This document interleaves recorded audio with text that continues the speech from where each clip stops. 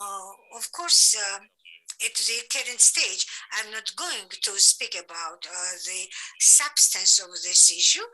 First and foremost, I would like, and we all would like, to hear the prospective visions, challenges, by the participants, by the speakers, what type of problems exist there while regulating the internet content.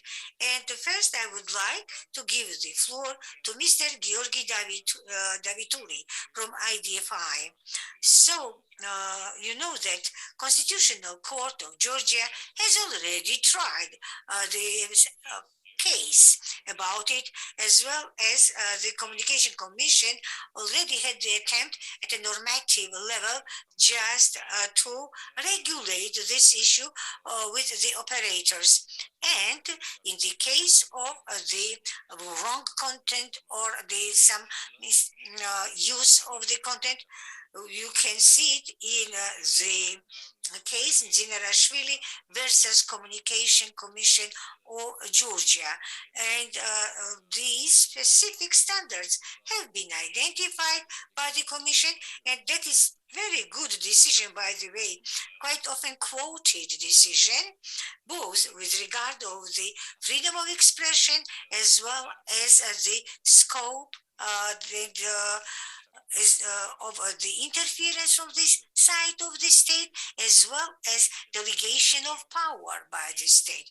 Mr. Georgi, welcome, and I would like to ask you to speak about the approaches of the Constitutional Court of Georgia and what is your own view, and just to elaborate this topic in a more detailed manner, what was established by the court in this case, and if you, of course, would like, you can make a reference to the other cases, to some other case laws also.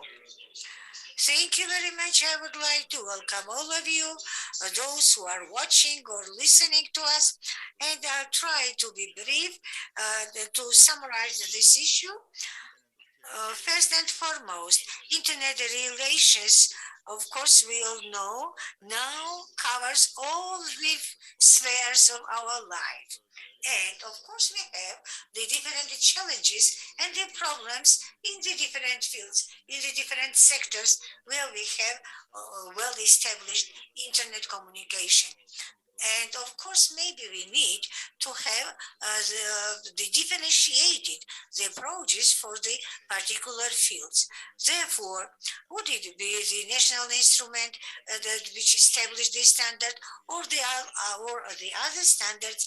We always have to think about the field, about the sector, why the Constitutional Court or any other judicial body that they canceled some decision or some approaches. We speak about the self-regulation, that we know quite well that media content which is using internet for dissemination of the information, they have some tools for the self-regulation. And I do hope that next speaker will be speaking about this issue. That's why I'm not going to go deeper. There are people who think that internet is not regulated. Some others think that there is necessary to have the involvement of the state. No, internet is not unregulated. There can be state regulation, there can be self-regulation, and I would like to draw your attention to the regulation by the state. And you know that we have some practice of our constitutional court. What a person is doing in internet, for what he or she is using this network, what type of content is disseminated or transferred. Of course, it depends on the different standards of the rights. In one case, for instance, was about the protection of the private life. I remember one case when the state had the authority to observe the certain part of the groups. The Constitutional Court found this type of the monitoring or observation unconstitutional and just deleted that provision from the chart. Next, you mentioned here, next case, that is Dinarashvili case. Before we start speaking about Dinarashvili case, we have to take into account two details. First is that that constitutional claim was filed to the Constitutional Court when the document was not enacted fully. It means that two provisions were not enacted, which we already have. One is the right to have the access to the internet, that is Article 17, paragraph 4, and the next one is the regulator. You know that in Article 17, we have the following provision that in order to observe media pluralism, the state body, and in our case, that is the regulating commission, they must have the institutional and financial independence. And today we have the difference because the regulating body already has some constitutional status. But when the Constitutional Court adopted the decision, these provisions already existed. Therefore, in its decision, the Constitutional Court could refer to those provisions or to use it for, let's say, justification of the decision. What was Dinarashvili case about? That was about a person. The regulating commission decided that certain type of the information which was possible to be transferred through the internet resources like website, web page, or some public sources. So they just limited the exchange of this type of the information. Therefore, they identified the obligations of the domain, the registry, as well as the consumer. So, and they said, as well as the internet provider. So, Constitutional Court interpreted and said that yes, of course, it is the interference in the field of the freedom of expression, and checked and examined whether the formal requirements were observed there. So they found some discrepancies between the provision and its interpretation per se. But it also was found that Communication Commission, by its charter, already had some different, let's say, substance with regard of the freedom of expression. So it did not follow the law. So that was some, I would say, different type of the regulation. Therefore, the Constitutional Court stated that within the frame of the classical interpretation of the delegation, Communication Commission had no right to regulate or to manage this type of the issue because the Parliament did not attach to the Commission these competencies, this authority, and also they established that with regard of the internet communication, established this standard that Parliament of Georgia may not delegate the content regulation of the freedom of expression, and not only the regulating the commission is the subject of this decision, but any other agency, because freedom of expression may not be identified in its substance by the internet providers or by the, let's say, any regulating body. So information can be disseminated in any case if there are no restrictions coming from the law. Of course, there are some more details with this regard that must be well regulated, well observed, and to do something outside of the self-regulation, but that is the general rule, general norm they identified. What I already mentioned, why it was important that those provisions were already enacted by the time. Here we need to say that Constitutional Court did not make any reference to those provisions, did not say that this right is protected because the access to the internet is recognized in the Constitution of Georgia. Access to the internet was already well protected by the Constitution, but it must not be just a pure the repetition. Here, we need to underline that in the different relations where we have the internet and internet communication, the threats emerging from these communications, it can be the subject of the regulation as well as of self-regulation. And we have to take into account this particular approach. Sometimes street regulation in some spheres may not be applicable and vice versa. So I don't want to take much of your time and I will end with this. Thank you very much, Georgi. Thanks for observing the timing. And of course, maybe we also have time for Q&A. Mr. Georgi raised quite important issues, and we can extend those issues when we have the discussion. First of all, that is the access to the internet and additional interpretation of it, additional definition, let's say, of this notion that I might have the questions at the end. Now I would like to give the floor to Ms. Hatuna India, the new networks director, SystemNet. So what type of problems you are facing with regard of regulating the internet content? What do you think? Which type of approaches, what type of methodologies can be used? What type of content may keep within the self-regulation scheme, or where we need the interference from the side of the state that could be justified? Welcome everybody.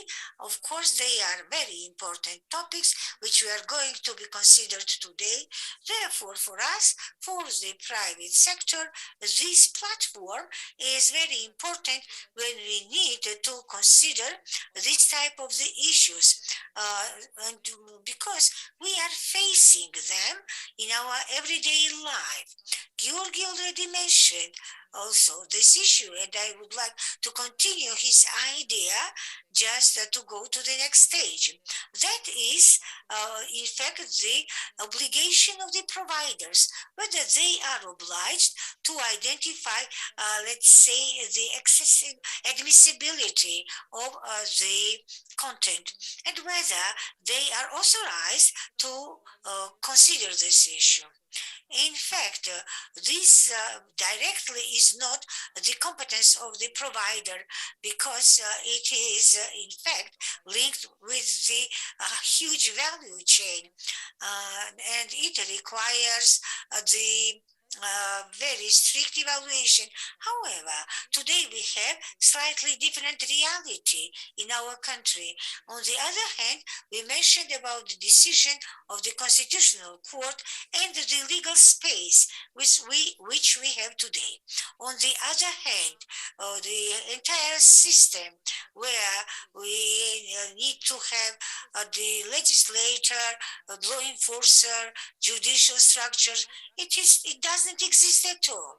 When it comes to the practice and the exams which we are facing in our practice, it would be clearer to see the reality in which we live today. We, the providers, maybe receive at least 10 letters or the messages from the Communication Commission to block this or that content. And you know that the basis of such a decision is quite interesting. On which base the Commission takes this decision to block something or to stop something? Yeah. So quite often, this is the requirement of the legal or the natural persons. I could end here any type of consideration and would not go to the deeper, but as we are here today to consider this issue in a more comprehensive manner, let's put the question: has the competence and the authority, and what is so important, to evaluate this type of the issue? You remember the decision of the Constitutional Court, and I would like to say that this decision of the Constitutional Court at the stage of the democratic development of our country is maybe not, if not only, just one of the most important, significant decision made by the Constitutional Court. So I would like to ask, is there any authority for the Commission to block the content upon the request of the private person or legal entity? Therefore, we, on the one hand, providers, we are the subject of the regulation and we have to fulfill it. And on the other hand, we are also part and parcel of the legal space in which we live, where we have our constitution, we have the Constitutional Court's decision, as well as Georgia's international obligations in the field of the freedom, rights, and fundamental freedom. And we also know the case law of the foreign countries. And let me tell you that none of the contents may be treated this way. You remember we talked a lot about the copyrights, and the provider cannot close it if there is not the justified the decision by the court, or maybe some previous decisions by the court or any other administrative body. The same applies to the freedom of expression, and together with the freedom of expression, I would like to make the reference to the right of the access to internet that is already recognized as a human right by our Constitutional Court and many other courts. Access to internet, by the way, implies the access to all open content which can be the subject of interest of your user. And if you close or block 80% of your content, of course we do not close 80%, but that is the violation of human rights, and but particularly the right to the access of internet. Therefore, this approach of the regulator, is it proper one? Is it the right approach? Specifically vis-a-vis the providers, because they are putting us in a very, I would say, awkward, to put it mildly, the situation. I would like you to use this opportunity, and later on maybe I will speak about the international providers. Thank you very much, Ms. Khatuna. Yeah, we are witnessing here different issues which we have already on our table. You mentioned about your additional responsibilities, and when it comes to the information, when it comes to the obligation with regard over the service providers, yes, we understand that it will be very, very big burden for you if you fulfill all of the requirements coming from the regulator. Yes, I really welcome if we have the possibility to consider this issue.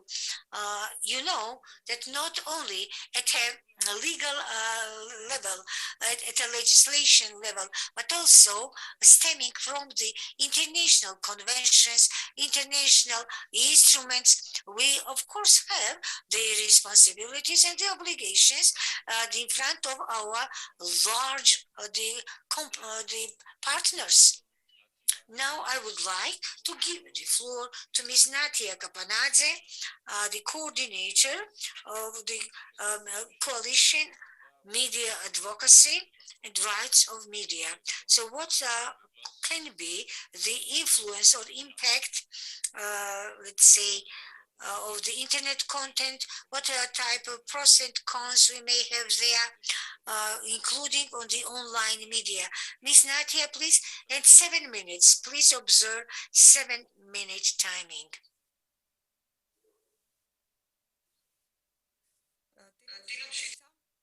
Good morning. I would like to welcome the participants of the panel and of course very special thanks from the very beginning. I would like to say to the organizers who already contributed greatly to this activity, to this forum. And it is excellent chance, by the way, to speak about the freedom of expression, to support the freedom of media, and then, of course, through this freedom, provide the people with the chance to receive and disseminate the information. Internet today is the key instrument, key tool for expressing the ideas in the world, in the entire world. We have the data which says that from the 185 countries, 65, it is almost half wrongly regulate the internet.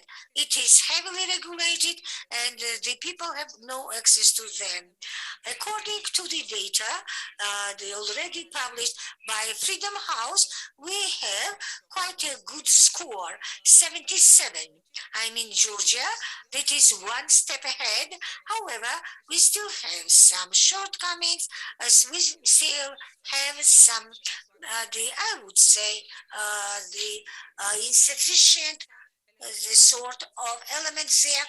And according to the conclusion of the Venice Commission, here, administrative body still has the possibility to interfere, and Venice Commission criticized this approach.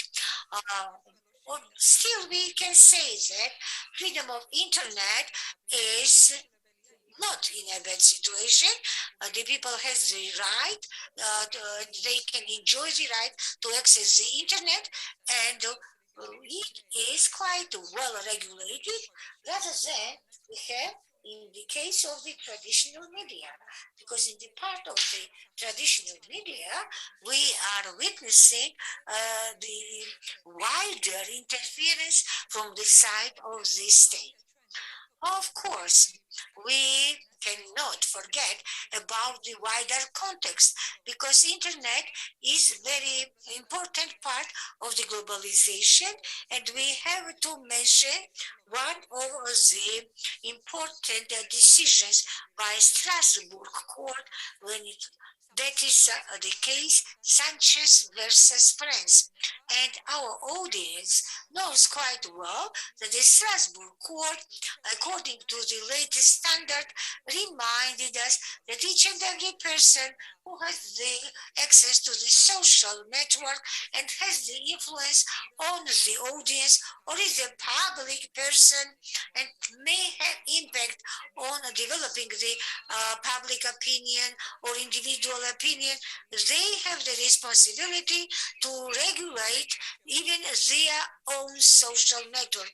They should not encourage the merging of the hate speech, also have to control their own audience because it is not, of course, desirable to turn this or that content into the hate speech or hate language. So, according to the American standard, and we witnessed in Congress Mark Zuckerberg's very important speeches when he responded to the Congress people whether the the events and the data regarding the Trump's election was exchanged. And we saw that representative of the electronic communication, and he is the founder of the giant, the agency, their regulation rules are more flexible, more modern, and they are tailored according to the needs. So we have seen that the self-regulation in the social network and in internet is very important because this instrument, as a political instrument, may have both positive or negative impact on the society. The second part, why the regulation is necessary in the internet, this is pandemic and the issues related to the pandemic. In our legislation, these issues are not well realized and well, I would say, elaborated.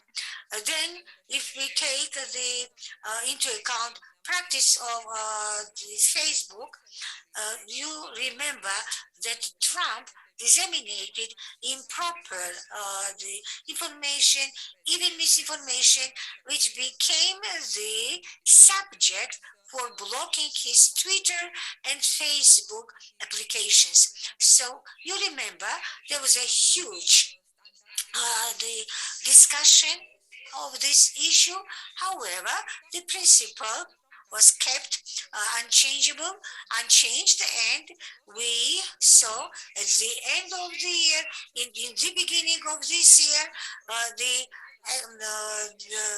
stock of the Twitter, by the way, reduced in its value. So we think that these exams would be good just to think how important it is to have good self-control, self-regulation, including the content about the coronavirus. And within the field of the electronic communication, organizations involved in that, of course, the regulating commission, its documents, they may be related to the management of the rights of the consumers. And from January, we may have enacted those provisions. But in the part of the unaccepted content or the material, we can continue debates and we may have the different ideas because very often we depend on the practice. When it comes to the freedom of expression, when it comes to the responsibility of the media, you know that here we have to pay attention to the self-regulation. We are witnessing the attempt of the regulation commission. They would like also to assume the regulation of different issues, including, for instance, management of the abuse or abusive language, etc. But what kind of attitude we need to have with regard of the social networks? Today we have this standard, and it is about the dissemination of the information within 10 days after Natia. We have the code of the broadcaster, and our practice already established that even in our case, the social networks is the tool for media. However, we do not have the practice or some statements that the users who find that specific photo or maybe information which was not found in TV or in radio, but was disseminated only through internet. It can be story, it can be photo, but it was then, by the way, Natia, there's a question from the facilitator. Okay, let me sum up.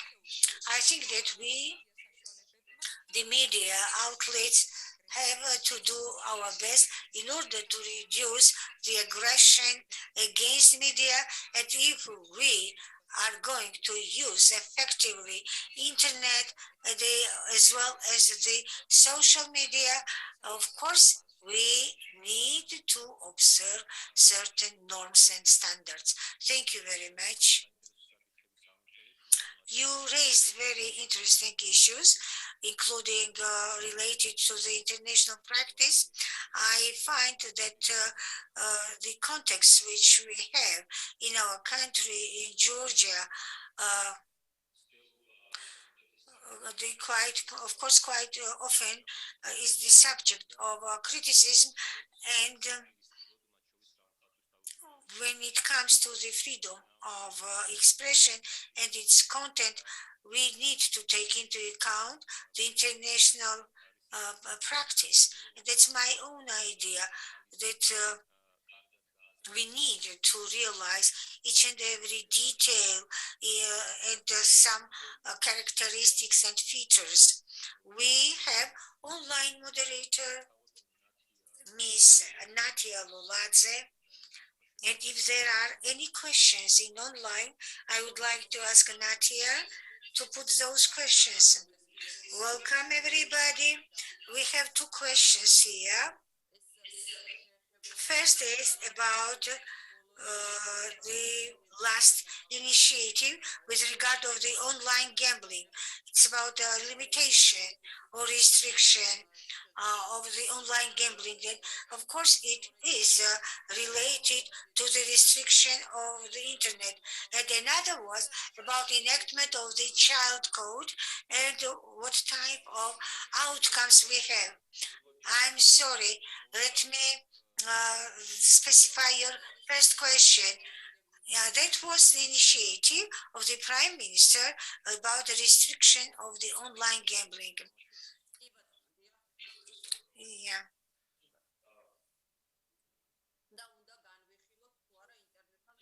And whether we have to consider it also within the context of restriction of internet.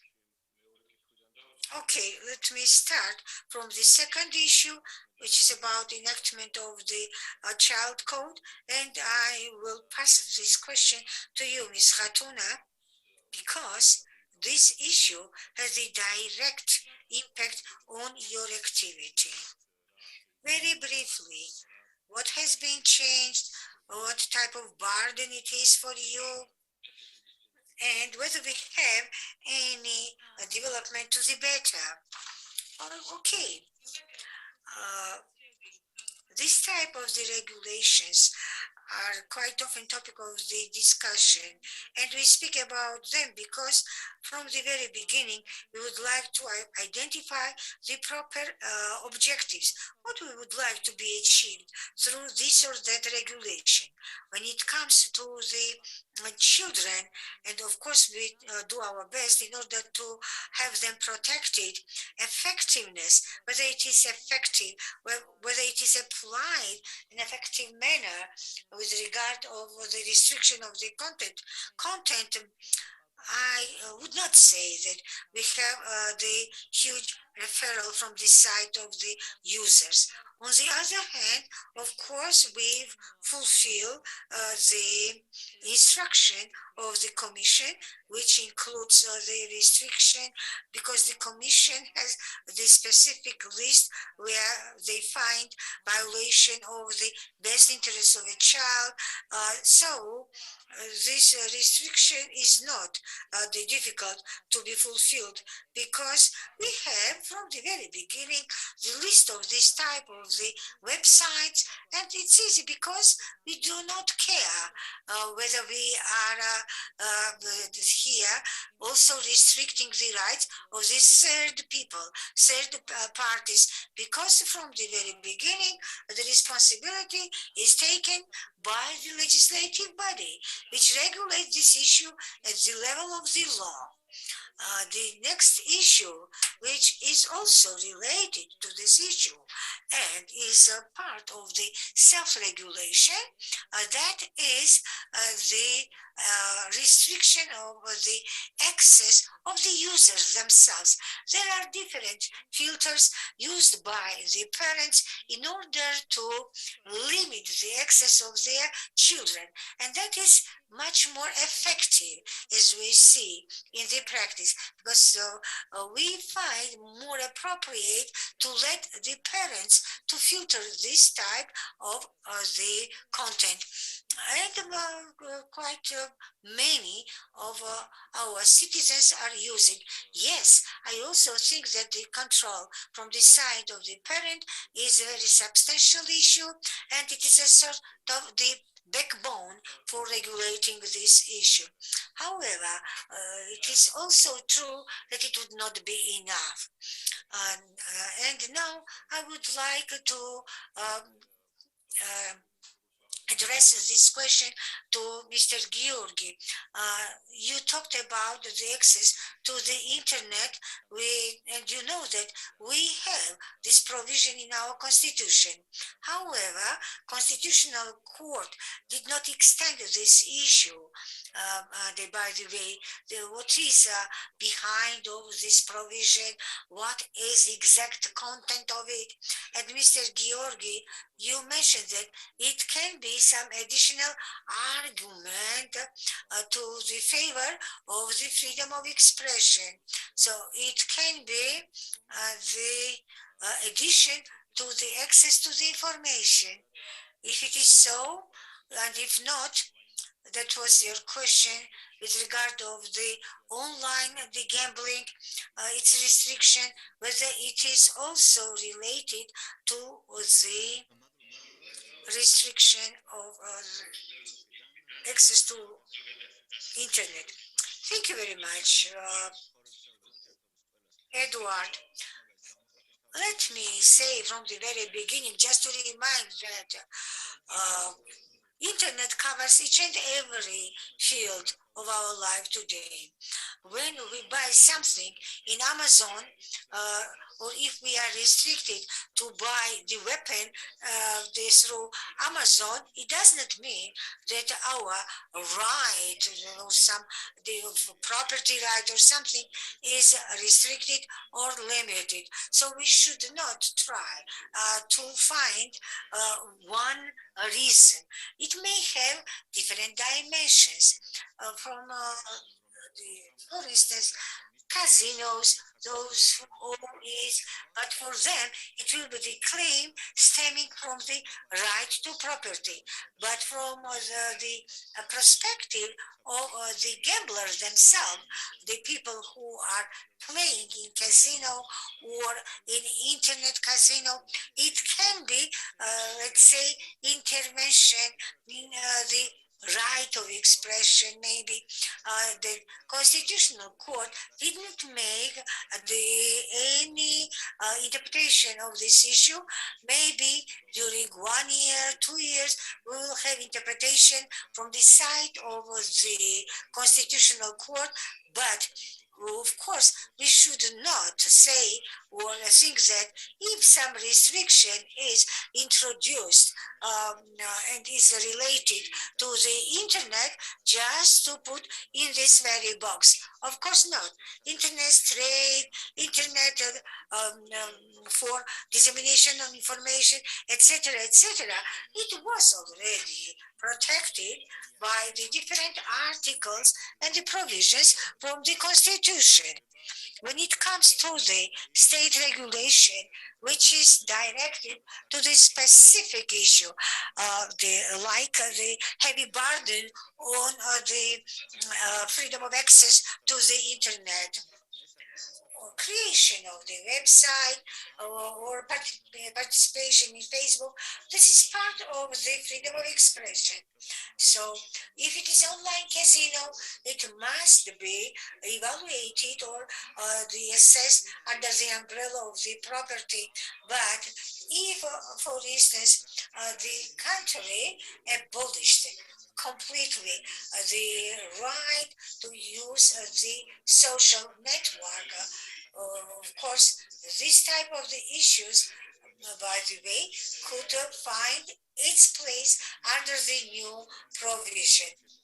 Technical issues related to the access to the internet, the model which we have today is that the private companies are providing this service, but it does not mean that the private sector can provide this type of this service to anybody elsewhere, etc. And when it comes to the access to the internet, and if it is decided by the state, it may be covered under the new provision. I am not sure whether my answer was exhaustive, whether online casino restriction can violate access to internet. I say no. I just can see many different problems, but it is not related to the access to internet. So I would like to add here again about Zinarashvili case, because I just would like to add here that in Zinarashvili case, Constitutional Court said that the content may not be defined by the regulating commission or any other state body, or to identify new content if it is not identified in the law. But it does not mean that the Communication Commission has no right just to control what is already recognized as the prohibited field in the law. It is pornography, its production, its dissemination.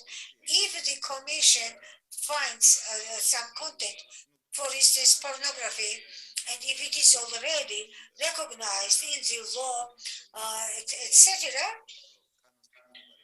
then of course Commission is authorized how to prohibit, how to restrict this content. And it will not be violation of the ruling of the Constitutional Court. What can be disseminated and what can be blocked must be decided by the legislator. And okay, okay, I understand, Georgi, what you said in the last part. When it comes to the law, of course, and if they regulate the content, it will not be deviation from the Narishvili case. But of course, the law adopted by the Parliament of Georgia, it also must comply with the constitutional principles, and its constitutionality must be evaluated, and the legislator should be more careful here. Ms. Hatuna, one issue I would like to put again on a table, and please, very briefly, the Communication Commission asks from you to block some of the websites, and they are based only on the requirement from the side of the users. Unfortunately, we do not have a representative from the Communication Commission today. Yeah, I'm very sorry that they are not here today. We understood quite well the letters we receive or from the Communication Commission. Also, it is supplied with the references about the private people or some legal entities. There's the only statement that this side or that side consists of the illegal content. Of course, Mr. Georgi made quite a proper evaluation here, but again, this stemming from the Narashvili case, we need to make the conclusion that the Constitutional Court and the Parliament of Georgia did not grant the Commission with the authority just to identify in the criminal case or in any other category of the crime whether there are the signs of the offense. So that is what we say, and that is what we find as a problematic issue. And yes, of course, it would be good to speak about this issue together with the Commission.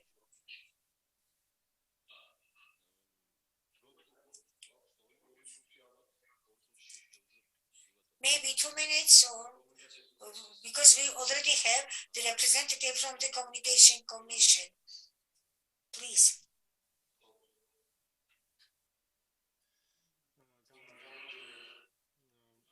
Welcome. I'm from the Communication Commission, and I represent the Department of Audiovisual Department. I know that we have very little time, and I try to be very brief. I don't think that this information is the correct one.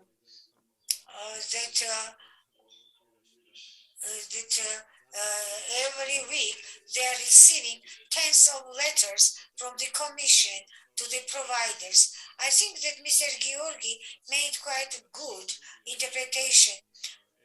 The law prohibits, of course, the interference into the content.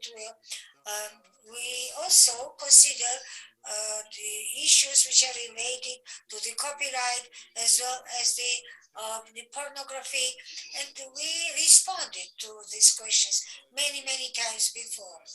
The letters sent by the communication, that is the for the providers to respond on the information and take some measures in order to, let's say, eradicate the shortcoming. We do not ask to block them. We just inform the provider that there is the violation of law in some of the websites or the internet pages, but we never ask about blocking the pages. When it comes to these particular letters, it covers mostly two important issues. One is about the violation of the copyright. Please. So we have such a demand not only from the private persons with regard to the sites on prostitution, but also we receive from the ordinary citizens. With regard of the copyright claims, we receive this type of the claims from the authors, copyright holders, and that is about the movie, the entire industry. The last was about the Netflix, when the Georgian movie was shown by Netflix, and before the Netflix, it was shown by almost each and every the platform. So this is about two topics mostly, and both of them are prohibited by the law. I apologize, technically we do not have much time, and that's why I just stopped you. So maybe now we sum up this first panel, and I would like to ask our reporter, Ms. Mariam, to summarize the issues. Welcome, everybody. Thank you very much, Edward. Thank you very much to the speakers. It was really very interesting session. I think that the topic is very relevant. Also, IGF agenda in the previous years included these issues. Therefore, we found it very important. It's excellent that the Communication Commission also interfered and its intervention was quite interesting because mostly we talked about the approaches of the Communication Commission and their methodology of work. So We also found quite interesting that we all agree that freedom of expression must be observed. But when it comes to the restriction, as well as the limitation, the approaches are different because the third sector has the different idea. Providers have their own approaches there. It is quite interesting also that the Commission speaks about the copyright, and in this case, we believe that we need to continue consideration of this issue, how it is possible, for instance, to restrict the violation of the copyright, because in our legislation we have the provision that the Commission acts on the basis of the copyright, and then the same applies to the internet, whether it is possible to have any restriction, whether the copyrights must be also considered at that level or through the court, as Ms. Hatuna talked about. So we think that we really need the further elaboration of these issues in order to have the final decision what type of the issues can be restricted by the Commission related to the content, and based on the decision of the Constitutional Court, and also how far we can go with regard of the constitutional rights. So topic is interesting, and I think we need to continue considering this issue in the future. Thank you very much, Maria, and we can finish this panel. I would like to thank organizers, to the Council of Europe, and we just say goodbye.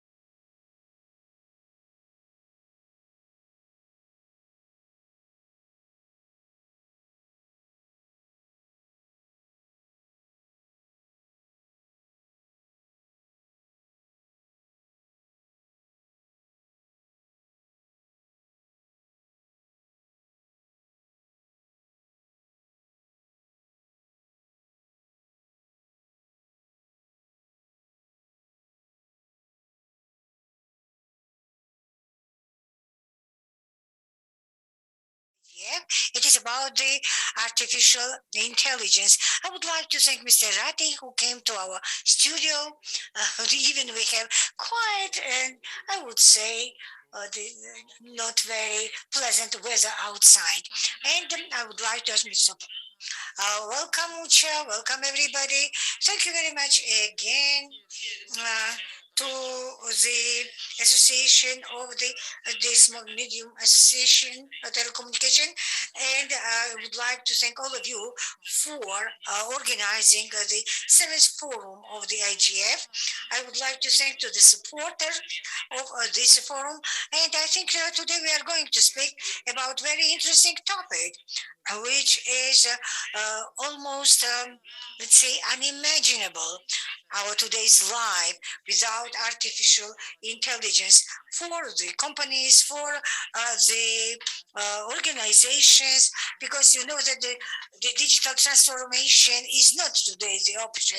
That is the way for the development of the modern universe. I would like to welcome the participants of our today's panel, and the topic of the discussion will be artificial intelligence, opportunities and challenges. And of course, the services based on the artificial intelligence may bring very big benefits. However, here we need first and foremost the goodwill of the state as well as the proper attitude in order to have effective application of the artificial the intelligence in order to, for instance, they save the resources as well as achieve the higher productivity. And I think that it will be quite interesting to listen to our panel, the speakers. First of all, let me introduce you our speakers, and then, of course, we will be listening to their interventions. So we have Mr. Alessandro Mantelero from Turin, the Polytechnical University, the associate professor and the expert of the Council of Europe in the field of the science, particularly protection of the personal data. The Mr. Alessandro, welcome. I do hope that you are here. You can hear us. Mr. Beka Kenkadze, from the Service of the State Inspector and head of the Department of the Supervision of the Private Sector, Ms. Teona Turashvili, Media, Internet and Innovation Head from the IDFI. Also, Mr. Zviad Gabisunia, the Business and Technology University, BTU, the Director of the Research Center, and Mr. Ratis Hetladze, who physically is now there, and he's from the Data Analysis Laboratory. First of all, I would like to thank all of you for your participation. And before we start, I would like to tell you that you know that I represent the Ministry of Economy and Sustainable Development of Georgia. So this is the body which is elaborating the policy in this field. I mean, in the field of the communication, and of course, it includes the artificial intelligence. We have very close cooperation with the International Telecommunication Union, and we asked also the organizers also to assist us in elaboration of the strategy on the artificial intelligence. First of all, from their side, we got the recommendation to start with the innovations, and they are experts, by the way, investigating different stakeholders. Georgian side was very active. We conducted the research, and now we expect the report because some final stage has to be also fulfilled. So that's all from my side, from the general point of view, just to know about the state policy in this field. And now I would like to give the floor to Mr. Alessandro Mantelero to share his own views about the policy development, about the tendencies and the trends in this field. Mr. Alessandro, the floor is yours, please. Good morning, everyone, and thank you for this kind introduction. It's a pleasure to be with you, although remotely connected.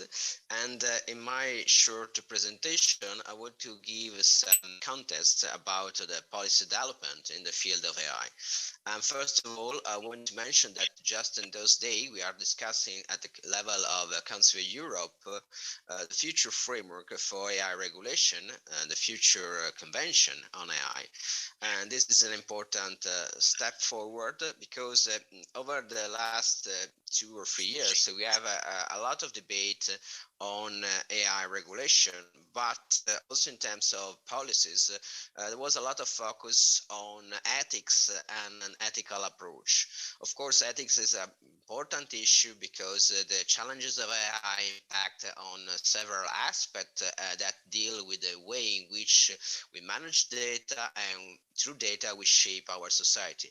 But it's very important also for the company and also for the public agency to have some specific guidelines and to have also some specific legal provision in order to set the scenario for a fruitful development of AI, because there are many benefits related to the AI, but as scarce as any kind of human creation, there are also side effects. And not to overemphasize these side effects, it's very important to have a general framework that gives us some guidelines in this sense.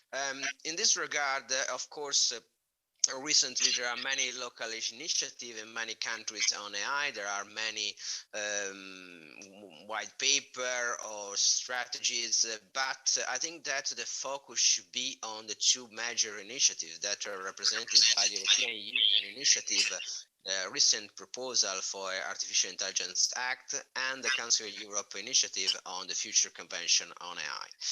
And in this regard, it seems to me that there are quite aligned in terms of approach, because both this draft document focus on a human-centric approach to AI. It means that AI is very important, but we have not to miss the role of the human in the game. So it's very important to safeguard the individuals and the society when we want to use this kind of technology.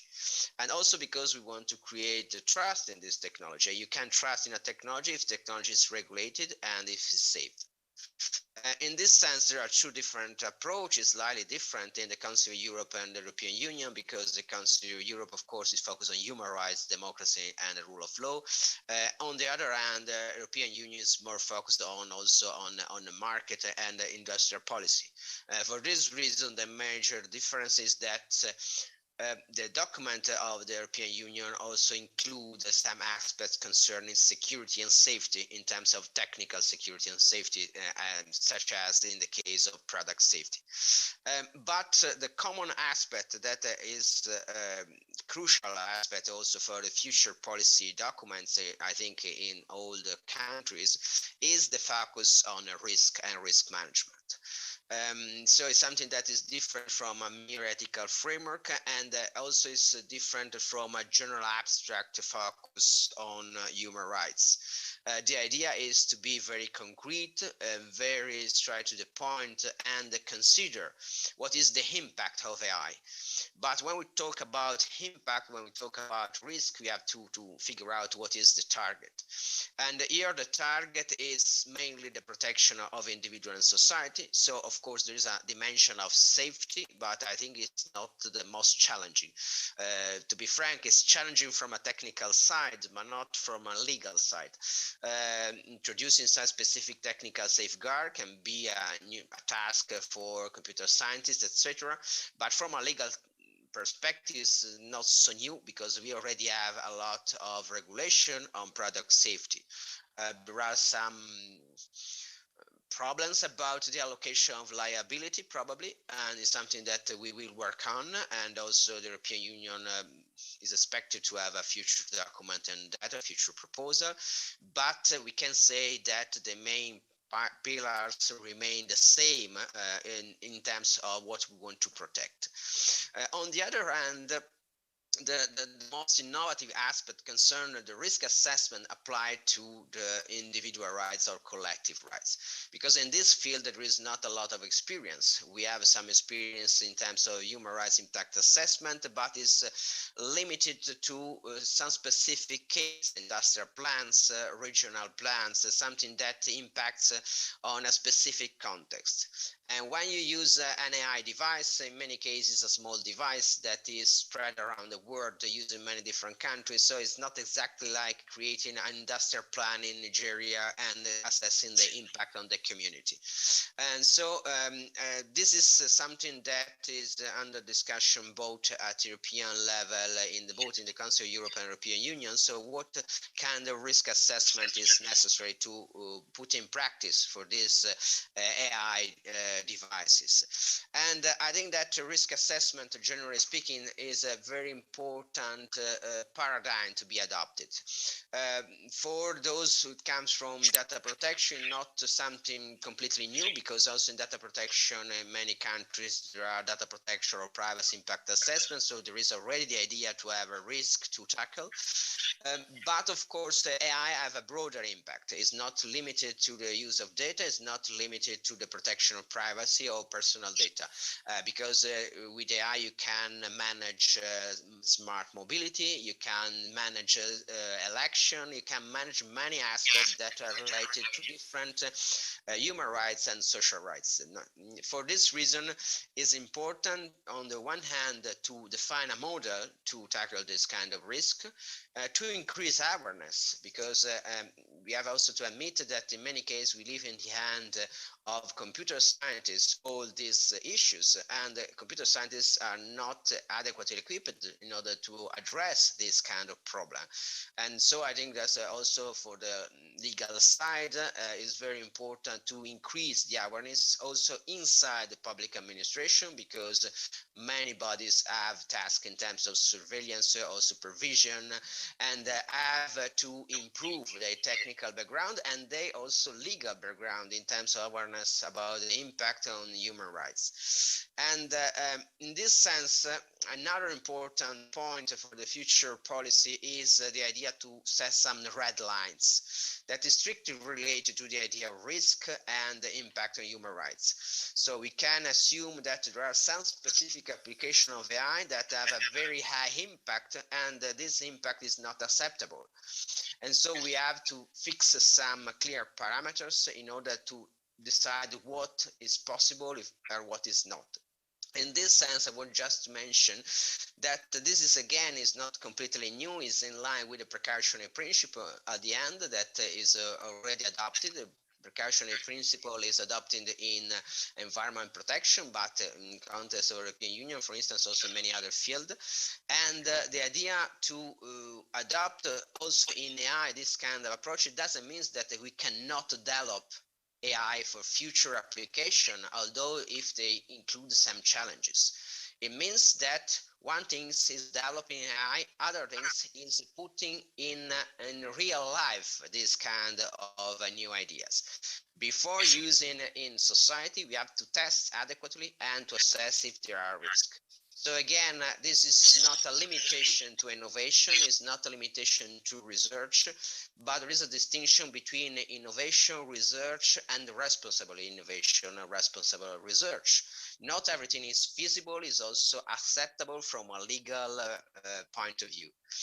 And I think this is another important driver. So I think the first one is risk, the second one is the red lines, and the third point is awareness.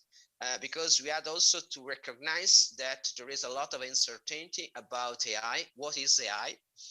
Company, for instance, many company claims to have AI tools, but they haven't.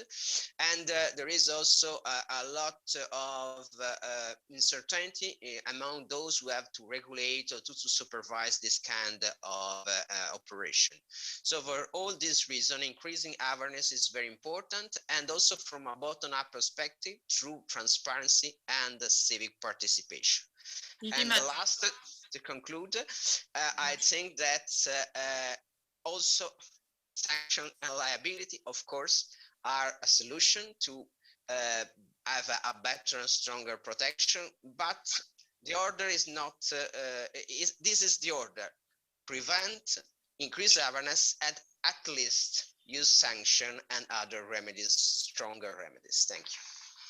დიდი მადლობა ბატონო ალესანდრო. ანუ ერთ-ერთი ყველაზე მთავარი კომპონენტი, ანუ ხელოვნური ინტელექტის მიმართულებითაც Thank you very much, Mr. Alessandro. So again and again, we come to the awareness, and awareness raising is really very important among the wider society, among the professionals, because it is very important for them to accept the novelties. Thank you very much for the information which you provided now.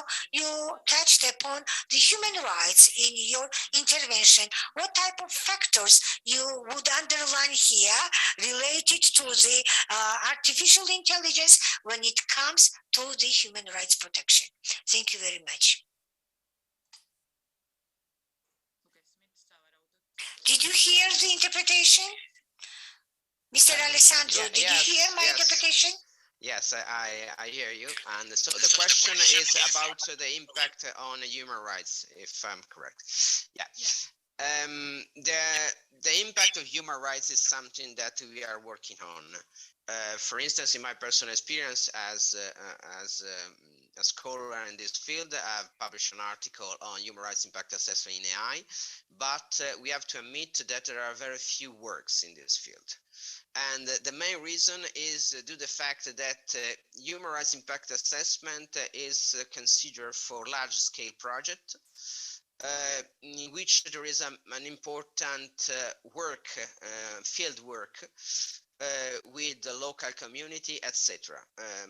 The example that I mentioned before, for instance, industrial plan in some countries, is a typical case. When there are mines where there are oil companies that live in a place, create a new industrial plant, this have an impact on society, on the availability of houses, or salaries, and many other aspects. But of course, this is not adequate for human rights impact assessment for AI. So we have to reshape this approach. And in this regard, another important point that I try to address in my work is that the human rights impact assessment, if we use for regulation, lead us to consider the level of impact, because when the impact is high, medium, or low, we need to have different kind of legal obligation. But the traditional human rights impact assessment is not used for this. Usually is only a policy instrument that gives some indication about the impact, and then the company decides how to address them. If we use this instrument for a legal purpose in order to define different kind of obligation, we need specific threshold. We need some specific criteria to measure the level of impact. And this is quite new and quite difficult. If you want, I can put in the chat the link to my last work that is specifically on that. Is in English, but is publicly available, and is a contribution to this debate. Thank you. ძალიან კარგი იქნება, ძალიან დიდი მადლობა ამ კონტრიბუციისთვის. მადლობა ბატონო ალესანდრო. ახლა კი ნებამბოძეთ მოვიწვიო ბატონ ბეკა კენკაძე, სახელმწიფო ინსტიტუტი. To ask Mr. Beka Kenkadze from the State Service. He is the senior lawyer Mr. Becca, state supervision, the service or department on the what type of challenges you are facing with regard of the IA and what is the attitude of your service to this particular issue. Thank you very much. I'm very happy to have the opportunity to participate again in this forum together with the speakers, other speakers. I would like to thank the organizers for organizing quite important discussion. Also last year, I had the possibility to participate and also I talked about the same issue. However, we are witnessing that year by year, we are witnessing the increase of the interest as well as the need to have well-developed AI the systems. And they are used for the different purposes. Generally speaking, the system based on the AI and its very nature, of course, we need a huge data for exercises, for testing, for the working processes, and as the much more data we have, of course, the system is more, the system is better. Therefore, the system administrators shall need to think how to balance the work of their system and their compliance with the regulations, including the protection of the personal data and the other laws related to the communication and IT systems, including the AI regulations, which are coming today on in the agenda of the different countries. And first and foremost, we all agree that it is very important for our reality not to disturb the system development. So, from the position of our agency, let me tell you that protection of the personal data is the number one priority. You know that we are represented in the temporary committee of the Council of Europe. And let me share with you some of the challenges we are facing today. First of all, that are the challenges of the supervising body, and on the other hand, that is the interest of the producers of the industry. First and foremost, what we have to underline here is that today we do not have the national strategy in AI. And well-developed countries, even in developing countries, already are working on developing the AI strategy. And in order to provide the information to the wider society, we have some general document that is just a vision how the country can see the development of this field, what type of challenges and problems are existing, how to observe the issues related to the ethics. So just to put the parallel, this is sort of constitution for the country where we have the major aspects on which we have to base our country, development of AI in our country. So the second, the challenge, which also stemming from the national strategy, that is the lack of the relevant legislative framework. I said that the AI is used both in the public sector, in the private sector, including the health system, banking system, educational activities, etc., etc. Many different fields today are using these artificial intelligence systems and the elements, at least the elements of it. So, in addition to the benefits AI may bring to the society, it is also productivity, it is accuracy, it is bringing down to zero the human error. And you know that in many cases, if there is any improper interference, it may incur the huge damage to the private persons, to the development of individuals, etc. Therefore, taking into account the competencies of our service, we work in a very active manner. A few years ago, we submitted to the Parliament the draft law. That is what I wanted to ask you, Becca. So, what type of novelties you can propose through that law or draft law?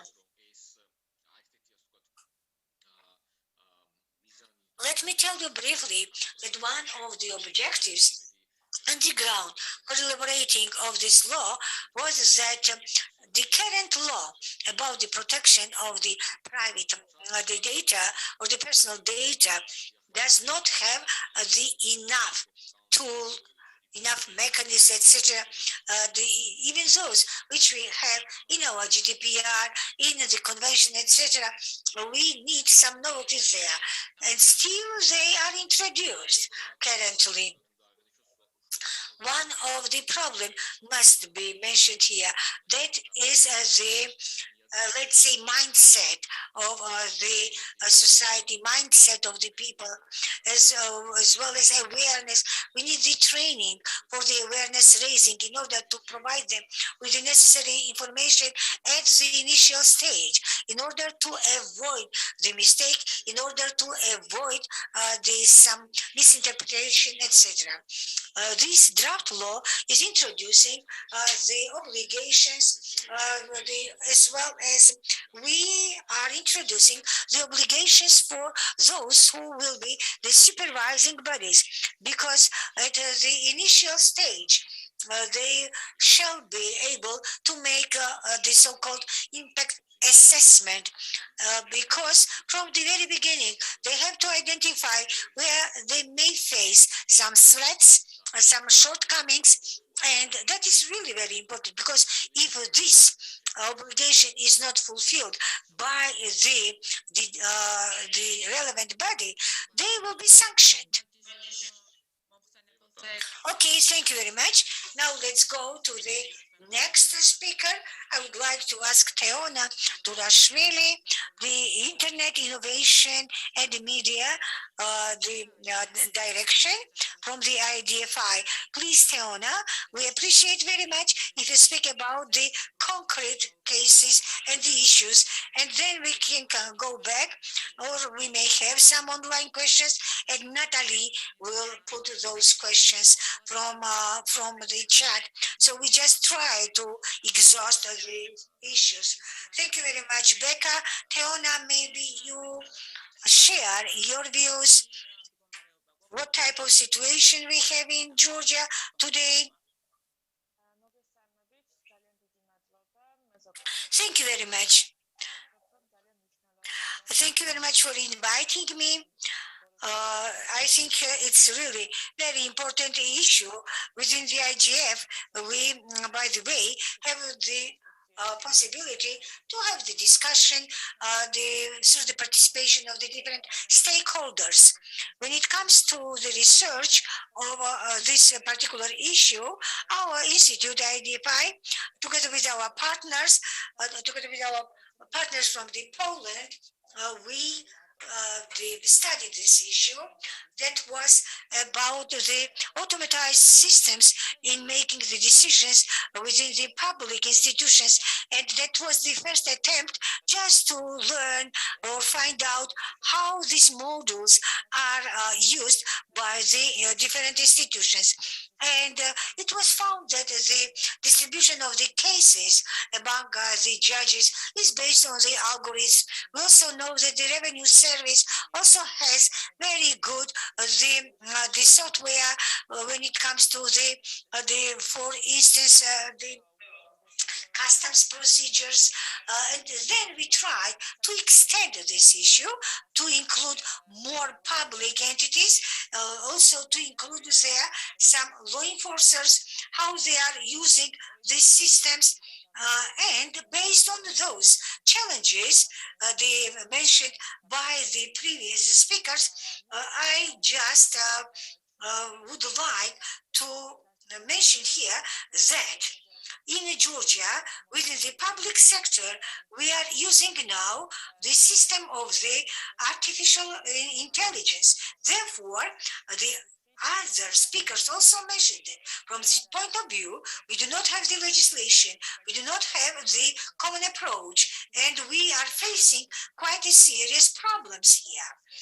I remember that we used to send information to these stakeholders. We asked them to share the information, but their attitude was not the, let's say, of a common character due to the lack of the common definition. Therefore, we need, first of all, the definition well identified in the legislation, and all of the regulations must be clear, those which are related to the use of this system. Therefore, I think that we need the common registry where we have the list of these type of the systems which provides with the information which companies, which organizations are using the artificial intelligence systems. We would like to hear more about the positives. Okay? Yes, I will tell you about it. First of all, I can list some of the institutions which we identified. For instance, Prosecutor's Office, Ministry of Interior, and we see that they have very important software, including the recognition of faces, recognition of the license plate numbers, etc. However, we have no idea how they are functioning. But the use of this type of the system indicates that the country is quite effective in order to fight against the offenses and offenders. When it comes to the prosecutor's office, they just recently introduced, through the support of the Embassy of the United States of America, for the prosecutors, they will have specific software helping them in conducting the different investigative measures. And however, we didn't have the possibility just to go inside of the software and how they are built on. The next is about the education. Maybe Mr. Zviad also will say a few words. What is the situation there? How the AI is being developed? How they are introduced, or whether they are already in the curricula, and maybe when we have the discussion, we can go back to this specific issue. Mr. Zviad, maybe you also interfere. Yeah, because we need maybe more discussion. Thank you very much. First of all, let me tell you that the AI strategy, of course, will regulate some very important issues. Teona raised quite interesting topics here, and I agree with him because we do not have the common definition.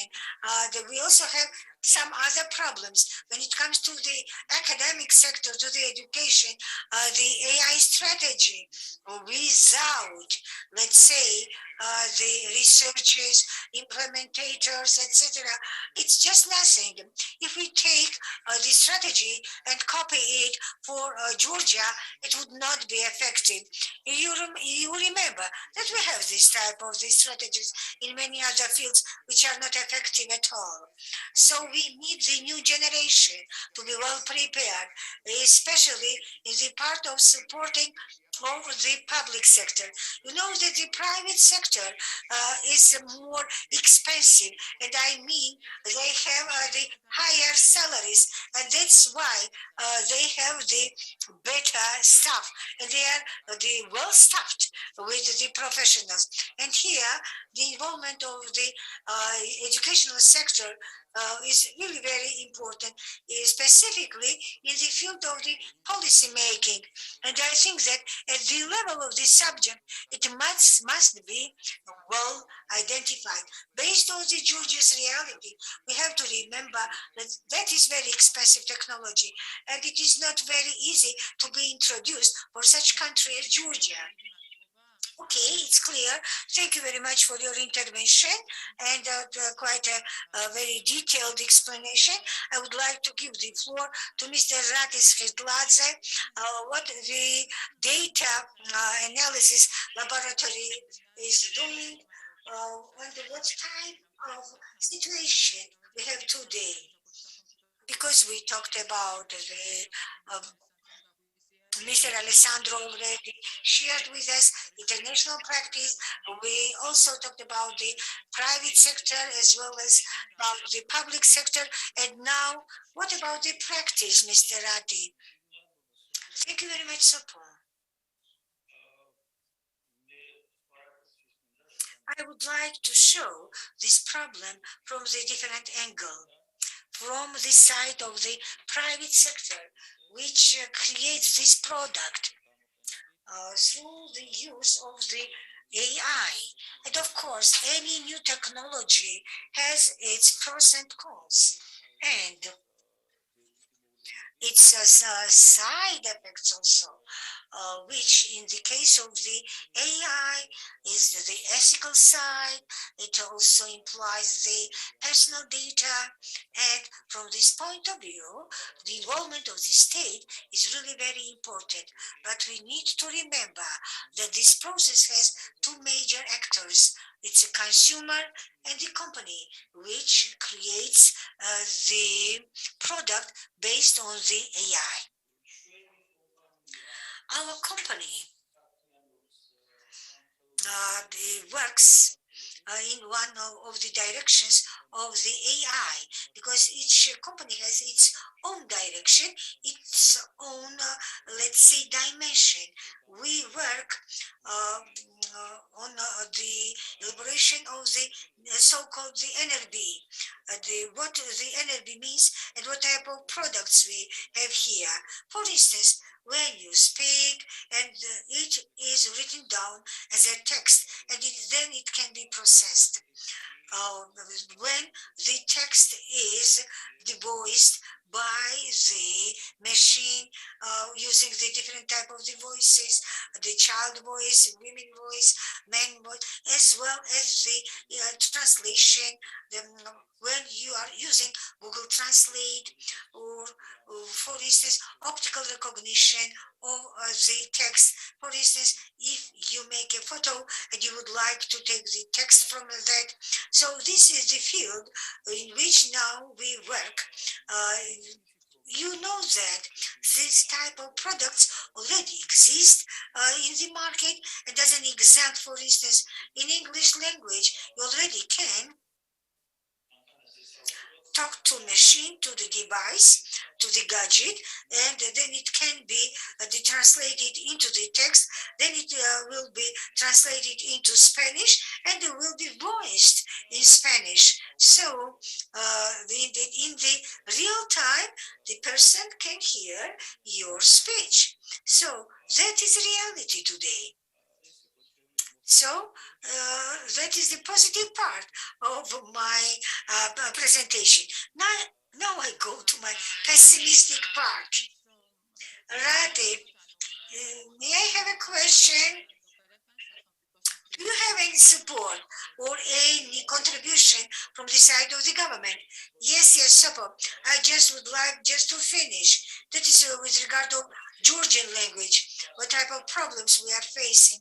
And then, of course, I respond to your question. UNESCO they conducted in 2002 very interesting research with regard to languages, and they made quite a pessimistic conclusion that among existing 6,000 languages, about 90% of them will be the dead languages by 2050. What does it mean? It means that there will not be people speaking this language. Artificial intelligence speed up this process, and of course we could not think that artificial intelligence will be so deeply interfered into our life. What is the reason? Why it happens? Why the intelligence is a threat for the languages? The young people who would like to learn innovations, they would like to use the different technologies, and when this technology is not accessible in their own language, they are using the dominant languages, which in some 10 years or decades will cause in the new generations the death of those languages. Now let's speak about the Georgian reality, what reality we are facing. And let's say, do we have these products? Yes, they do. Google, for instance, has the speech to text. When you speak to the machine, it writes down the text, but the quality is very low. About 50% is recognized, 50 is not recognized by the gadget, by the device. What is the important moment here? There is a long way from the sample product, like it's a Google application, to the industrial product, which will come to our life and makes it easier. I attended very interesting conference the last year. What does it mean? First of all, the industrial product. In the European Parliament, you know that the European Union has the requirement to be translated into 24 official languages, and today in the EU Parliament there is the reality that when you speak the native language, automatically in a real time it is translated into 24 languages, and the people can listen to it, but that is quite a big way to bring it down to the industrial product, and it requires a huge funds. You know, maybe of course small number of people speaks Georgian, but most of the many people speaks English, but money is equal necessary for this type of the industrial the production. I think that when we have the next session, the representatives of the relevant body will respond to you. Today we have the grants of the Rustaveli Foundation, that is about the fundamental researches. But let me tell you from the very beginning, because I am the participant of this very program and I know what it is, that is very limited resource, very limited fund which we have within this project. The 3,750 lari, that's about $1,000 for the scientific group. That is absolutely insufficient for developing any direction. You even cannot hire one programmer, computer programmer, to work on this software. Yes, it's quite clear. It's miserable, but we do hope that it will be activated. I mean, both the state support as well as the involvement of the donor organizations, because the artificial intelligence is the future for everybody. Thank you very much, Rati. It was really very important, very interesting to see your perspective. So that is the reality, that not only for Georgia, artificial intelligence, you know that Georgian language is very sensitive and painful issue for us, hot topic, it's unique. Of course, and we do our best in order to protect it. And I do hope that with respect of the AI, we also managed to do it. For throughout many centuries, we managed to protect it and bring down here. So thank you very much to all of the speakers. And now I would like to give the floor to our online moderator, Natalie, please. Any questions? What questions are there? In online chat, we have no questions, but we have 4 questions from the hall. First of all, let me raise first 2 questions. From the point of the regulation of AI, when the Ministry of Economy plans to make these specific steps in this direction, do you have any detailed timeline? And the next question is, when the AI comes in the operation, who is responsible for the personal data protection? So the first question is to me, as I understand. Thank you very much for this question. As I've already said, the first steps have been made already. That is a research that, of course, are necessary, and each and every speaker mentioned about its necessity that we need some common strategy from the side of the government. Also, we need the legal normative framework, and we do our best in order to fulfill this task. And of course, we want it to be in compliance with the best international practice. Also, which is the International Telecommunication, the Union. Through their support, we try to elaborate the strategy. When it comes to the timeline, the works have we started already, and maybe in the first half of the next year, we have some maybe very first draft of the part of the document, and through the support of the different stakeholders, we do hope we succeed. Of course, our practice is to have all stakeholders to be involved when this type of the document is being elaborated. When it comes to the say deadline or timeline, I cannot say anything so far because through my communication with the ITU, maybe in the first half of the next year, we try to have some first draft of the document. Next document was to Mr. Becker, if I understand it properly. Mr. Becker, please. As if I understood properly, it is about the identification of the specific responsible body with regard of the protection of the personal data if it implies the artificial intelligence. Company, state agency, or any other organization or entity who is processing the data is responsible for the data protection. Of course, I'm not going to consider this issue deeper because if there is the case of the violation of any law or any confrontation or in compliance with the law, the company which is responsible for the system or the operation of the system, that very company or organization will be responsible body. So through the very, very close cooperation with the Council of Europe, now we start trainings as well as the strengthening of the expert capacities, the elaboration of the recommendations. On December 7th, we have the presentation, and I think that for our listeners as well as the others, I think that it will be quite interesting event.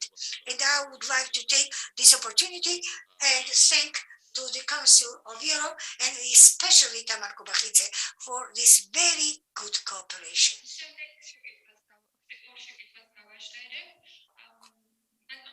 Next two questions. One is to Mr. Ratti, or both. From the commercial point of view, how interesting it is for the business sector to use AI.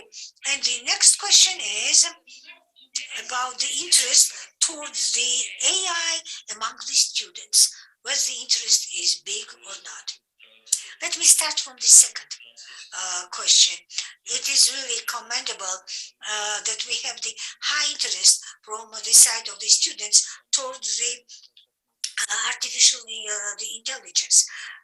We have young people, maybe the average age is 24, 25.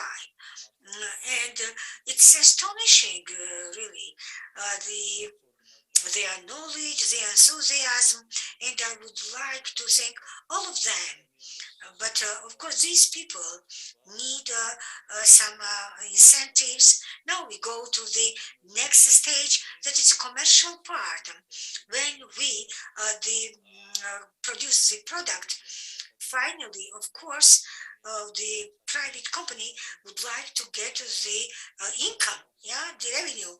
But when it comes to the Georgian language, here we have very scarce market, very miserable market, and here we need the support on the side of the state, because the public sector as well as the other organizations to apply these tools and to provide us with the possibility to be developed.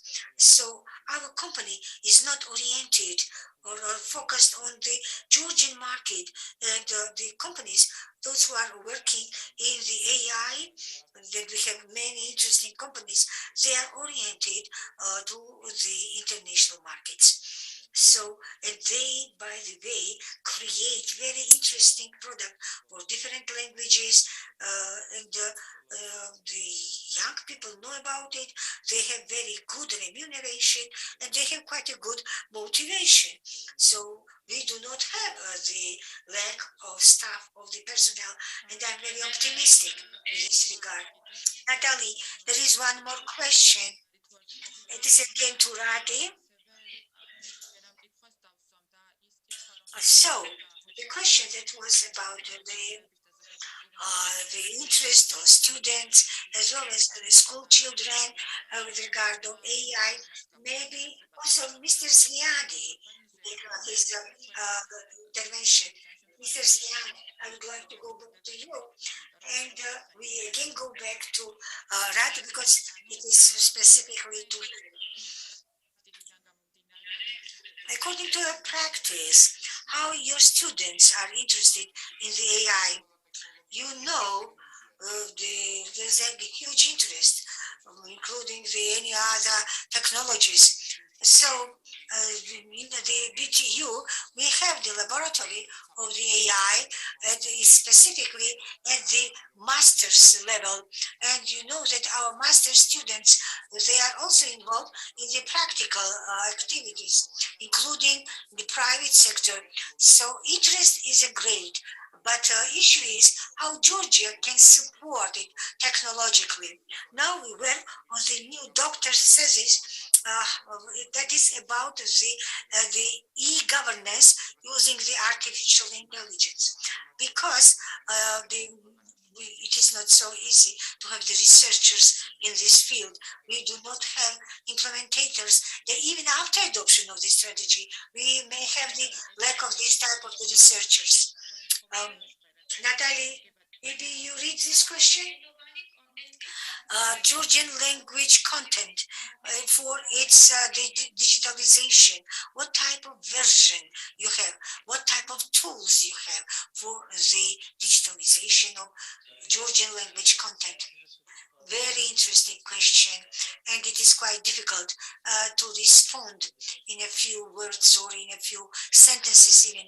You know, when it comes to the Georgian language, we have the huge content. Let me use this word, although it is not Georgian word, which is not translated or just loaded on the digital tools. And our libraries are working today there, because the AI teaching really requires the huge data, and as many, let's say, the packages of data we have, as better product we are receiving.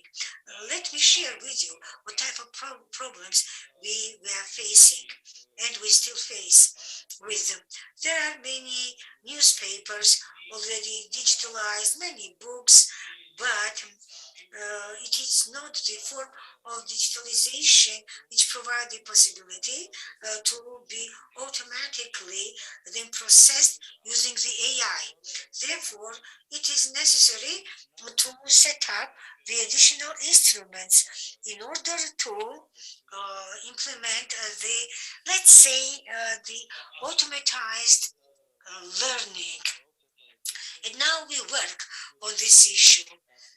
That is the slightly different material digitalized by the libraries, and we have to convert it into the format which will be recognizable for the AI.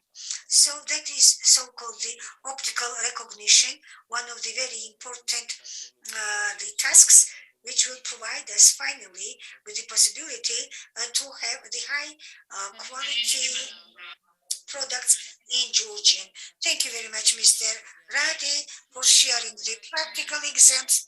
As a comment, we received the one, the first year that issue related to the specialist level quality of professionals. That is very serious issue.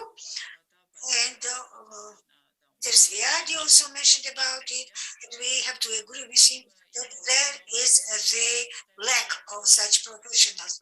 So I think that today's meeting will provide us with the possibility to increase the level of the awareness and to invite more and more stakeholders. Thank you very much to all of you, of all speakers, and also the people present here. And what we talked about and our service is responsible for, we are ready to be involved and also in the process of this strategy elaboration. You are the highly recommended to express your ideas.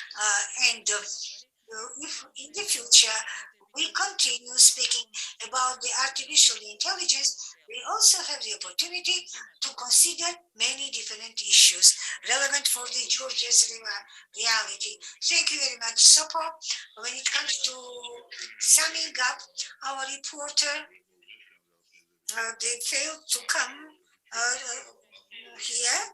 I would like to thank the representatives of the organizations, also, of course, the speakers for the discussion, for the dialogue. And unfortunately, we are witnessing quite many of challenges and the problems, and maybe this particular topic will be included again in the agenda of the next year IGF. But at the same time, I do hope that some of the issues will be successfully solved. In order to make the summary, I would like to ask each of our panelists, please send to SAPA two important issues which you would like to be reflected in the annual report of the IGF as the message. So thank you very much. Now we have half an hour the break, and then we come back with very important issue that is about Georgian language and the Georgian content. And Mr. Rati is one of the no, not a panelist, but he's a moderator for the next session. We have half an hour break, and please come back in half an hour. We will be back with Georgian language and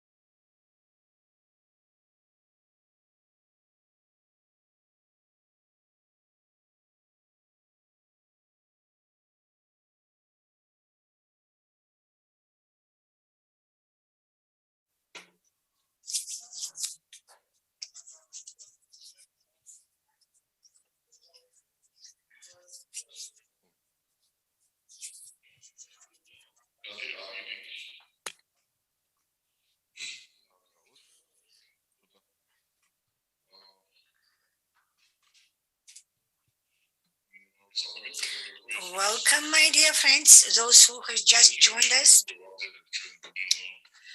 After break, now we continue with the third session of the second day of the IGF.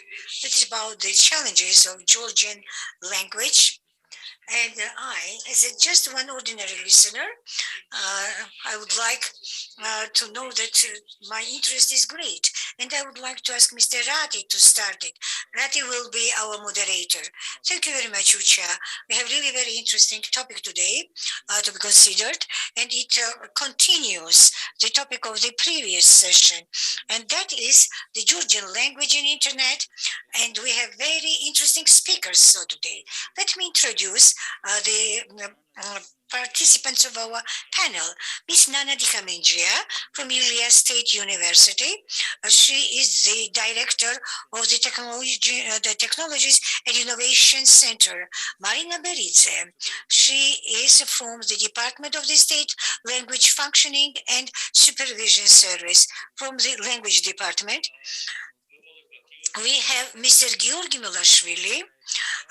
He will be involved here also from distance, and he represents Georgian Wikipedia group. Mikhail Anisimov represents ICANN, and he will be working about very interesting topic. It's the global the involvement manager is he, and Mzia Gogulashvili from the National Communication Commission of Georgia, and she is the head specialist. Our reporter is Maria Manjgaladze from the Caucasus University. She's a professor, and she leads the Georgian language program there, and Maka Tetradze will be online moderator, and she will put together your questions. With the first question, I would like to go to Ms. Nana Dikamengia. Can you just speak generally about the language, how it is represented in internet space, and what type of problems and challenges we are facing with this regard?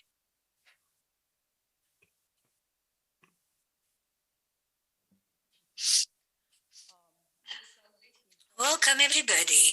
I'm really very happy that we have such an interesting conferences in our country with the aim just to show the problems and then of course find the solutions for the problems. First and foremost, I would like to mention that so-called the content, the dividing, the division between the different topics, that is the inequality of the digital space. And it is not a problem only for our country. That is a problem for the well-developed countries as well as with regard of the developing countries. So how important it is to eradicate this content divide. And if we go deeper and try what type to find out what type of problems we are facing with, we find quite a wide spectrum of the problems. The content of the Georgian internet does not comply with the requirements as the other developed countries have. So, first of all, that is information about our country, which is not fully accessible to the global space. Therefore, we are losing the chance just to disseminate information about our country abroad, and as the content is not well organized, we also are losing the opportunity to use in a proper manner informational technologies both for formal and informal education. In the new module of the school, now the school children have to fulfill some complex, let's say, homework that is to find the information. When it comes to the information, we have to think what we need for the formal education and also from the informal education, because every day we are in this social network, every day the information is being changed, and instead of the proper information, when we have more, let's say, fake news, when misinformation, that is very bad for exchange of information. We had uh, uh, when it comes to the cooperation of the private organizations, we need the first of all dissemination of the information. There are quite a good the researches, information sharing, and they are not disseminated and they are not accessible. Therefore, you can find very good dictionary or very good research if you know specifically where this research is, where this glossary is, but it is not easy to find it through the search. Therefore, we call it the search engine optimization and the methods which shall be common and commonly used by the organizations. Would it be the use of its function, etc. Also, another problem is that when it comes to the Russian language information, which comes from the different tools of the propaganda, they also are equipped with the so-called the translation bots. If, for instance, school children tries to find the topic related to the care for plants, and they receive the information which is provided by the bots and not by the Georgian providers. And if we cannot provide the good information from the Georgian sources, many times they are receiving the information translated by the bots. So when the media writes some new content, when it's something new, they are establishing some information. When one media is doing that, the others are using them as the source because there is no other source. You cannot find it on the page of the university, on the page of any other organization because they are not verified by the experts. So when we speak about the media, they don't think about the responsibility because information they are publishing first time about some specific issue, it may become as the source and can be shared and reshared again and again because nothing had been published before. And they do not check it with the expert, do not verify. We also, when we write about something, of course, it requires to make the reference to some research. But if we make the reference to the link, which may disappear in 1 week or in 2 weeks, it is also a problem. So how it can be solved? How we can improve the situation? If you look through the history of the different countries, the history, and first of all, I mean the digitalization history of the developed countries. Here, of course, the cooperation between the state and private institutions is very important. For instance, it is possible just to develop some guidelines how to have some proper search in Google because you know that Erdashvili now creates very interesting product. When you go to Google and you search, even you put one letter in improperly, you cannot find it. Because it is different information when it comes to Georgian language because there are not the algorithms for the processing of Georgian language, which is not widely applied. It is not easily integrated model. Therefore, another problem which is stemming from the previous one, we do not have the modules also for the voicing, speech to text and text to speech models, and the integration is quite easy if we have it. Just one additional sentence. I think that it would be also quite interesting for the state universities, research institutions, just to digitalize the information and download them in a form to be easy for searching, and here it is possible to introduce some incentives or some standards or have some competition tools, etc. I think I have already exhausted my time. Thank you very much. Yeah, it was really interesting the angle you showed the problem. Miss Nana, yes, we have quite scarce content in Georgian in internet, and if it is not well adapted with the search engines and the search systems, even it is quite difficult to find the existing information. Therefore, it is a serious problem. Our next speaker is Miss Marina Beridze. As I've already mentioned, she is from the language department, and I would like to provide you with very interesting information. The language department has completed working on the Georgian language strategy, which will be approved this year in December. And then, of course, the very important part of this strategy is Georgian language plus technologies. How to, let's say, rescue, I would use this word, how to rescue Georgian language in this digital era. Thank you very much. Thanks a lot with the opportunity to speak about this very important issue.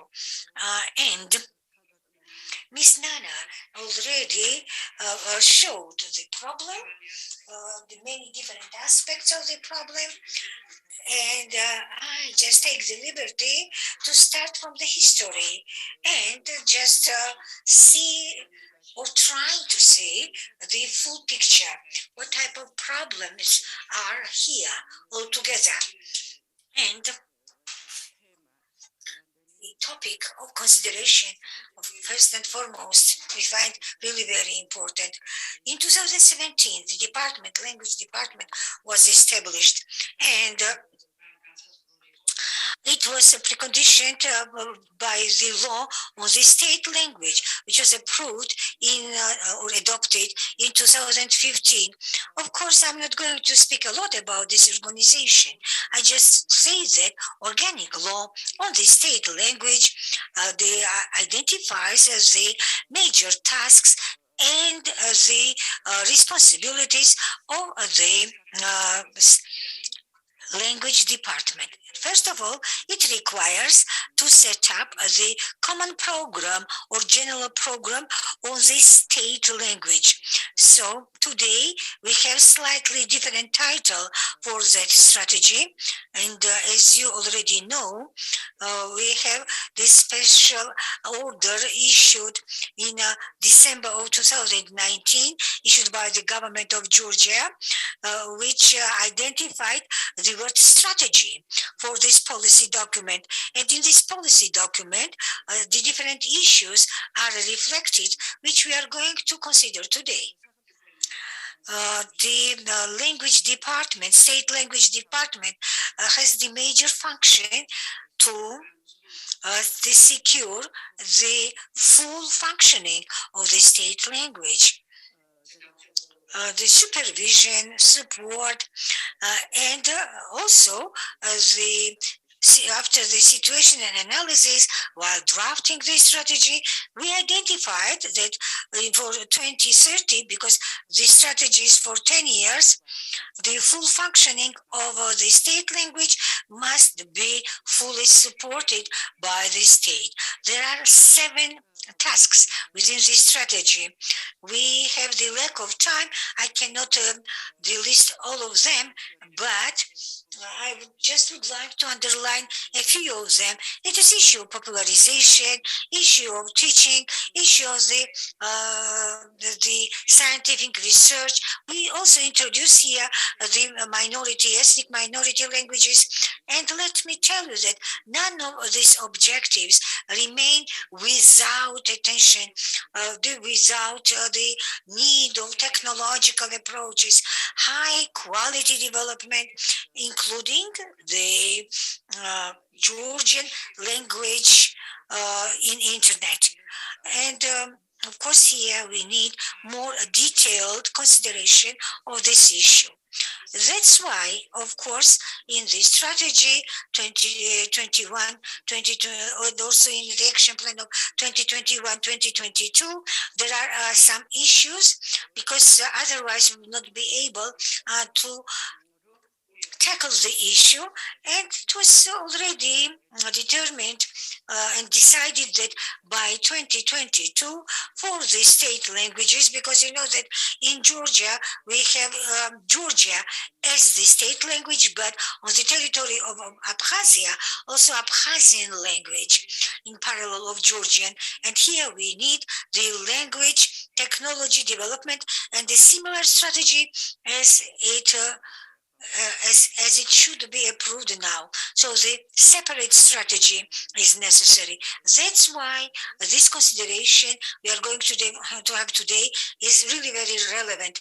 I listened to your previous session about the artificial intelligence because today it is quite impossible to separate the technologies with any field today.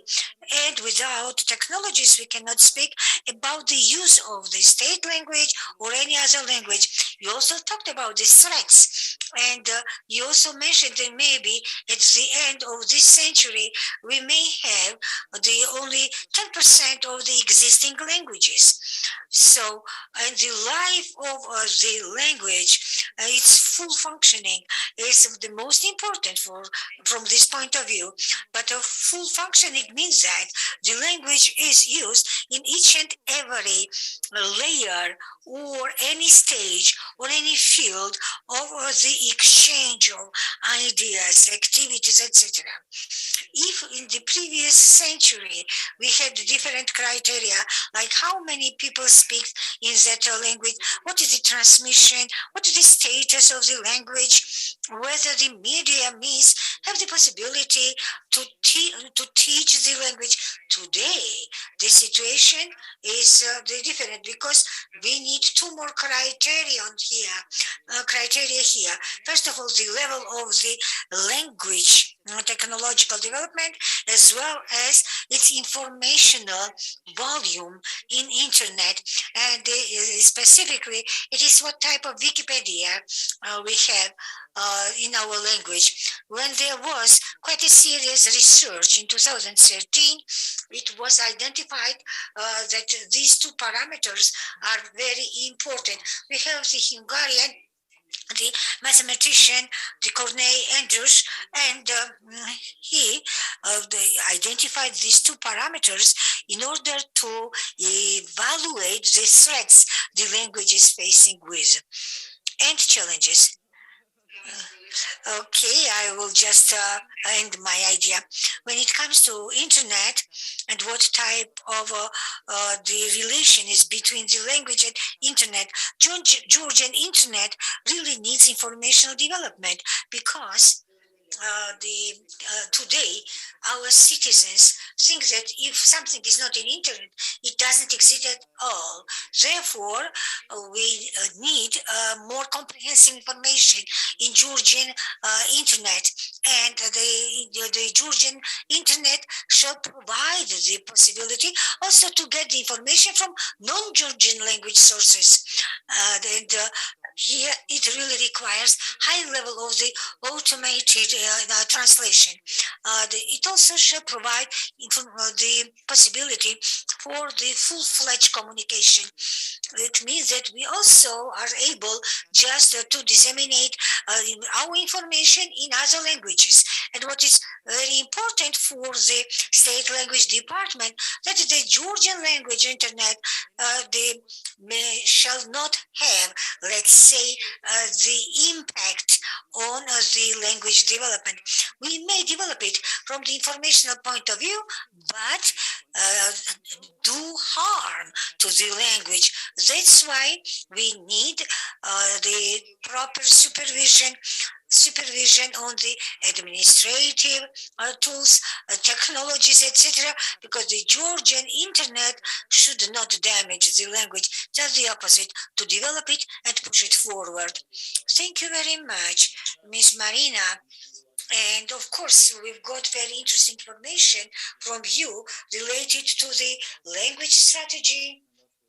And of course, we are eager to have it approved and published, of course. I have some questions, however, I will keep my questions to the end. So now I would like to go to the next speaker. We invite Mr. Georgi Melashvili. He is the head of the group who creates Georgian Wikipedia. Mr. Georgi, please. Mr. Georgi.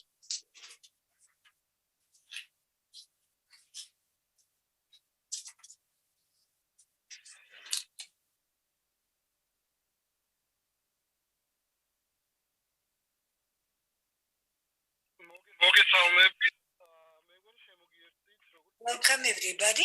I think I've already joined you as a panelist. Do you hear me? Are there any problems?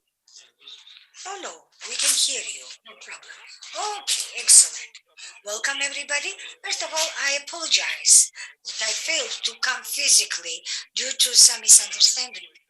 Then of course it would be a great pleasure for me to be present to this conference and also to speak on behalf of the Wikipedia group and about the problems we are facing in our everyday life.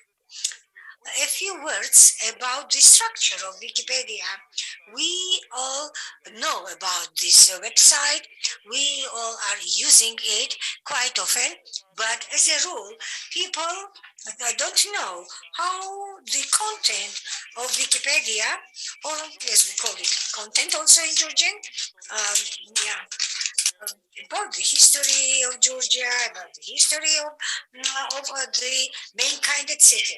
Everything you can see in Wikipedia, it is created by the volunteers. Each editor, each person, each article is created by ordinary people. From the very beginning, when this project was designed, maybe it was the unique possibility for any person to share their own knowledge to the universe, at a global level. So, first of all, that was in English, and no one could believe that it was possible to work together and create this type of the complex structure, the huge articles, and finally to develop encyclopedia, which includes all the development about the mankind, and just could be even greater rather than all of encyclopedia put together. Today, problem as a rule is that this information is now better accessible in English. And of course, it's quite easy because the internet in English is huge. There are so many users, so many volunteers, so many people who can just write down academic articles in English. In Georgia, the project is quite successful. However, I think that there are more opportunities for its development and the huge potential which is not fully explored and fully used. When it comes to the perspective of the encyclopedia, that is in fact the lack of proper, let's say, vision. What is encyclopedia? What is blog? What is glossary, etc.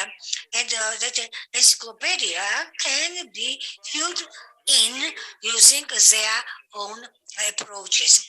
Especially this is true with regard of the, let's say, the older generation of the professors, teachers, etc.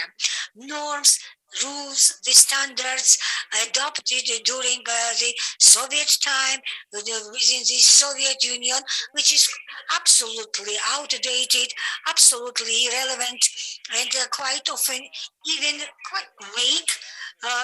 the people cannot realize what is the difference between the levels, what must be academic referral, what is the original source, what is the secondary source, why encyclopedia should be based not on the research or some scripts, but already successful, approved, verified, published materials.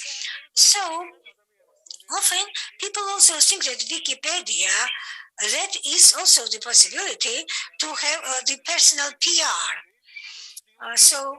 The person, so-called celebrity, tries to use Wikipedia for their own benefits. In any research field, the Wikipedia articles come the first, which you will find after searching. In many cases, Wikipedia articles are used also by other sites like Facebook, Google, and other for verification of information. So, if the person has the claim that they represent something, they just try to show themselves somewhere in Wikipedia through their own articles, etc. And of course, we have very tough criteria for this. And then we have the consideration, the phone calls, finding some common relatives or the friends, etc. And for us, for the volunteers, that is really very important because we do not have any salary for administration or for editing the articles. This is, by the way, done by the people upon their own will, and we believe that there is some national value, international value, the globe-wide value, which must be accessible for each and every person. This is the key mission of Wikipedia, and I do hope that we in fact are able to tackle this issue, to address this issue. I represent the supervisory body here, sorry, not a supervisory body, so Wikipedia Georgia is the organization which provides the assistance and tries to develop the volunteer, the culture with regard to the Wikipedia, popularization of Wikipedia. At the same time, as administrators of the Wikipedia, that is absolutely different group of people who are very active members of our group, but there's a difference. So Wikipedia, the site, Wikipedia, the organization, they are different.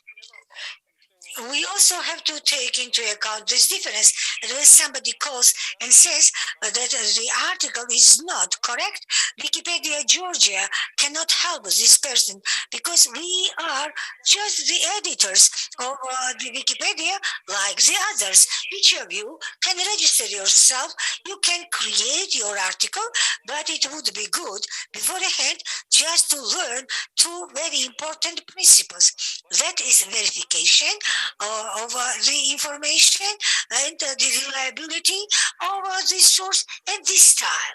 Maybe style is the most, the biggest problem we are facing with, and not only in Wikipedia, but also in with the academia space.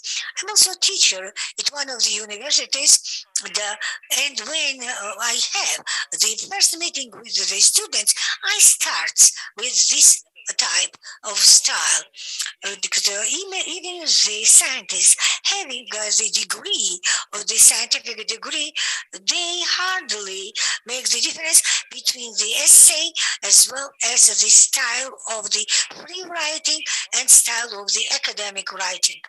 I will end with this. I try also to join you if you have any questions related to the project, related to the editing process, the volunteerism in Wikipedia. So thank you very much for inviting me, and I truly apologize that I failed to be present physically at your meeting. Thank you very much, Georgi, for really very interesting information. And when I in fact created the article with for Wikipedia, I remember the filter from your side, because you have to verify all the sources, you have to prove its existence, its reliability, and that Wikipedia in the Georgian internet the space is one of the reliable source. That is, by the way, the due to the huge work your group is doing for this. Thank you very much. And our next speaker is Mikhail Anisimov, and he is with us online. And Mr. Anisimov will be speaking about very interesting topic, that is the universal acceptability. Please, Mr. Mikhail, the floor is yours. Thank you so much. Can you hear me? Perfect. Thank you so much. We can hear you. This is very nice to be here on this very nice meeting. This is my second Georgian IGF, and I participate remotely this year, but it's very nice to see that people start gathering again, even in a hybrid meeting. So it's gives me hope that one day I can get back to Tbilisi once again. So today I'm going to be talking about a slightly different topic, a slightly different angle of this topic of multilingual and multicultural internet, inclusive internet.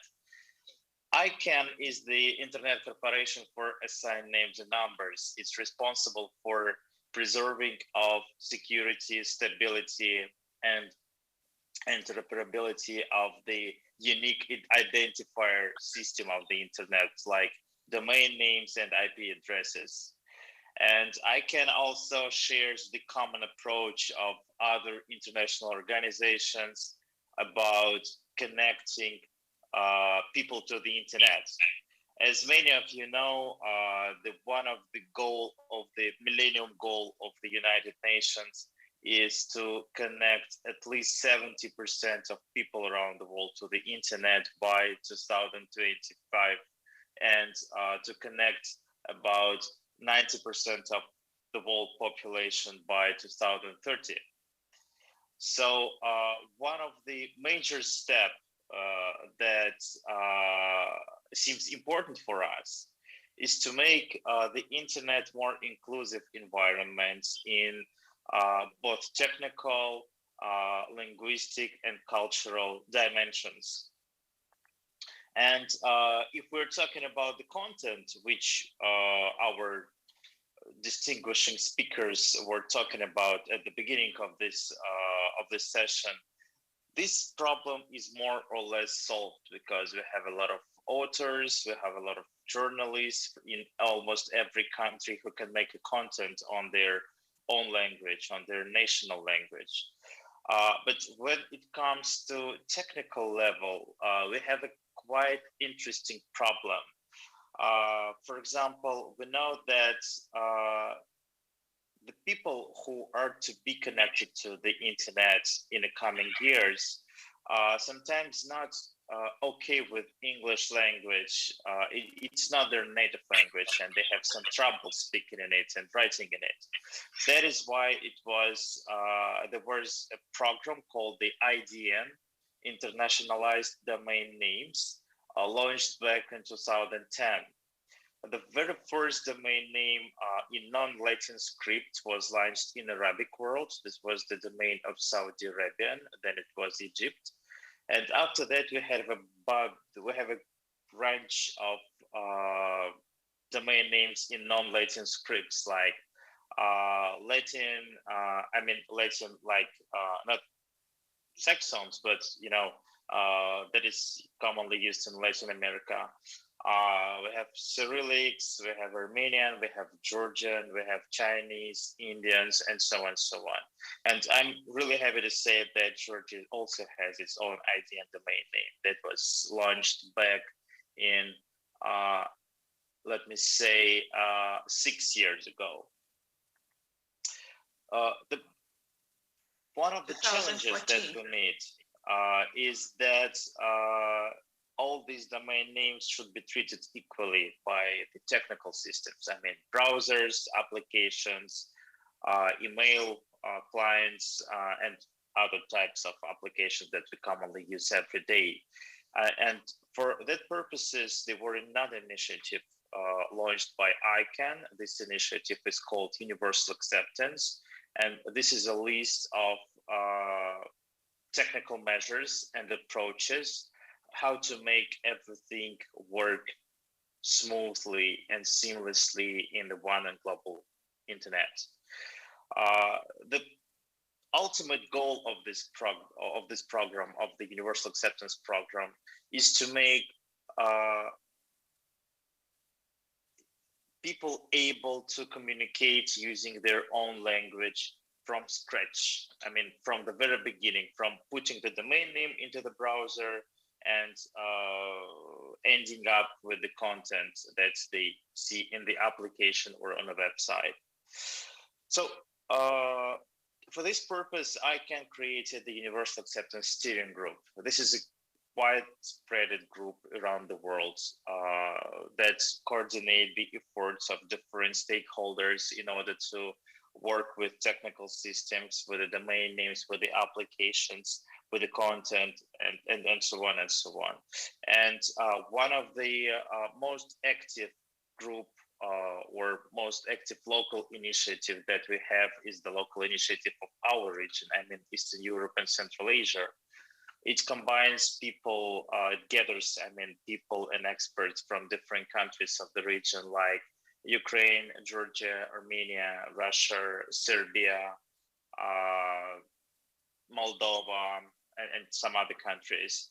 And we have quite impressive results, I have to say, working with the software developers or working with the IT companies who make their products, who make their technical systems universal acceptance ready. This is a huge work and we have a lot to do ahead. This is why ICANN constantly seeking for partners who can also participate in this initiative.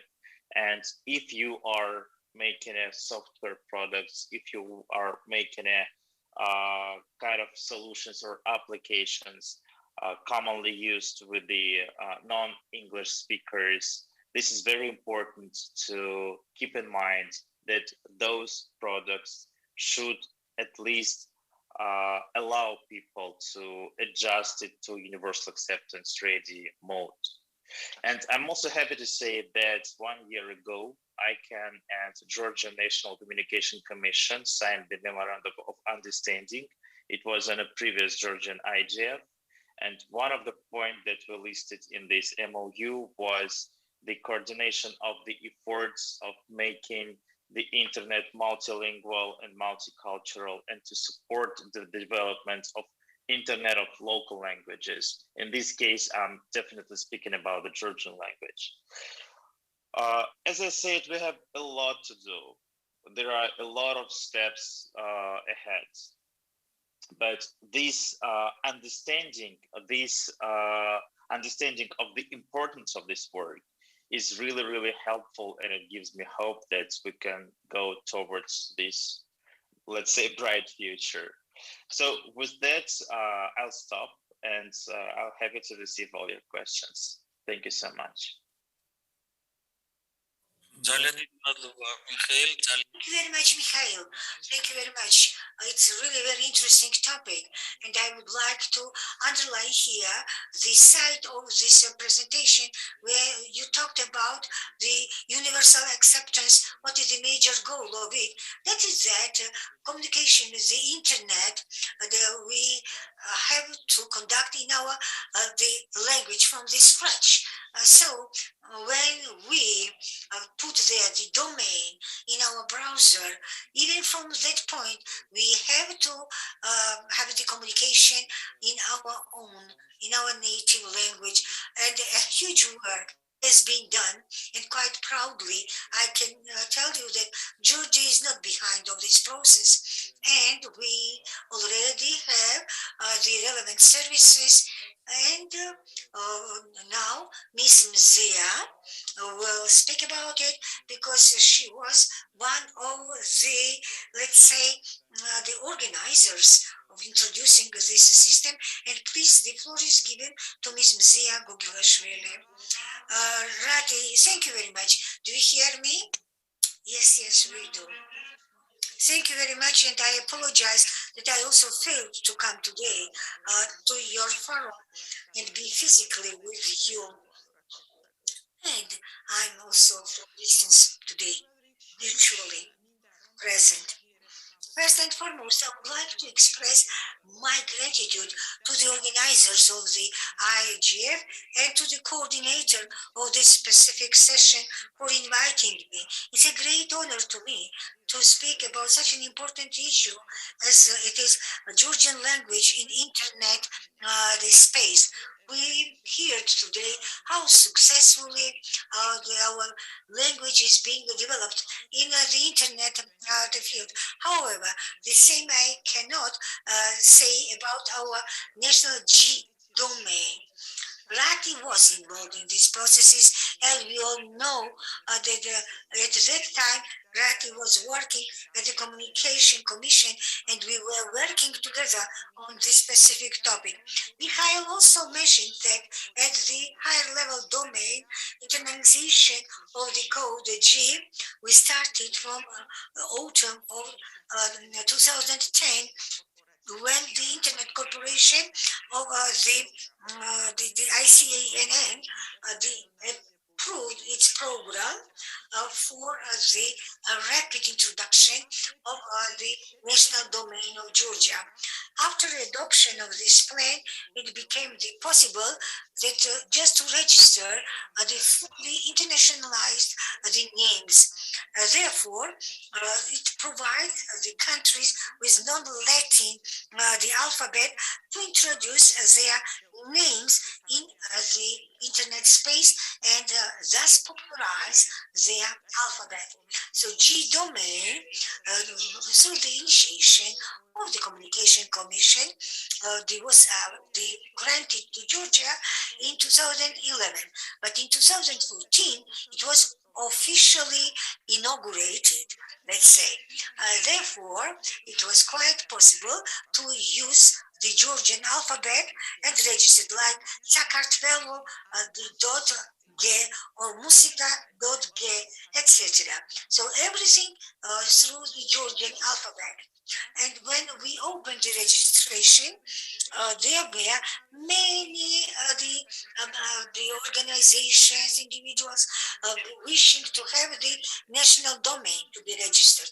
However, and unfortunately, today we have the different situation.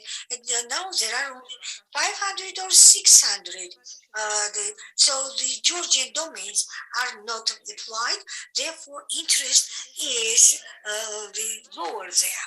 It is not only our problem. The same problem the other countries also are facing with. Maybe you agree with me that the national domain is very popular in the Russian Federation and in Ukraine. And the other countries really have the problem. Now we have to put the question, how to encourage this issue? What is necessary? This topic, you know, that is in the center of the special centers session. Sorry, however, we do not have any progress. The ICANN we already started working in this direction, and Mr. Mikhail rightly pointed to the steps they are making now in this direction. Last year, Communication Commission they signed the memorandum over the cooperation with ICANN, and with the frame of this memorandum, we plan the specific measures to encourage the national domain as well as the other issues related to the internet. The Mikhail and we already had the certain communication and the meetings and identified the specific measures. However, sorry, I would like to mention another thing. The topic we talked about and we would like to be implemented, that is the participation of the G domain administrator in the group of the common applications, standards. But only the ICANN and our activity, it is not enough. We also need maybe the decisive approach from the side of the administrator of the G domain, as well as the involvement of each and every stakeholder. I think that we need first and foremost the internet society, users, the state language department to apply the different type of the measures, and also maybe the state organizations can provide very good example and establish the good domain for themselves, the Georgian ones. I just say it in order to be heard from the administrator. And on the other hand, we need the advertising of the national domain. I do hope that many of the users even have no information about the possibility to get the national domain. Administrator shall have the webinars, awareness raising, also to provide Georgian immigrants about the existence of the national domain. But we also have to take into account that national domain at the current stage only has the national value. It may not compete with the Latin language domains. Therefore, popularization of the national domain, first of all, is for the popularization of the Georgian internet at a national level. However, it is not let's say, the small issue. When we pushed this issue, the people said, when you look at the social network, they are using Latin alphabet, and you wanted to develop the national domain. That is another problem I would like to talk about. In the SMS, in the Facebook, etc., and the other social media, we quite often find the usage of Latin alphabet when writing the Georgian words. There are more than 30,000 the languages, and the alphabet is only 14. We have 3 generations of alphabet, and although we have such a beautiful and unique alphabet, we are using the Latin one. Some of the people, they have the excuse, oh, I have only the Latin font in my telephone or in my gadget. So, but it may not be served as an excuse. You know, our talent in the different sphere made popular our country, like Georgian dancing, Georgian singing, etc. So Georgian alphabet is unique. Unfortunately, few people know about it. In internet, introduction of the Georgian domain also will encourage to learn more about the Georgian writing, Georgian alphabet.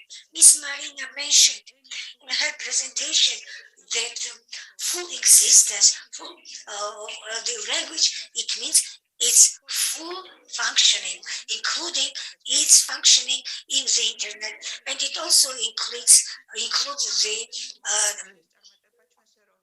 development of the national domain and our language and alphabet in internet. I'm really very happy that if in the Georgian chapter of the RSOP, there are some working groups, and one of the group will include also Georgian language development in the internet, and I will be happy if the G domain will be covered under that working group. And I'm ready to become the member of that group. Thank you very much, and I apologize for the exceeding my time. Thank you very much, Mzia. It is a really very interesting topic. The communication with the internet starts with the browser, with typing the address there. And here we really have the lack of information. Many people have no idea that it exists. The companies, the users, they do not have information about it. Maybe we have to call upon the state organizations and the others just to popularize and to protect Georgian language, and maybe to take some parallel the domains in Georgian and to try to put it within the Georgian environment. So thank you very much. So we have finished the part of our presentations. And before we go to the questions, I would like to ask Maka just to put the questions. However, I would like to raise the question to Ms. Marina, which is really very important for me. On the one hand, we know that the strategy on the state language will be approved in December of this year, where the biggest part will be devoted to the technologies. And of course, first and foremost, we speak about the artificial intelligence, which shall be, let's say, equipped. Our language shall be equipped. And also the strategy related to the AI also is very important with regard to the development of our state language strategy. Is there any coordination in this direction? You know, I also paid attention when we had the previous session to this information. And of course, I will tell you, we do not have any communication so far, but I think that if these issues are considered globally as well as in the integrated manner, because I had no possibility to show entire chain how integral these strategies are, both, I mean the national language strategy as well as the development of the artificial intelligence, because the biggest part of the technologies are so important, you know, for the development of the AI. Both of them are absolutely necessary to solve the problems which we are facing now with regard of the flow of Georgian language and internet. So I think that not only the specific strategy of the Ministry of Economy, but also the strategy of the Ministry of Education, it also shall consider this niche for its development, as well as the strategy on the digital transformation, because we need to have this type of the strategy for the country. I have no possibility just to list all of the steps which we have to make the ahead, because you know what is our political the orientation, and we have to comply with the requirements of the modern European standards. So just to finish my response, of course, I agree with you that as soon as possible, we need to start this communication with all the agencies, stakeholders, because the state strategy, state policy in this particular field must be common, it must be integrated, and it must serve for the full picture. Of course, thank you very much. Maka, please. Would you please to tell us about the questions which you have got during this particular question? One question is to Miss Nana, because the question was raised when she was speaking. What you speak about the material, the protected in the archives of Georgia, as well as obligation to publish them, including the archive of the public broadcaster, of the National Archive of Georgia, etc. What do you think about it? Very interesting question.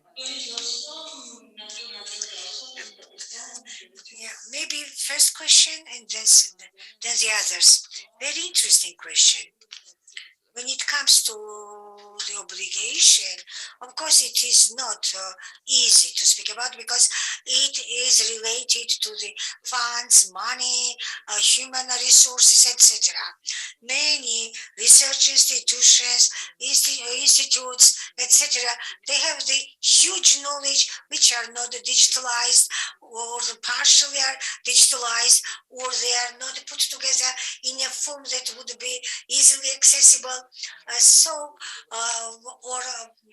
Let's say, of course, without the assessment, we may not oblige any organization to do it.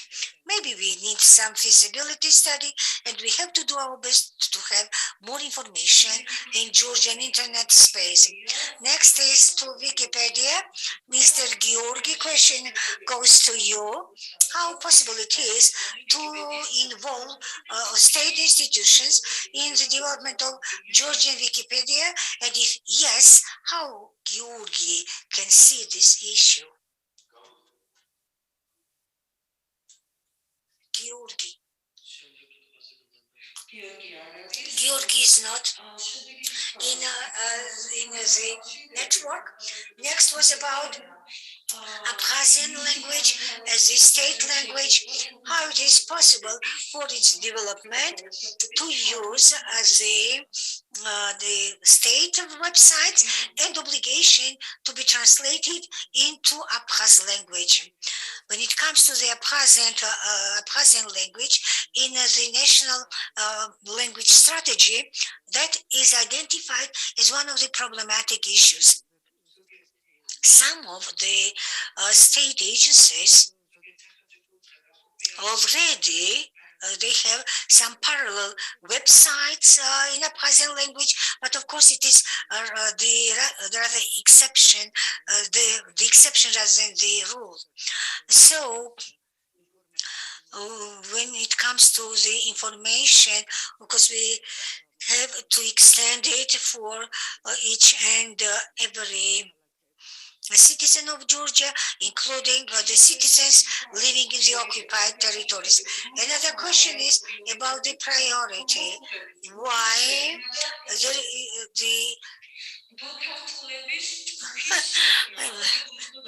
very funny word in Georgian, maybe Georgianization of internet as a priority. Yes, that is the issue we are speaking about. That one of the problem is in the internet, Georgianization of the foreign language information, because it is not let's say, comprehensive, and we need some translation system which can provide it. And such system shall be maybe set up within the scientific field, within the competitive environment, and when it comes to some lobbying or lobbying of the certain groups, is not always effective from this point of view. So we think that the strategy that must be established or already adopted in 2022 with regard of the national technologies development shall provide the situation, make the situational analysis, and elaborate the implementation plan which can secure the general resolution of this problem. Because we cannot say today just one group would be enough and panacea to solve this problem. And the last question I will read for you, and maybe this is a question to each and every panelist, because you know that how do you think the development of the linguistic technologies, what is the level of Georgian language from this point of view? Maybe everybody, because the question is to everybody. Yeah. Just recently, we finished working on this strategy. And one of the evidence is there that there's a standard for the evaluation. It's a 5-step standard for the features, and according to those features, development of Georgian language technologies can be assessed as a weak. Yeah, it's quite pity, but it's the reality. Okay, let me also add here, and I agree with Miss Marina that we do not have good situation from this point of view. You know that we now look at the experience of the foreign countries, but this type of the technologies have been developed in the research institutions and also in the private business, because it was necessary for the private business in order just to use some chat bots, etc.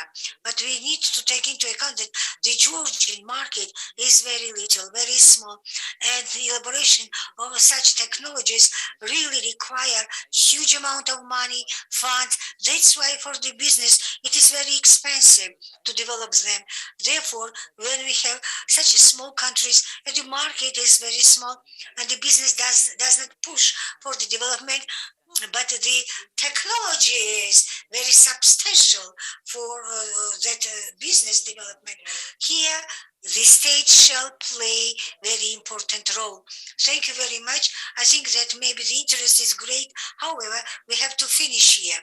Let me add that, and also Ms. Mzia mentioned about it, that in the Georgian wing of the Internet Society, we created Georgian group, which is about the problems of the Georgian language in internet.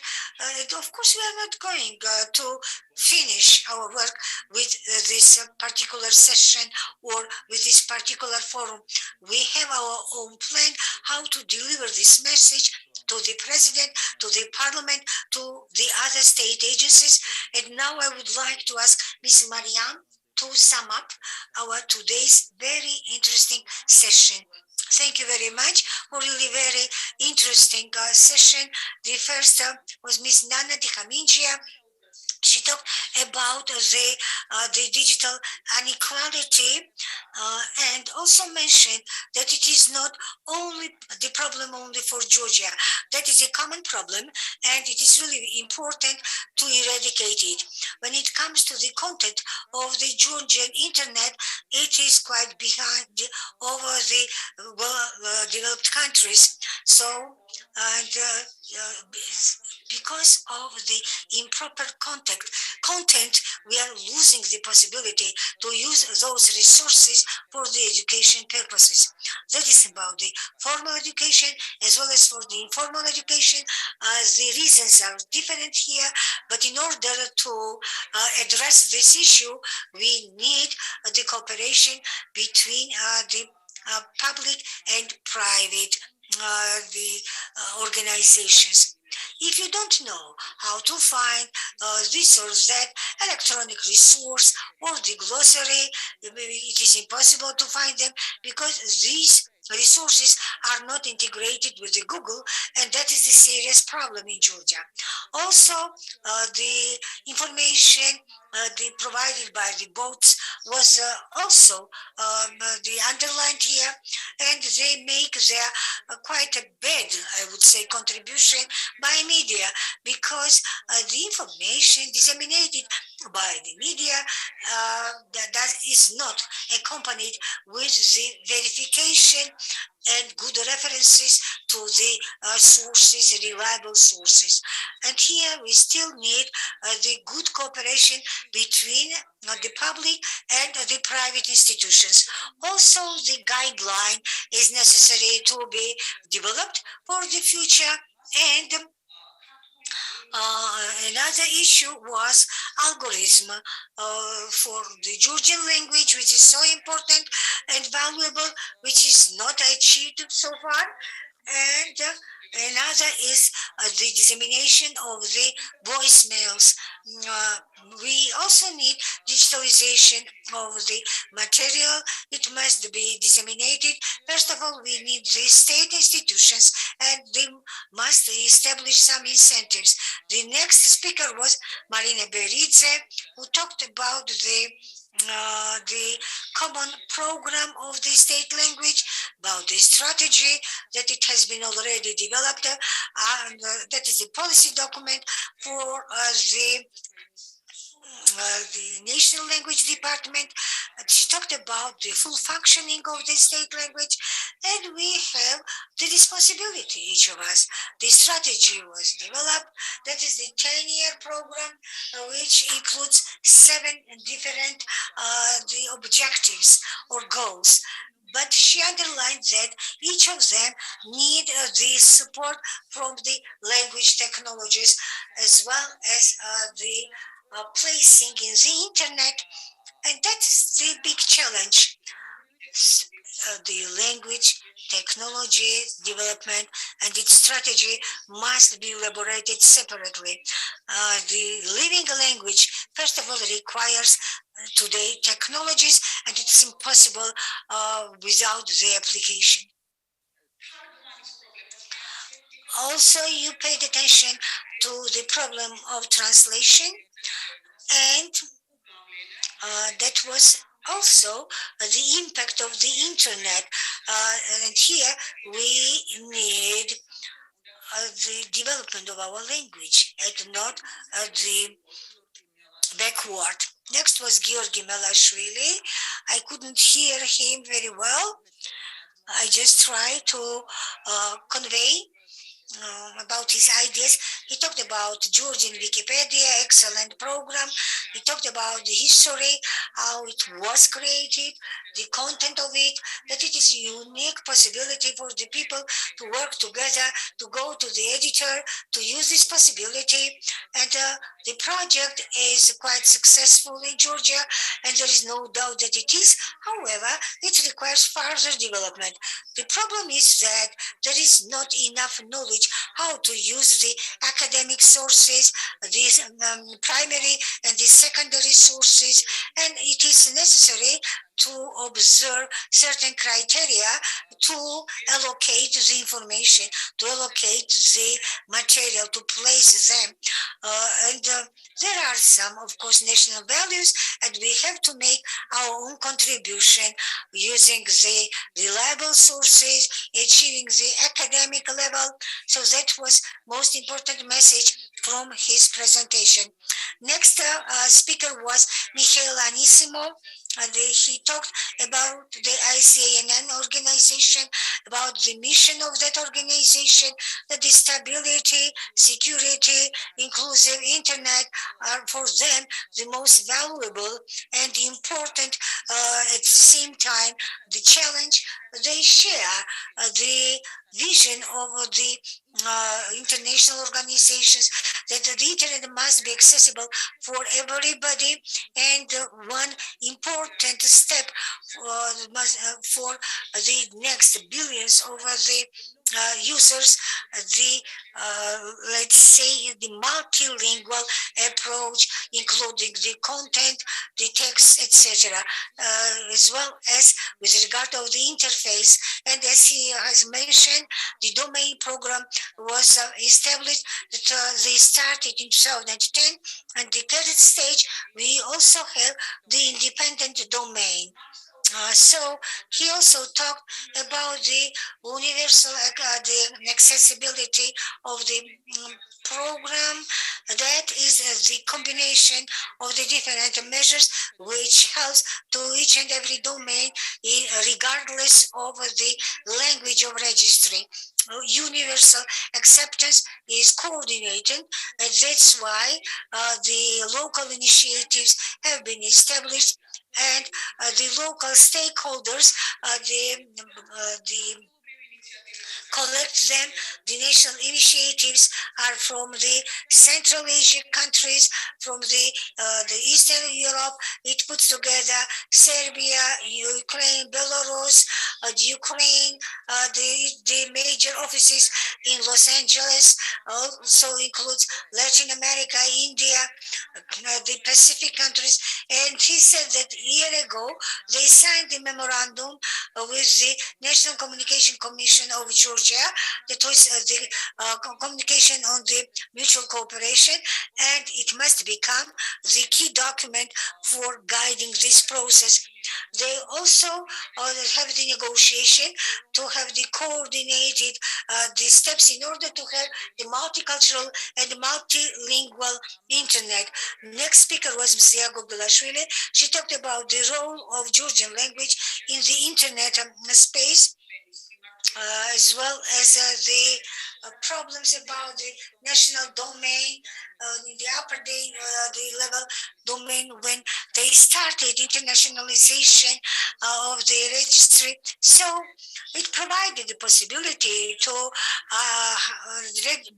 be registered using the native language, but also said that it was the common problem because the Georgian language and Georgian alphabet may not replace the Latin one, and here we need the state support, and the state agencies and the organizations should participate in it in order to give the good example, and so to provide the information to the immigrants. And would it be SMS or the messages to use the Georgian font and not the Latin font? So that is very important problem, I would say hot problem, and we have to serve to the Georgian language, as she mentioned. Thank you very much, Mariam. We are finishing our session with this. I do hope that it was very informative and very interesting. Unfortunately, we are behind our agenda, so thanks a lot to all of you. Thank you very much. Now we have, I would like to thank each and every participant of the panel for the very interesting the considerations. So these messages, by the way, are very important for the internet community. Now we have the break, and I would like to ask Ms. Katie to join us with 5G presentation about the challenges and the last information from the Regulating Commission. Thank you very much.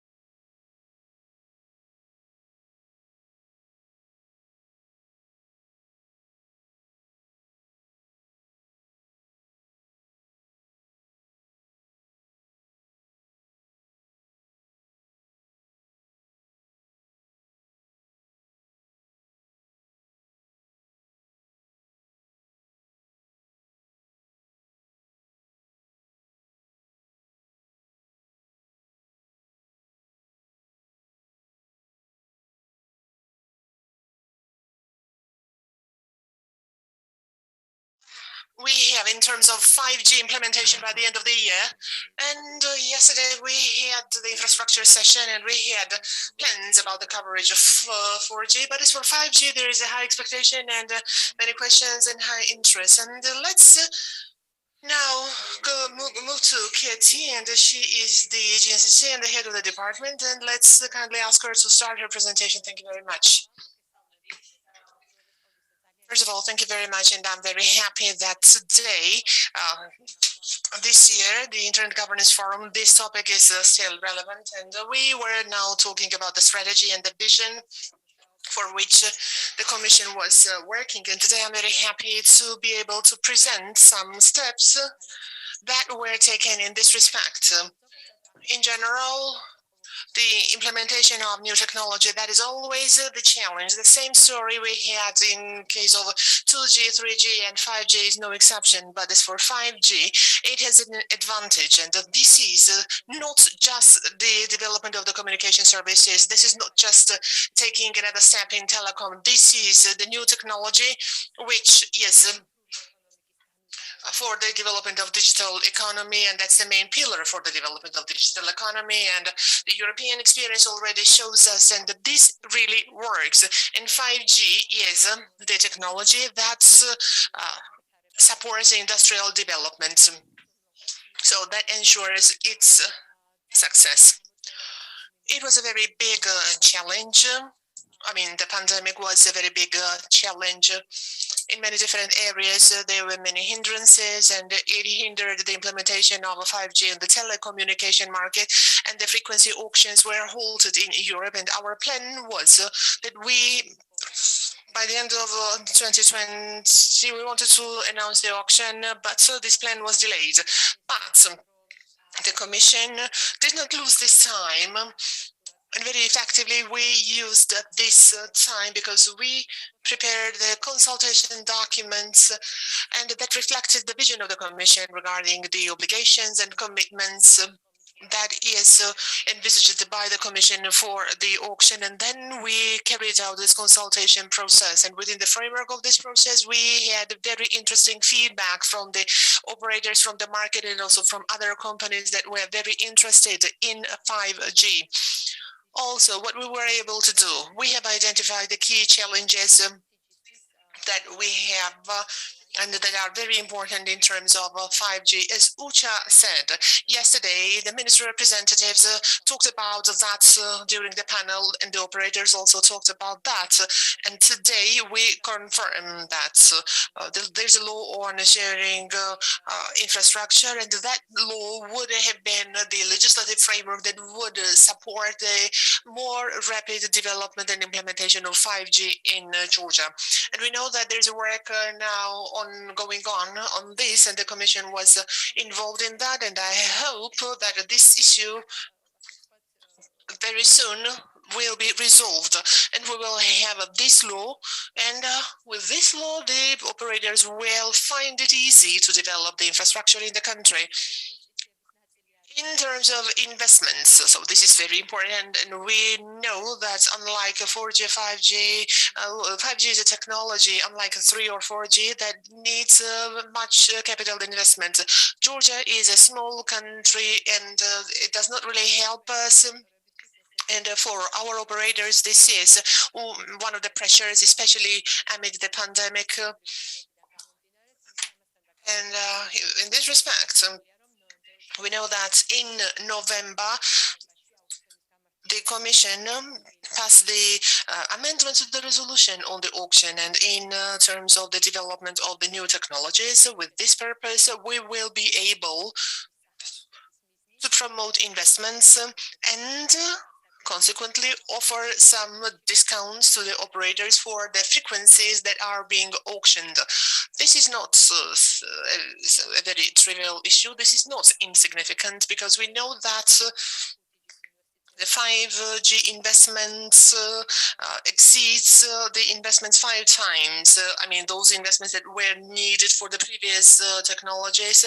And there's a recommendation of the Council of Europe, and the main direction here for the development of 5G network. And for this, well, of course, the minimum fee of the frequencies was identified, which is also provided in terms of the business models assessment. And actually there was a recommendation by the Commission, and then we have adopted this amendment to our regulation or decision, actually, that will be reflected in the respective documents. And then now we are working on the updated commitments document.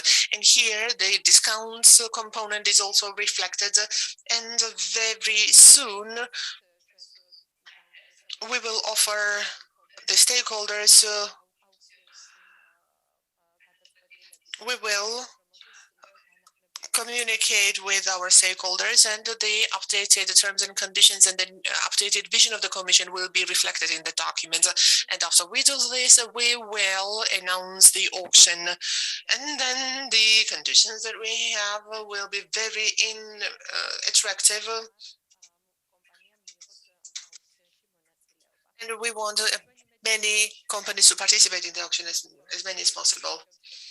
So I hope that when we have the next forum, we will be able to speak not only about the plans and the steps we have taken within the frameworks of the activities of the GNCC, but also we will be able to present the practical experience and also the case studies that we will have in our countries. And we will also talk about the steps taken by the operators, and we will see them now here. So we will be able to present all the things that we may have completed by that time. Do we have any questions during the forum? I am ready to answer to that. Thank you very much.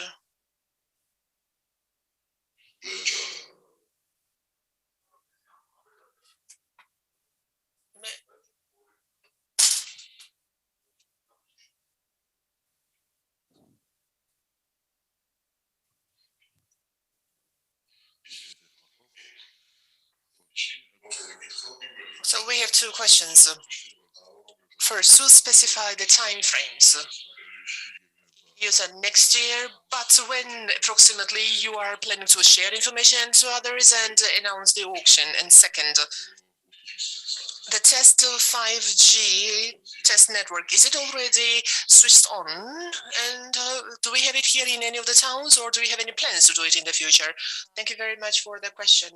In consideration of all the procedures that accompany the process of the auction and announcement of the auction, we think that in January or February we will have it, and the Commission will talk about that and discuss that during its session. And as for the test network, unfortunately, no. And currently, there is no project implemented in the test mode. However, last year, the Macticom was one of the companies that within the scope of some geographic locations and its office, they tested the 5G equipment, and they had some tests in the micro environment already. And the last question we have, we just received it. This is about the relationship, well, the law on sharing the infrastructure and the implementation of 5G. And I would like to thank the author of the question. What can you say about that? Is there any kind of nexus between the two? Is there any kind of linkages? Or can we start without having the good quality infrastructure? As for infrastructure, is already mentioned, and yesterday that was also mentioned during the infrastructure panel, the law on shared infrastructure. Yes, there is a framework that would facilitate the acceleration of the process, and it will facilitate the effective implementation of this process. That's true, but the barrier or the hindering factor, so in terms of if we do not approve the law and if we do not have the law passed, and not to have discussions about the 5G implementation unless the law is passed, I don't really think that this is the case, but it can be one of the support and the enabling factors in terms of the time and the investments. Thank you very much.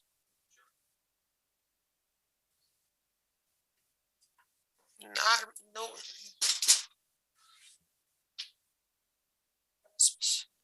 Okay.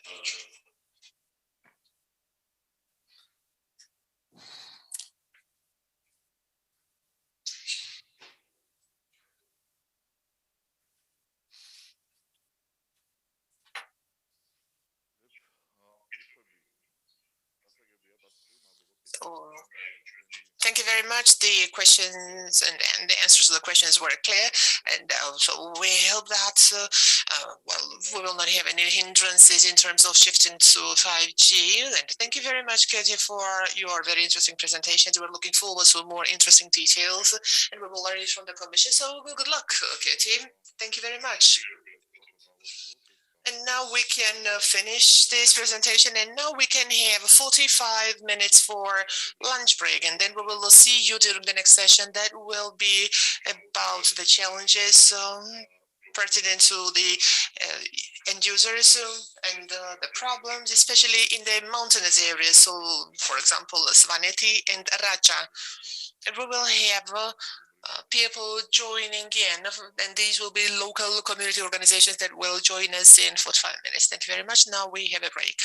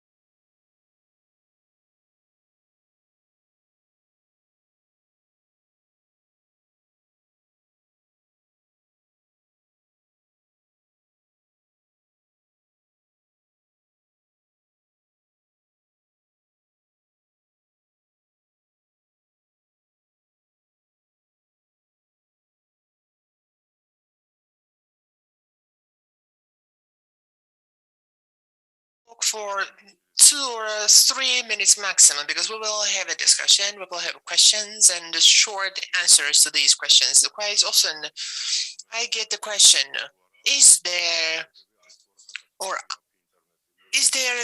cheap internet in Georgia? So cheap doesn't mean good internet, but I tell them that this is the cheap internet, but quality internet. And I have the first question to Gwanza Chreidze, and she is representing the Communications Commission, and she is the Internet Ombudsman. Gwanza, are you with us? Hello. Can we see her in the screen? Hello, Gwanza. I guess you have heard the question. What do you think? The internet in Georgia, is it free or is it low quality? It's for the price and quality. Regarding the supply or the provision of the internet, there is a quality assurance system. There is shyamutme.ge. This is the website where the users can double check if they get the internet with the required quality and if the speed and the quality are good. But as for the referral, I will inform you regarding the costs and what the users are claiming and what is the reason of their dissatisfaction. And I have a little speech about that, but I really wanted to verify, as I heard, if I heard correctly, there are 2 or 3 minutes for every speech, or 10 or 15 minutes. Unfortunately, we don't have that many minutes, and 3 minutes, and I am the moderator, and I retain the right to cut you off and actually to stop you in 3 minutes, maybe very concisely, very briefly, if you could say that. I thought that would be different, but as far as we don't have time, I would like to seize this opportunity. And we are the Public Defender of Consumers' Interests. This is the name of our organization, and I would like to thank you for giving me the opportunity to attend this meeting. And I participated in the similar events previous years, and I would like to update the communities and the people who were not able to attend in previous years, and they may not know that there is the service, there is the organization that will help us in addressing their violated rights. Our organization has been created based on the law, and that is an independent service, independent unit, so independent from GNCC, and our main focus is the protection of the consumer's interests. And now I would like to start speaking about the problematic issues that I wanted to highlight in my presentation or in my speech, but I will concentrate on the main issues. As far the referrals and applications that we have received, the number of the applications has increased for the last 2 years. For example, in 2014, we received 190 applications, but last year that was a record high, and 822 applications were registered in our organization, and most of them, in 570 cases, the claims of consumers were completely granted. In the case of 165, that was partially satisfied, and as for other cases, the consumers' requests were not granted because they were considered non-grounded. As for the challenges related to COVID-19, as we observed in our organization, these were the challenges related to the internet services. As you may know, and like other public agencies, we were fully remotely operating, we were fully virtual, and worked with distance float. However, that was not a hindrance because we conducted many awareness raising events in Tbilisi and in the regions as well. And we worked with the public agencies, and also we held events at the universities. And we explained to them what services we provide, and also we provided information about how we could provide our services in the telecommunication area. One of the key issues out of these 800 claims, that was about the first connection and the challenges when they start their connection to the internet. And let me say that the request for connection has increased for more than 100%, and our organization issued different types of recommendations for service providers, let's say, for regarding the first connection to the internet, and also about different fees and also the grace period, and also providing high quality of services. And I would like to provide information about the dynamics. In 2017-2021, how many people addressed us for business purposes. In 2017, 2018 or 19, the referral was only 35 or 40 applications, but last year we had more than 100 complaints. Claims, and then we have also collected the data, and we think that this year we will have the same number of claims or complaints as we had in the previous year. And also we had the fixed optical fiber optic broadband, and that was actually the main request. And also we issued recommendations, and those users who did not know,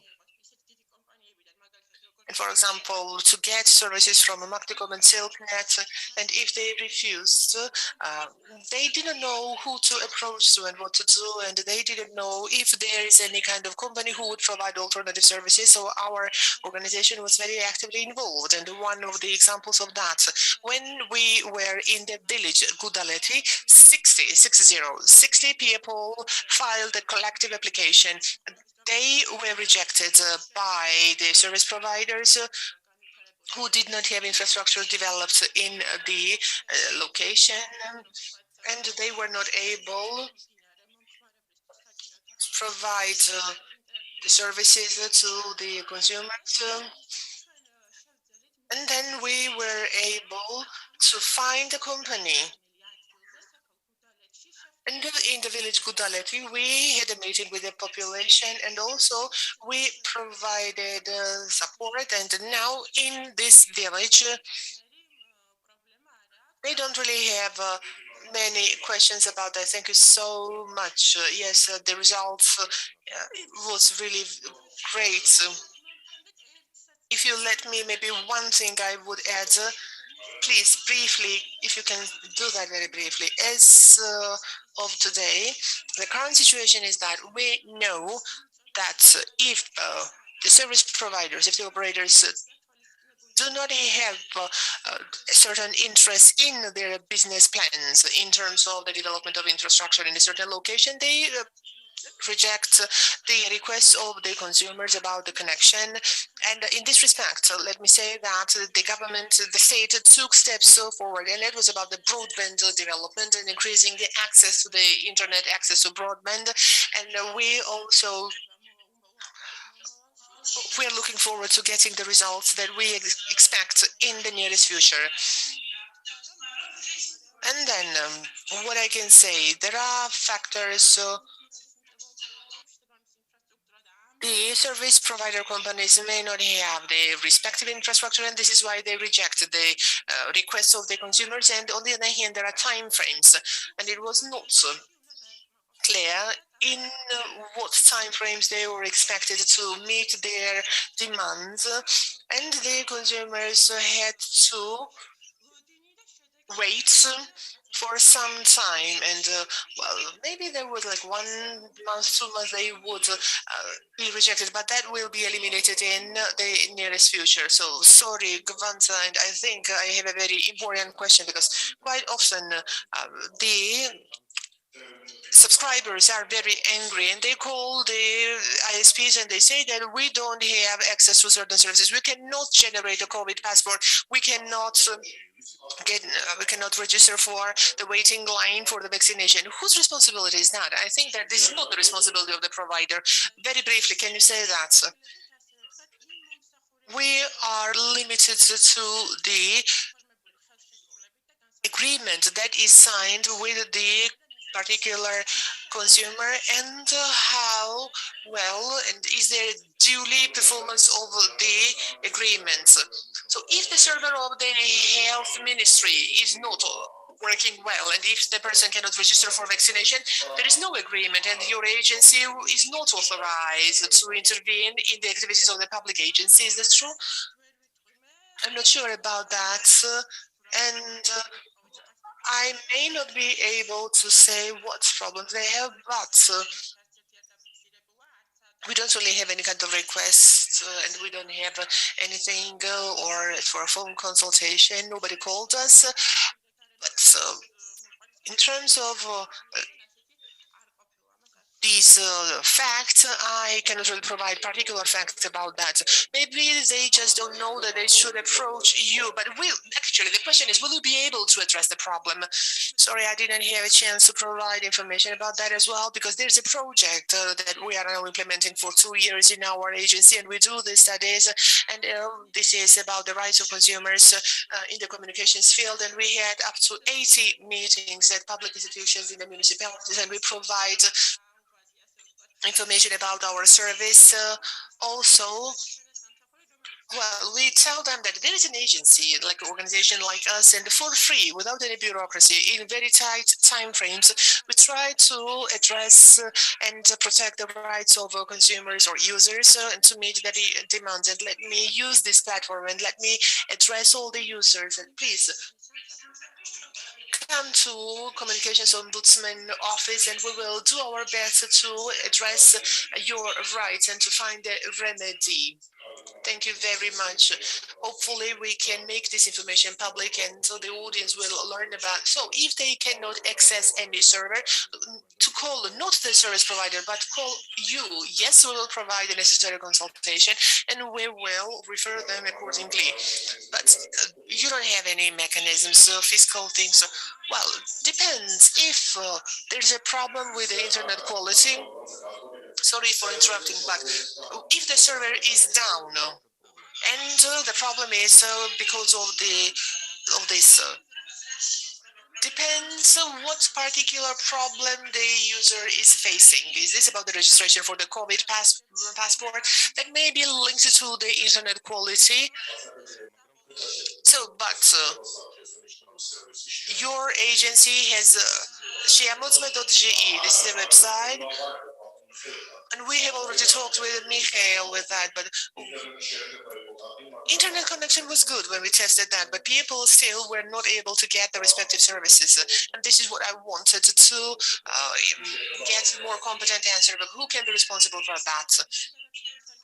The users. So the users who have problems regarding every particular case, whether this is the quality of internet, they can come to us. We will show them the way, and then we will be able to say whether this is the quality of internet or because of the problem of system of the healthcare or well, whatever. So please stay online and we'll get back to you then. And now I would like to ask our online moderator if we have someone from Zemo Svaneti community organization, because Mr. David Naveriani, he is in Svaneti, no electricity, no internet is available there, but maybe he can use his cell phone and mobile internet. Is there any possibility to have him? Unfortunately, there is no electricity right now in Svaneti, so there is no connection with the outside world. I would like to get in touch with Eto Arsanidze and to have some communication with this interesting person. Hello, can you hear me? Eto, hi, good day. I would like to introduce you. This is Eto Arsanidze. This is from Raja Community Organization. Eto, my first comment is that I know you, not only me, but other people know you as an activist. And the very first question is very simple. What is the cost for providing internet to one village, so what is the minimum budget to ensure that there is broadband in one village? First of all, my greetings and thank you very much for inviting me to this forum, and it is very, very interesting. And today I'm now observing this process. I'm not sure about the amount, but the biggest cost will be associated with the will of the provider, the will of the state. That is the most expensive one. As for the money, as for the high-speed internet and broadband, I mean, there is some internet in Ambrolauri. We already have access to some internet, but if you're talking about the higher quality internet, I think per village, well, it depends on how many households we have in one village, because the cost depends. So I mentioned 3 villages, and I think you are familiar with these villages. Yes, I know these villages. But as for the number of permanent residents, 100 or 150,000 lari. Thank you. And the second issue, what is also very important, if we have internet supplied to this village, if the fiber optic cable is physically supplied to the village, if it is available directly in the villages. Right now, they are getting the internet from different spots from air, but there's no physical cable right now. But if we have the physical cable supplied to the particular village in Raja, so will it make things more or not cheaper? But I think it may not get cheaper for the population, but we can have the higher quality. Because right now we are paying money for nothing, actually. In my organization, we have the internet, and the money that we pay for the internet, we cannot get even 1/10 of the things that I'm paying for, because it is always down and there is always the problems, and it is not possible to enhance the quality. But as for reducing the cost, I'm not sure about making it cheaper. But I have a question: how much do you pay, and what is the speed? We pay 70 lari, and the speed, there is no speed actually. So have you measured the speed? I have measured the speed, tested the speed. We were using the link that you just mentioned, 6.2, that was the speed, maybe even lower. On average, this is 5.5 megabits, and you are paying 70 lari. Can you answer to the question of the previous speaker? The internet is cheaper or low quality? It is more low quality internet than cheaper. Thank you very much, Eto. In your opinion, what should be the price of the internet to ensure that you are happy as a consumer, and what should be the speed of the internet? What would be the price and speed, the best combination?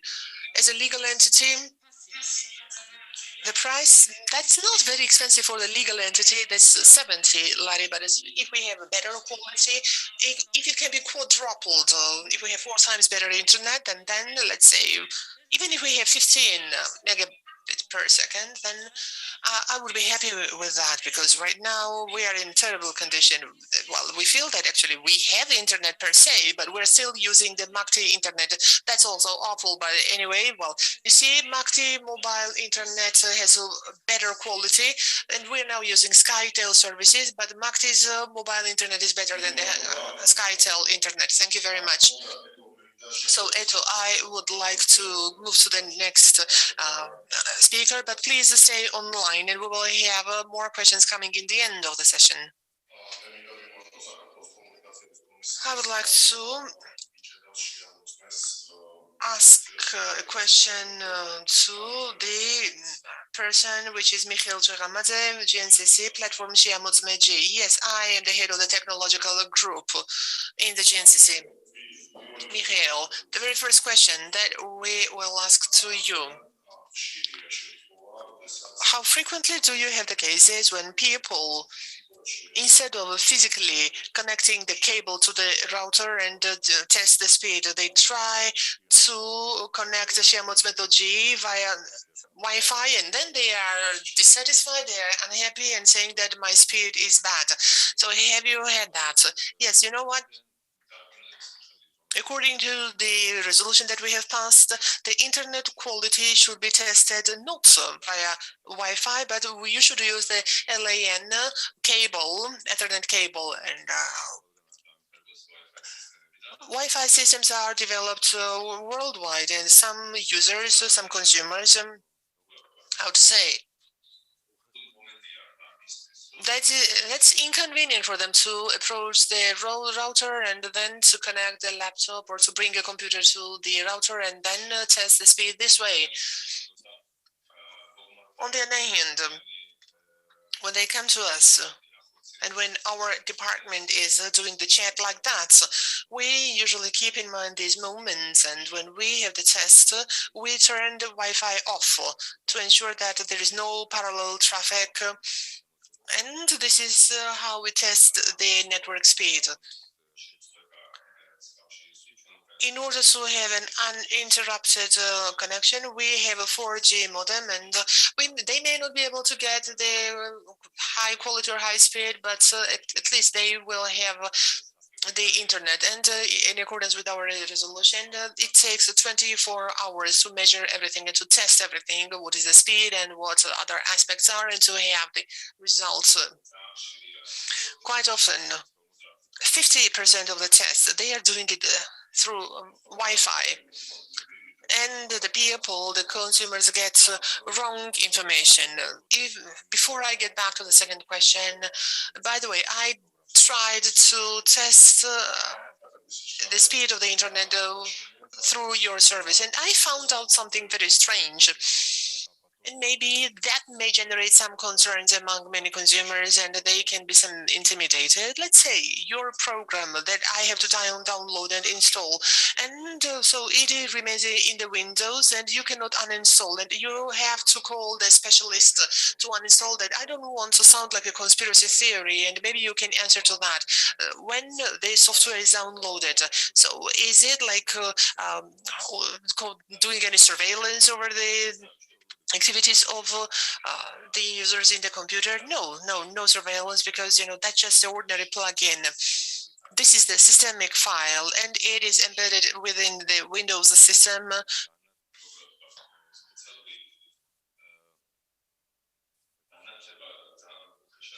Well, roughly speaking,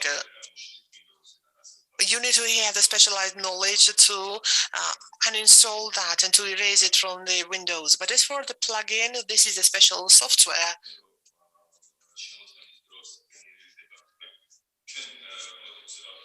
Or let me step back.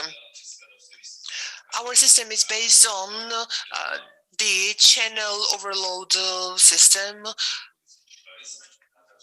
So it depends how much speed is provided by the provider. For example, let me explain. If you have 50 megabits from the provider, the software starts from 2 megabits and then it goes up like 10, 20. And when they go to 50, they don't stop there. Then it goes to 670 megabits and they try to transmit the 70. But then they see that that's the limit and they do it at least 3 times. When the program thinks that that's the maximum, and if the system can have then they can have the 48 or 49 MB, and this is done by the plugin that is embedded and built in the system. That also ensures the absence of the parallel traffic. It may also see the load and capacity of your system, but we don't have this information. It all remains in your system. If the computer processor is loaded by 60%, or if more than 60% is there, then in any case, there will be some qualitative parameters that will be altered in terms of the internet quality. Unfortunately, some people use the software that makes it possible to have the parallel traffics. So what our software does to get the exact parameters and exact results that can be obtained after the test. And whether this is Wi-Fi or cable used, the software can identify that, and it assigns a unique ID. And in many cases, we can use the ID And then we will see which device was used, and we can figure out that one and the same port was used. So it is not dangerous actually to use this software, because the software is sleeping. If you are not checking anything, that will be activated only when you access our website and when you start the. And also that ensures that they generate the traffic from your computer with the number of the bits, because we are testing the speed and the quality, also the number of lost packages, also compromised packages.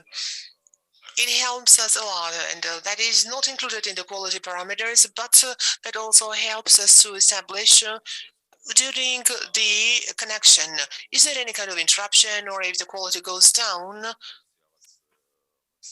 because there are certain things in the network, and this is what we try to address. Thank you very much. And one more question for clarification.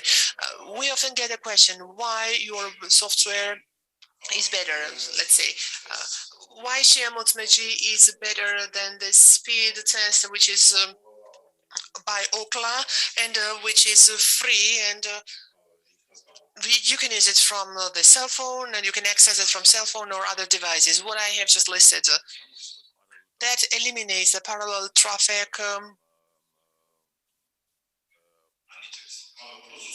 It is more accurate, yes, it is more accurate. When Ookla does a test, they test it until a certain point, but in our cases, we have 4 points like that. 2 is located in Georgia and 2 are located abroad. In Georgia, where are these 2 points? Okay, so this is SubCloud and New Telco. These are the 2 points where our servers are. And as for abroad, one is in London, and the second one, I will not say that because it is always rotating, and this is the visual, yes, policy. And the software that you can double check and plug in, this is, well, there are many websites, and you can double check, and then you can analyze what information is collected. And one of our consumers approached us, and this person wrote something, and then that person was convinced that there is nothing going on. And that is actually testing the quality. That is about intercontinental connection between Europe and the Americas, or US, Canada, US, Mexico, and this is the most tested provider that we have in this system.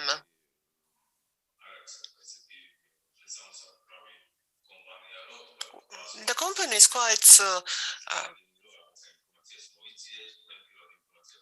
respectable, and you cannot really say that it transmits our personal data or something. No, not really. What I would like to say, it is noteworthy that the devices that you have, New Telco, Cloud9 was used, and the providers, you did not offer them, or the providers were against doing that. We have built this system based on the Berkeley recommendation. Berkeley recommendations mean that there are 2 types of systems to be installed. The best one is if it is done in ISP. And from ISP, there is one more external server. Unfortunately, IXP, we don't have the unified exchange points.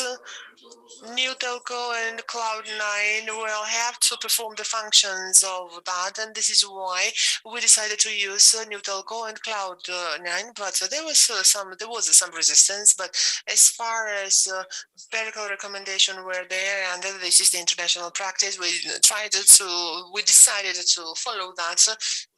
We have it like in New Telco, Cloud, and these are 2 servers abroad. Mikhail, thank you so much. Your answer was really exhaustive. For some, it might have been loaded with some technical details, but I think we understood what is the main essence of it. The software measures and tests the internet traffic. But one thing about skepticism, I am a little skeptic regarding this endeavor, because the providers itself internet providers, when we're now talking about MACTI and SilkNet, based on the insider information, I know I have the verbal information that the referrals to the GNCC is very few regarding this software. I have statistics. Actually, I really wanted to ask a question to Gvan Sachete and not to Mikhail, but I have a piece of information here that in 2020, there were only consumers who approached and the subscribers filed a claim to the GNCC because of Shiamuzme.ge. This is the statistics. To me, that is strange, personally, to me as a consumer or a user. Before I go to the next guest, which is Tornike Jobava, and he is representing the Georgia Innovation and Technology Agency and also the Digital Economy Skills Development Program Coordinator.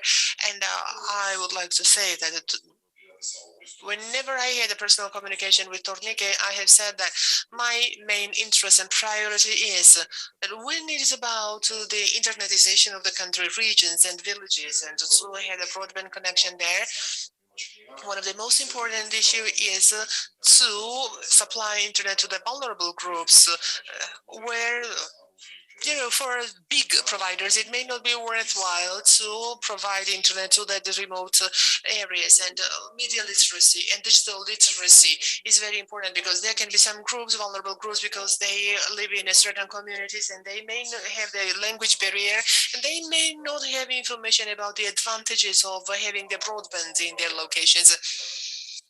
To me personally, I'm talking about a very painful issue. Many people in Georgia do not speak Georgian. I'm talking about the villages located in Kvemukartli and Samtskhe-Javakheti, and I would like to ask a question to Tornike. You visited these locations. On the 9th of October, you had a meeting in Samtskhe-Javakheti. How many subscribers you helped, and you had meetings with how many subscribers, and explained to them in the language they understood, let's say Azerbaijani language, so about the services, what they can get after having access to the broadband. Do you have this information? Thank you very much for inviting me to clarify that. This is completed, and the data and the figures that you have, that is from last year, and we started the project in 2018, and the main goal, actually there were two goals. I still have some precondition for that. The main goal was, on the one hand, to assist the individuals, vulnerable families living in highlands, to have the broadband connection, and on the other hand, we wanted to make our contribution and to help the companies in going digital. Why we selected these two directions? The program mandate, that didn't include the building of infrastructure, I mean the issues that other panelists were now talking about. We were there where internet was actually there, but people did not have the internet, although the internet was available. Based on our surveys, we identified two main problems. One, in most cases, that was linked to some amounts of money, and the people could not afford, and the households would not afford that.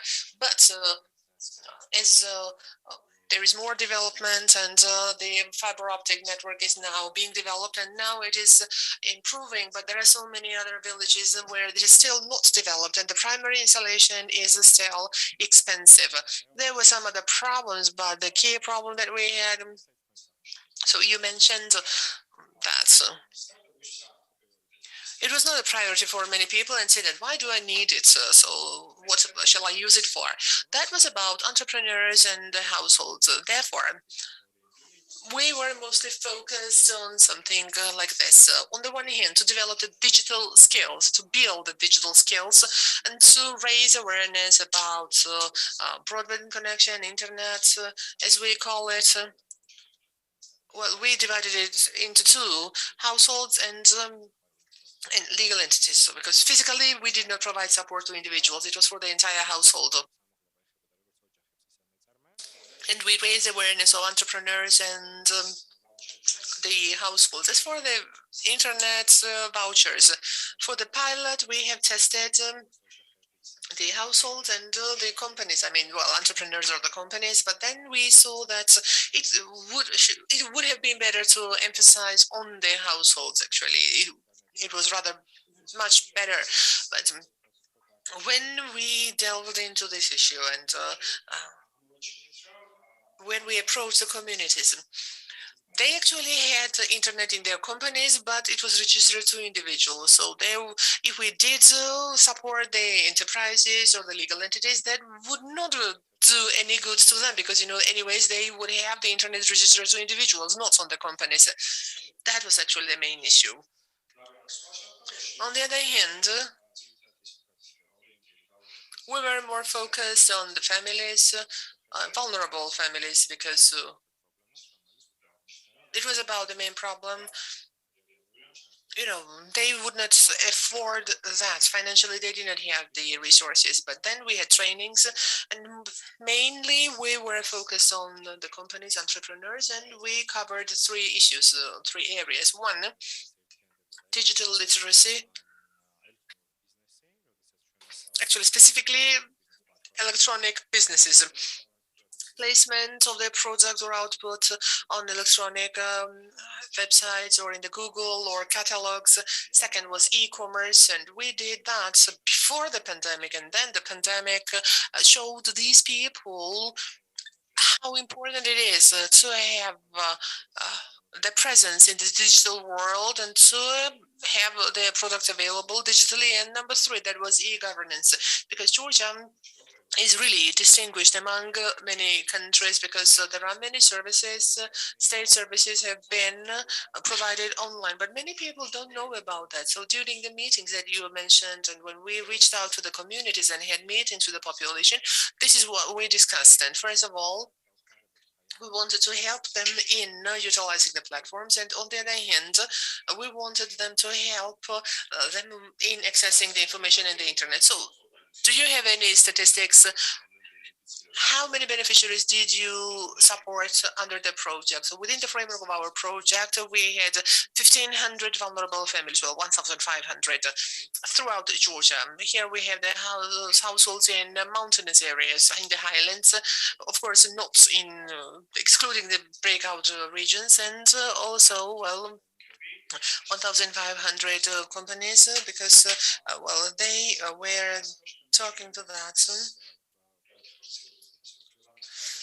So this was done with the support of the World Bank, and they helped us. In creating the websites.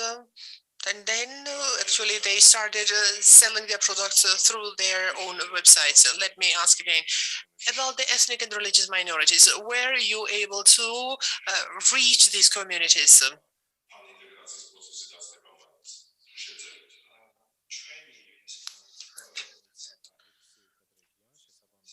We had 6 regions. So we reached out to the ethnic minorities.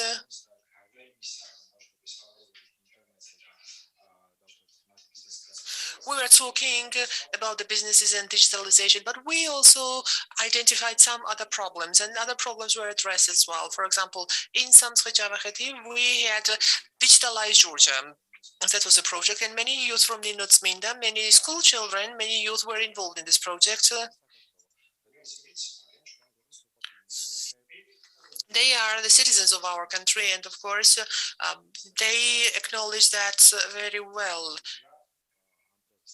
It is easy for us, well, after 3 or 4 years, it is easy for us to talk about the problems, because the population is growing and the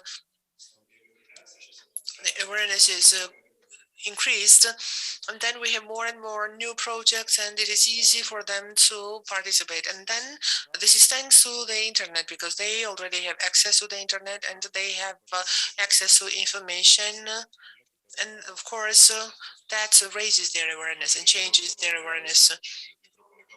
You can turn off the microphone, but now Maybe you have heard about Yormugalo community.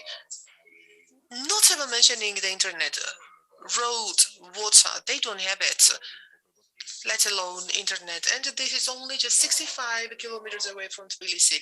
And people know about the existence of the internet. They know that there is such thing as the internet, but because of the local authorities or the religious authorities, they prohibit them to use social networks, and especially the girls to have their account in social networks, and they control the boys, I mean the adolescents. In these communities, which is just 65 kilometers away from Tbilisi, physically they don't have access to internet, not because it is inaccessible. Of course, it is possible to use it, but they don't get access to that. And there are some concerns and considerations. Can we overcome the stigma? And is it possible to integrate these 7 villages in the legislative and internet space of Georgia? Can we integrate them? Before I go to the next guest, Cemal Damatsalashvili, he is, this is Director of Mountain Community Network. If we can have him online. And I have a very simple question to you, Cemal. Are you connected now? Sorry for interrupting. If I may say a few words before Cemal gets connected, but when he gets connected, then right. You mentioned Shamutsmeji and the claims that we have received, and you said that based on information, there were 4 applications filed to the public defender and of consumer interest. I cannot agree. I don't know where you got this information from, but I have official statistics, and based on that, I can say that last year in 2020, there were 300 applications about the low quality internet service. And this year, we have 48 applications or claims for Shamutsmeji. The decline is because of the COVID situation, because, the consumers were talking to us on the phone, and they did not want the people to go into their places. They don't want anyone to go to the places and install the devices that would test the system for 24 hours. And they would rather prefer to have the remote services, not in-person services. This is how we tried to meet their demands. Thank you very much. Thank you very much. Do we have Cemal Damatsalashvili? Please. Greetings, do you hear me? Yes. But we cannot see you, but we can hear you. My camera is on. Hi, Cemal.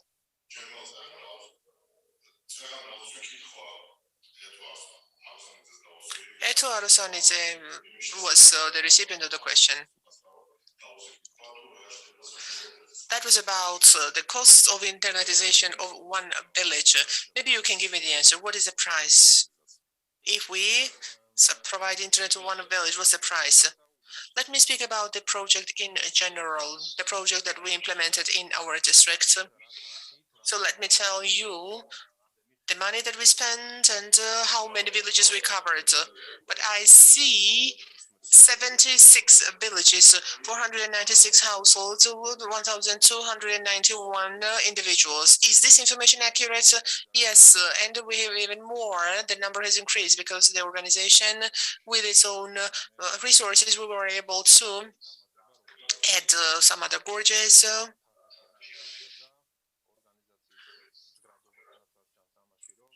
The organization was quite sustainable, and with our own resources, we added about 30 villages, 30, that were not so envisaged in the project in the beginning. That was about 500,000 Georgian lari. We cover Pshab, Surati, and Gudamakari, and the Gorky gorge. That is for the entire area of Pshab, Surati. But is it difficult to answer to my question approximately? Because, this is a question I always get. What is the price? What's the cost per village? Let's say in the village Kitohi or Gudamakare, if we want a particular household to have internet in this village. So if we are going to have a project, similar project as you are now having, what will be the price of it? 5,000, 10,000.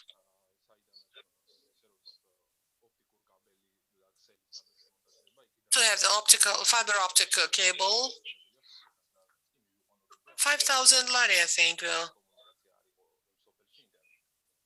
If there was no prior communication in this village, what would be the fee and speed? Same as we have in Raja, because that's our Sanidze was speaking about that.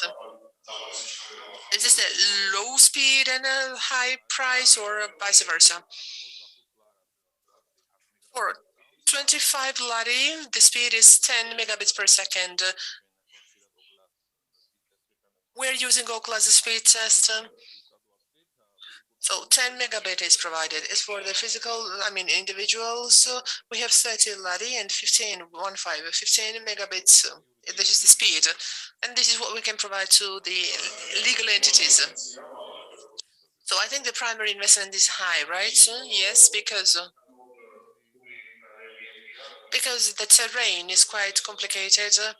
And the mountainous regions in the highlands in Pshavi and Khevsura, the Arkhoti gorge, we have to reach out to the Chechen-Ingushetia border, and in the villages where, you see, for 17 years there was no motorway, no mobile communications, no access roads, and there was a very difficult and complicated or challenging terrain. But in all the villages, even if there's only one person living in the village, now we can say that, and we are very happy to say that we were able to cover Pshavi, Khevsura, Gudamagari, and we have internet in all the villages with this money. And then we added also some financial resources from the organization. Okay, Claire. I was there this summer and I had a meeting with these people. And thank you so much for what you did. And I have a very strange question. Imagine that. Let's imagine that you wanted to supply internet to a certain village and you have to buy the internet from a provider. Before, it was possible to talk individually at a personal level, to use your personal connection, contacts, and to sell and resell internet to the local population. But what is the internet you are buying from, and what is the price? Our project is a social project, and luckily enough, the engagement of the provider companies, we also have the engagement from other companies as well.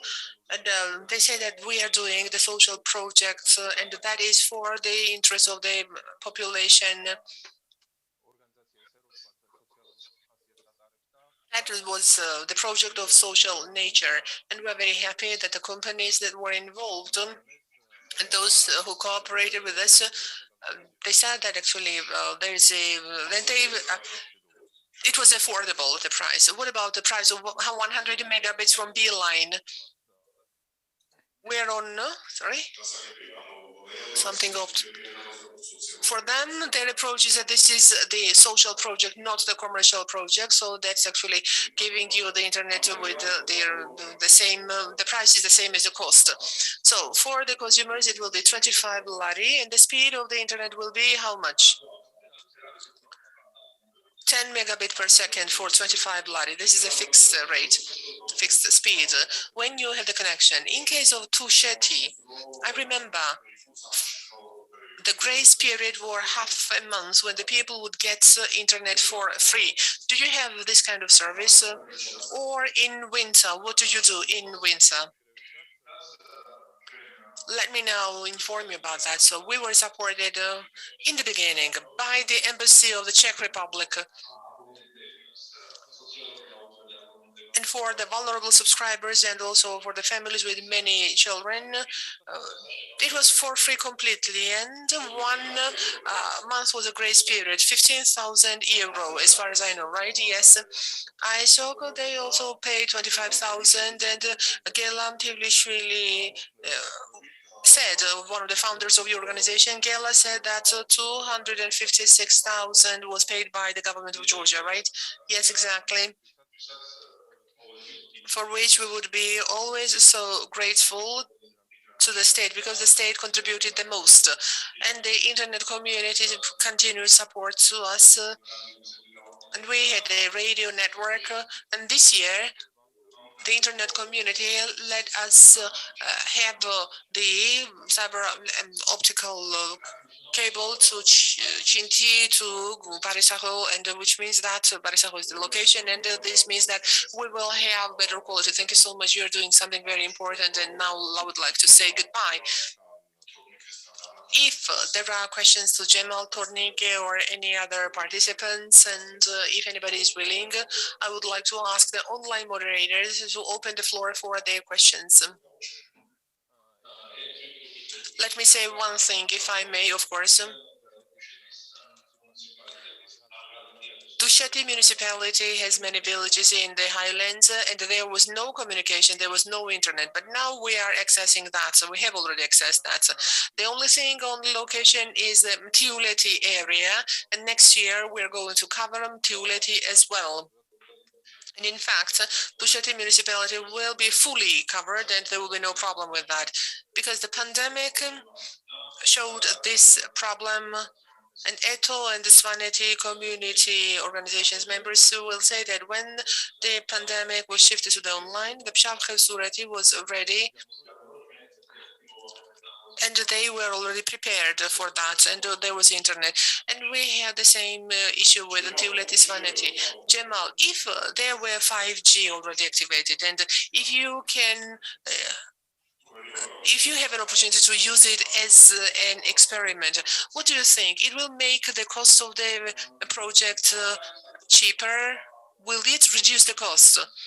There are some other problems, and we need to do some preparatory work. But I think, in general, it will make it cheaper. But I think after some time and after taking some steps. Thank you very much.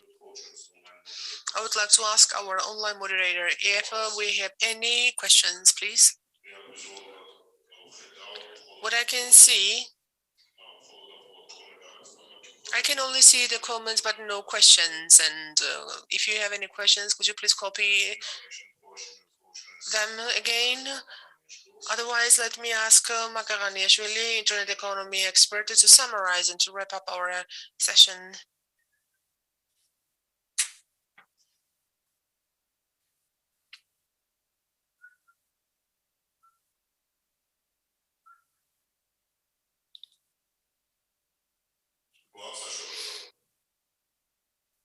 No? Okay. No contact with Maka Ghaniashvili, unfortunately. And actually, let's assume that everything is fine and we can be very optimistic. There will be more internet coverage, broadband access, and better speed. And with this hope, I will end this session. Thank you very much for your attention. And now we will have a technical break after this session. Thank you very much. Goodbye.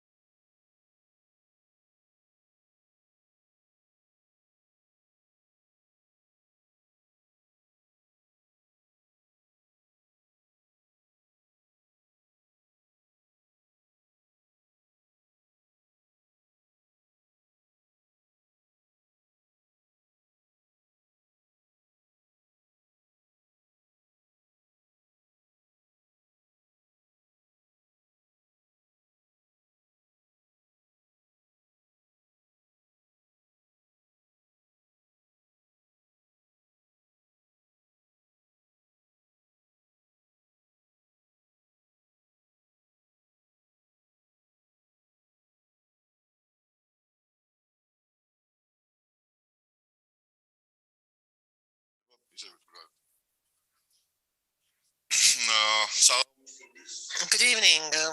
Well, I would like to greet everyone who just joined us for this session, and I know that there was a separate group of people who were interested in all these issues. And today we're now having the last session of this year's IGF, and this is what we will be doing. And I would like to ask Eka to moderate a session, and you may remember her from yesterday's session. Hello, Ucha. I would like to greet everyone, those who are attending virtually. I'm very happy, and I also mentioned that yesterday. It's a great pleasure to participate in IGF. That's a special event for our sector. And once again, I would like to thank everybody, every participant and organizers and sponsors. Today, we are having, well, this is actually the last session, but last but not least, this is exactly what we can say now. We are going to discuss a very important issue, which is the mobile virtual network operator challenges and opportunities in Georgia. And I have very interesting participants here in this panel, and I'm very proud of introducing them. And I will also talk about, we also had MVNO topic last year, and I was one of the speakers last year, and I'm very happy that now I'm the moderator to address the same issues. And now I would like to introduce our participants. Let me start with our guest, our foreign guest. Mr. Alan Rasmussen is here. I have met him last year during the last year's IGF because he attended our panel, and this is how we started our cooperation. Mr. Allen is the managing director of Yozo, and they are based in Thailand, and they have much information, much experience in telecom, and also in regards to the regulations, as well as the expert of the European Commission. And other participants, other panelists are Mr. Nicholas Davitashvili and Levan Georgadze. As I know, they are now joining us online, representatives of the company Macticom. And then we have Mr. Rati Ahmediani, director of Inex Phone, and also the member of Mobile Virtual Network Operators Association. You're the member, right? Yes. Your company is a member, which is the news actually since last year, and that is to mention as well. And also Mr. Georgi Shamugia, he is the managing director of the company Singular, and also GNC partner, and of course the member of the Mobile Virtual Network Operators Association. And my colleague Ekaterine, she is now representing the GNCC, the acting head of telecom market regulations. As for myself, you already know me and from yesterday. Still, let me say my name. I'm Ekaterina Medadze, member of the commission GNCC. Just an introduction. Well, of course, we have so interesting participants here, and without a further ado, I would like to touch upon one very important issue, and we know that MVNO already has the experience of 2 decades and successful experience worldwide. And in terms of MVNO, we have more than 1,000 MVNOs. And this is what we want to share this successful experience in Georgia and to have the best practices implemented in our country. And this is what we will be talking about. And I would like to go and ask Mr. Allen first, and I would like to give him the floor to speak what an MVNO is, because what opportunities it generates at the telecom market. So if there is a country, why they should be interested in having the virtual mobile operators, because, you know, we have the network-based operators, and what are the benefits of having them for all the market players? What it means for the market, for the entire sector, and for the consumers, and for the country's economic success as well. So greetings, and Alan, over to you now. And could you please say something about this issue? You will start, and then we will elaborate on that. Thank you. Thank you very much. First of all, thank you for the invitation. And I would say it's very interesting following the IGF event here and looking at the milestones achieved so far, the targets that you are aiming for. It's it bodes well for the future. Coming back to the question about MVNO and maybe what benefits it can bring to a country, the digital economy, and the ecosystem involved, because we have to remember here that this is not an entity for itself. It's actually a business partner to the mobile operator. So typically a mobile operator is competing against other mobile operators on network coverage and on the quality of the network. And what we have seen over the last 10, 20 years is that we have a lot of extra capacity in those networks that are not being used and actually goes to waste every day. So in order to use the sacred spectrum as much as possible for a country, there's a good opportunity to cut the investment ladder and have other entities come in and use this. And as I said before, it's a business partner, it's a partnership. So you can consider the MVNO, the virtual network operator, as a very close partner, almost like a marketing department to the mobile operator. So they are paying for this, and the mobile operator makes profit on this. That is important to tell here. Where the government and the end user, so the end user today, and definitely as we have seen during the pandemic that has speeded up the digital transformation, is that they are seeking services. So we are almost in a situation where many people consider connectivity as to a mobile network almost as when we turn on the lights or we open the water and it comes out. So service is where the demand is today. And with social media and other things, the end users has turn on a lifestyle where they now demand more than just connectivity. So they are looking at places where they fit in. So an end user, a consumer might not think, a young consumer might not think it is good to be on the same network as their grandfather. Or when the mobile operator who caters to everyone is providing a promotion that says you can get X amount of Netflix hours or Facebook, then the SME might not be able to use that offer from the operator because they are more interested maybe in the pricing or something that fits their needs.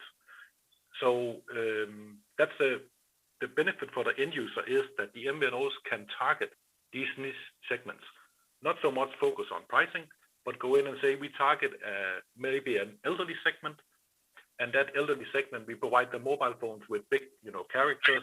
We make sure that the billing is easy to understand. We might engage some young people in the neighborhood, will teach them how to use mobile phones. And for the country as a whole, that ecosystem will also benefit because you get many of the minorities, many of the segments online starting to use online services, and that's cost optimization for any government and for any country. And you can move these people into the digital economy. And as I said before, at the same time, spectrum is sacred, and you need to optimize it as much as possible. I will also say that there is definitely differences between a mobile operator and an MVNO. And the MVNO is not a large company with big buildings and 1,500 people working for them. It's a very small niche setup. You're normally targeting to be around maybe 40 people, and then you have a customer support department, which you put a lot of efforts into, but you also have a business that you run very much on using cloud, many things to optimize, because you are on a margin, which means that you pay the mobile operator money for access, and then you have to make money on the margin between what is normally paid in the market and what the mobile operator is paying. But also, you can also say there's not much difference between an MNO and an MVNO, because a mobile operator also does not own the spectrum. So a regulator, for example, will either have an auction or they will give away the spectrum for maybe a concession period of 20 years or 30 years.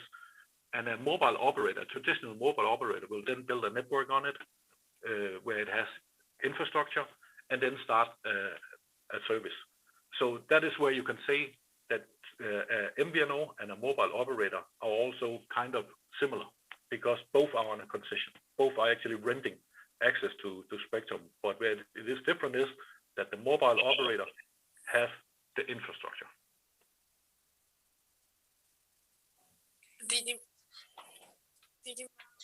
Thank you very much. That was very interesting. Especially, I would like to highlight that we will talk about the success cases as well. And in the beginning, to us, the biggest success of our country is that we have a MVNO association already created in our country, and there's a declared wish for the benefit of the end users, for the benefit of the economic development of the country. Now we really want to have the MVNO operators, and I think this year we are getting closer to the positive results as compared to the last year's results. And we will discuss that actually. And I'm very happy to have a Macticom representative. This is a network operator, and it is very important to have this kind of partnership. You mentioned this a couple of times, and it is very important to create a partnership so that both sides, both players or both parties can see the benefits of it, because it may benefit both the parties at the same time. Therefore, I would like to kindly ask those who would wish to become the virtual operators in Georgia, Inexpo and GNC. These are the companies that we have here, and Mr. Ratti and Georgi are here. And maybe we can discuss this issue and how to transform MVNO development and how it can be transformed into the benefit of end users, and what should the end users expect. Maybe we can discuss that in general, in terms of the services, products, or opportunities. Both individuals and legal entities, because these are two different niches, and those who are willing to have access. What is your vision, and what about the business perspectives for the development of MVNO, and why it is important to develop MVNOs? I don't know, who will? Ratti or Georgi, who will?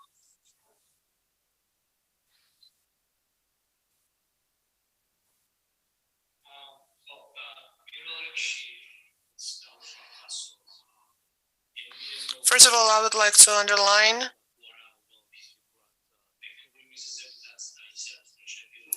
so actually this is about having the communication and relations, and there's one thing that is beyond the attention. The MVNO, this is the MVNO business. MVNO cannot be the business that targets all the areas and that would provide the generic products to the users or access the broader audience. MVNO necessarily should target a certain niche and should be focused on addressing the problems that they see in this niche and fulfilling the gaps that they may observe. And we have many MVNOs, and if we look at all the cases, those who fail to find a specific niche, they just ceased their existence. let's say large companies like even Disney in the US, they had MVNO, they couldn't find the right niche and they were shut down. And in Japan, they moved and they found a niche and they also customized their services to their culture and they were quite successful. So when we are now talking about the benefits in Georgia and if we have MVNO on the market, how it will benefit the end users, there are many things and it depends on the niche that this particular MVNO will select. Just to generalize that, one, there is a user experience that we have because the majority of MVNOs, especially today, they are trying to fill in that part and they may fill in some services and they may speak about, some digital services and they should target the special age group like Generation Z or the students or, well, they never does MVNO provide services only. This is the services for some target groups or additional services for students, for example. Just to provide some examples, what we can have in Georgia. Tourism is a priority for our country. And despite the pandemic, we are now getting back to the previous figures and even expanding, then increasing that. One can be MVNO targeting the tourism because unlike the standardized MVNO, they will focus on their problems and they will create the services where the entire service will be provided in the language that the tourist speaks. This can be Russian, English, Spanish, Arabic, or any other languages. And for these people, that will remove barriers. And they prefer to get services in their own languages, even if they have to spend more money for that. Also, they will need to have access to some payments for the transport or the health or first aid, healthcare, and they may also do the partnership with a medical center. And when they become the member of the MVNO automatically, you may get the services or PCR tests, and we know that this is the inseparable part of our daily lives and you need it. There are so many examples or cases, tourism or local environments, teaching or educational thing. We have had many problems with the schools had to shift to remote studies and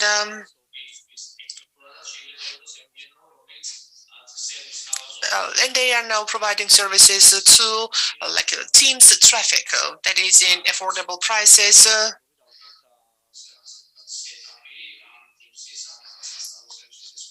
And also there can be some additional educational services.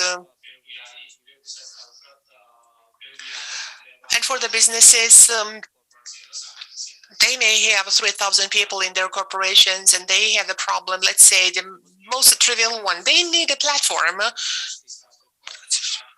When communications, like turning on and off or assigning the functions to a certain individual, they will be able to do that. But as for standard operators, they may not be able to provide a platform, like a separate platform, or in terms of MNO, well, it may not be very relevant for them. This is a business opportunity for them to accentuate on that. But as I see, this is not just a connection only. They will be the service or software provided to that. But as for the benefits, it is simple that user experience is improved, or in some cases, well, there is no communication link. But now it is emerging and people try to expand their businesses and they have access to new things.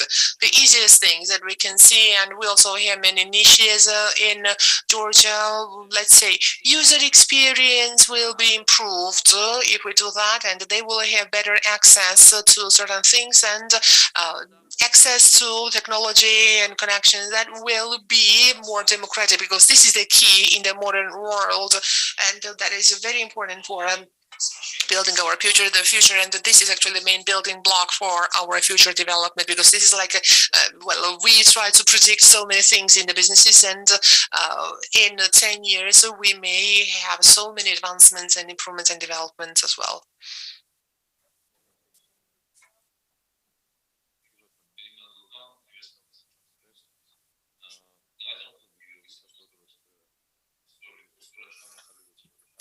I would like to agree with Georgi, and he very concisely communicated the key messages. MNO and MVNO, that depends on the goodwill and partnership.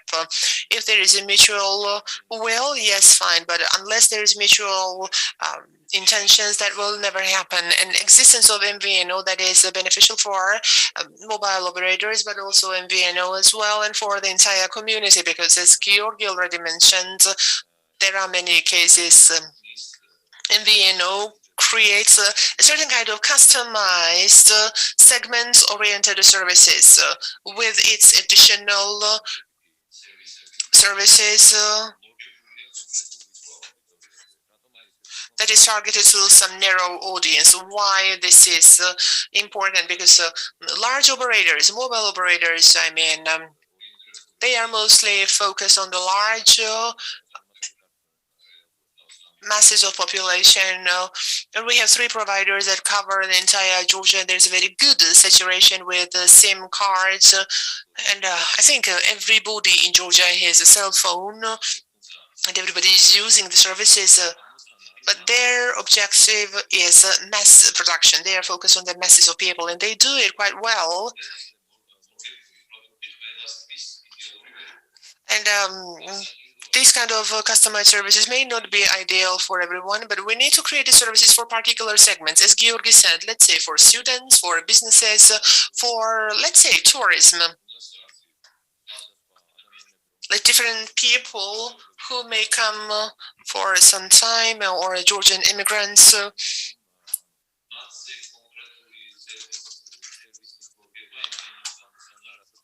Customizing the services to them, this is the objective of MVNO, because the niche that they have, this niche will be one and only.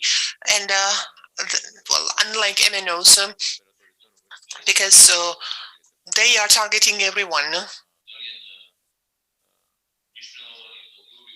It is very important for the mobile operators to use these niches, and well,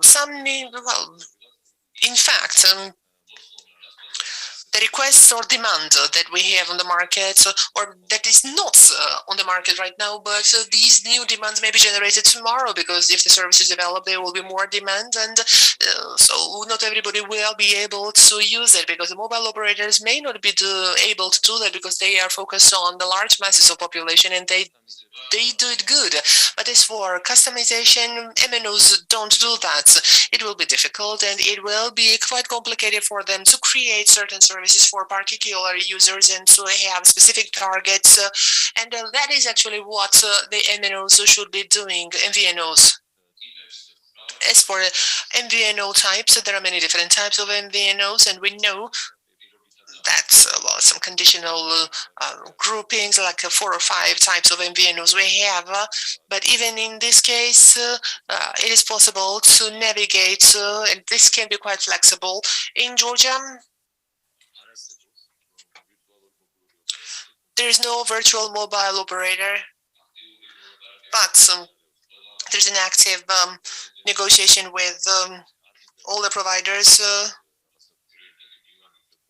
I don't want to prioritize any provider, but there are some who are very actively operating, and they try to make it real or look like real. Initially, it is acceptable and easy to create an MVNO that's, in fact, that doesn't require much investment and much infrastructure and much software, but this is the service, and actually the package, marketing package maybe, that offers MNO service to the market, but in a different form, with different targeting, with different benefits.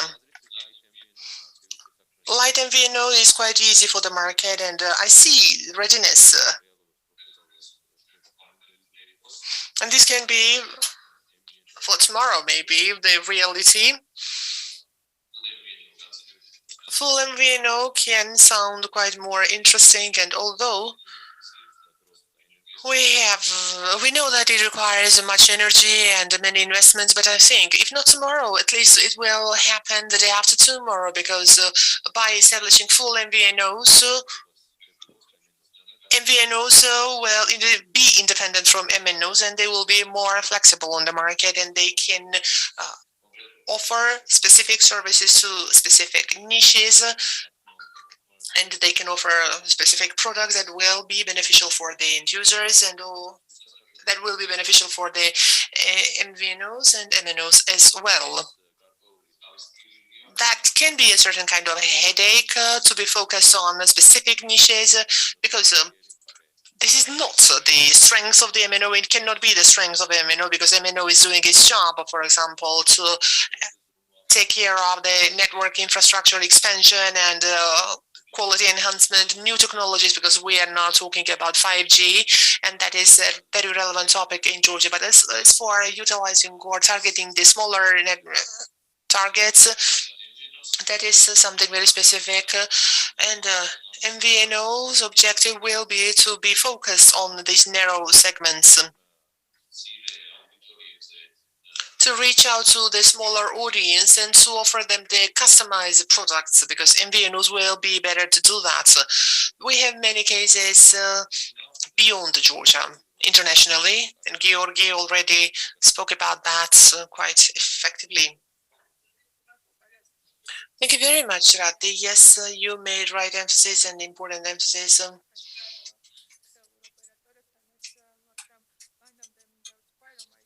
And I will now move to the network operators, but you mentioned being focused on niche, and that is an opportunity to expand the economy and not to have the cannibalization in terms of the existing subscribers. And you know that today they say that the population coverage is measured not by individuals, rather than coverage by devices.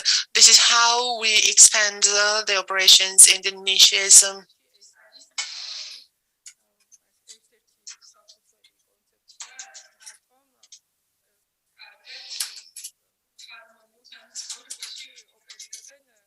Because the network and virtual operators can actually cohabitate peacefully.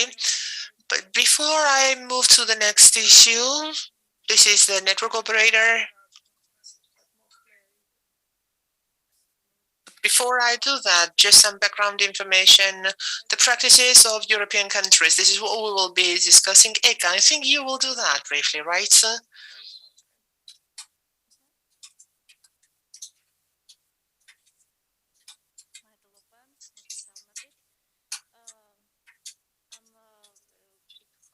Thank you very much, and I will now follow up on that. And I will make a little presentation. Can we have it on the screen, please?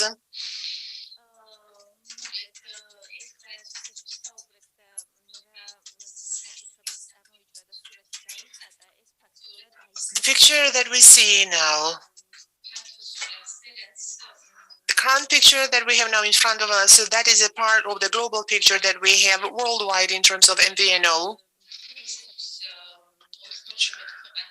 In more than 80 countries today, there are more than 300 MVNOs, which is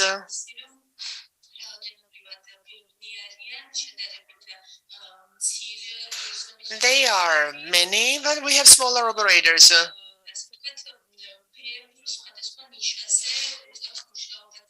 They will be working in terms of various niches, and there is a diversification.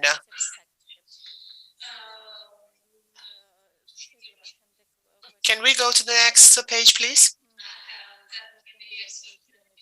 Here we have it per regions and how things are distributed in terms of the numbers and numbers of MVNO operators and the subscribers as well. And we can see what is now dominating. In terms of the number of MVNOs, so Europe is dominating, which is reflected in the number of the subscribers. And actually the percentage as well, MVNO share as well. The next one, please.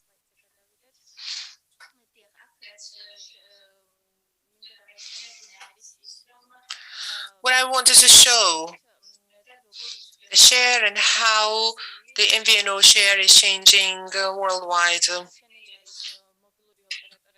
Here we have the revenues of mobile operators respectively in respective years, and also the MVNO share that was 6%. And also we have the forecast by 2025. This is the forecast. By 2025, the estimate is that the share will be 8%.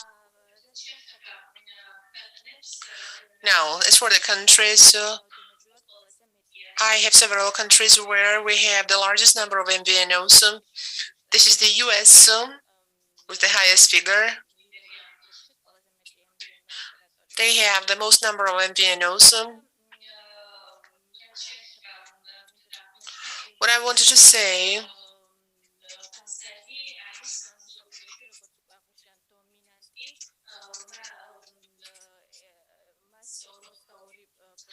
and then we have 42% of the world global MVNO market. What is important there? We need to focus on the following things. 60% of all these models, the distribution among the models, 60% is full MVNO. So the largest portion of full MVNO, this is 60%.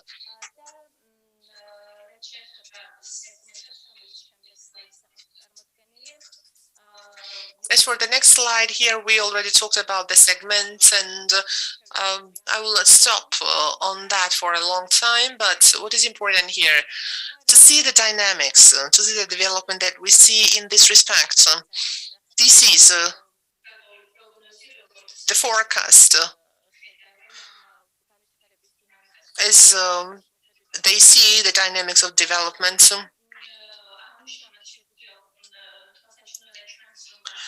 What we can clearly see, the MVNOs that are focused on discount, there's a bigger share of it. But they also indicate that this is not so. See, this is not a kind of development of MVNOs, because we have different niche sectors, and these niches, they will have the bigger growth dynamics than this particular niche. And this is what you were talking about. So it is very important. For the MVNO, the most important thing is to find the exact niche and to be focused on that and to continue targeting that particular niche. That's the crucial point for any MVNO. This is all I wanted to say. Thank you very much.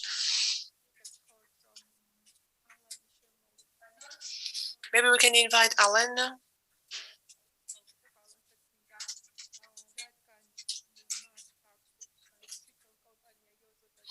So here's the company Yozo, and you could see in Eka's slide, and actually he has huge experience in this respect. And his segment right now is Asia, not so really Europe, but maybe he can say what experience they will have.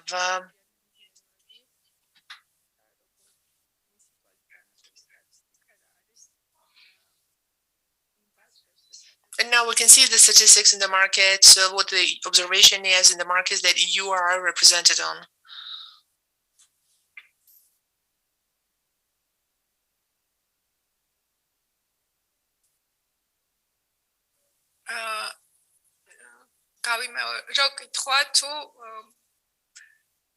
Shall I repeat the question?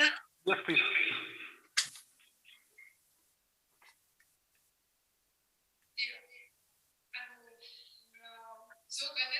In general, Eka already talked about the global statistics, but as far as you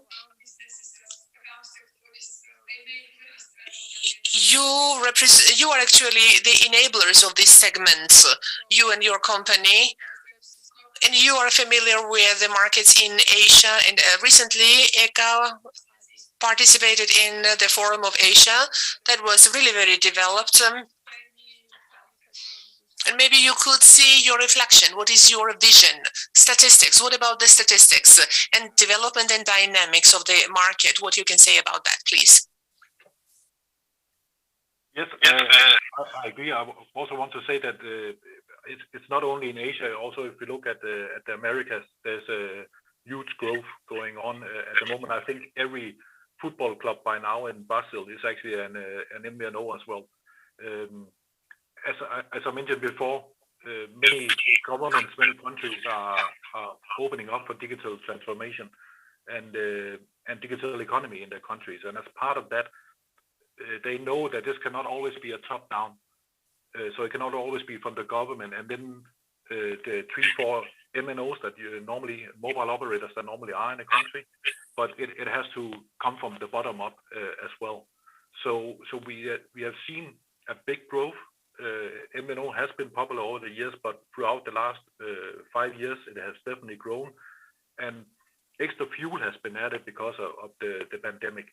So many retailers, many supermarkets, many companies that might have had an idea about going into MVNO at one point has suddenly moved it up front and center during the pandemic in order to sell their products.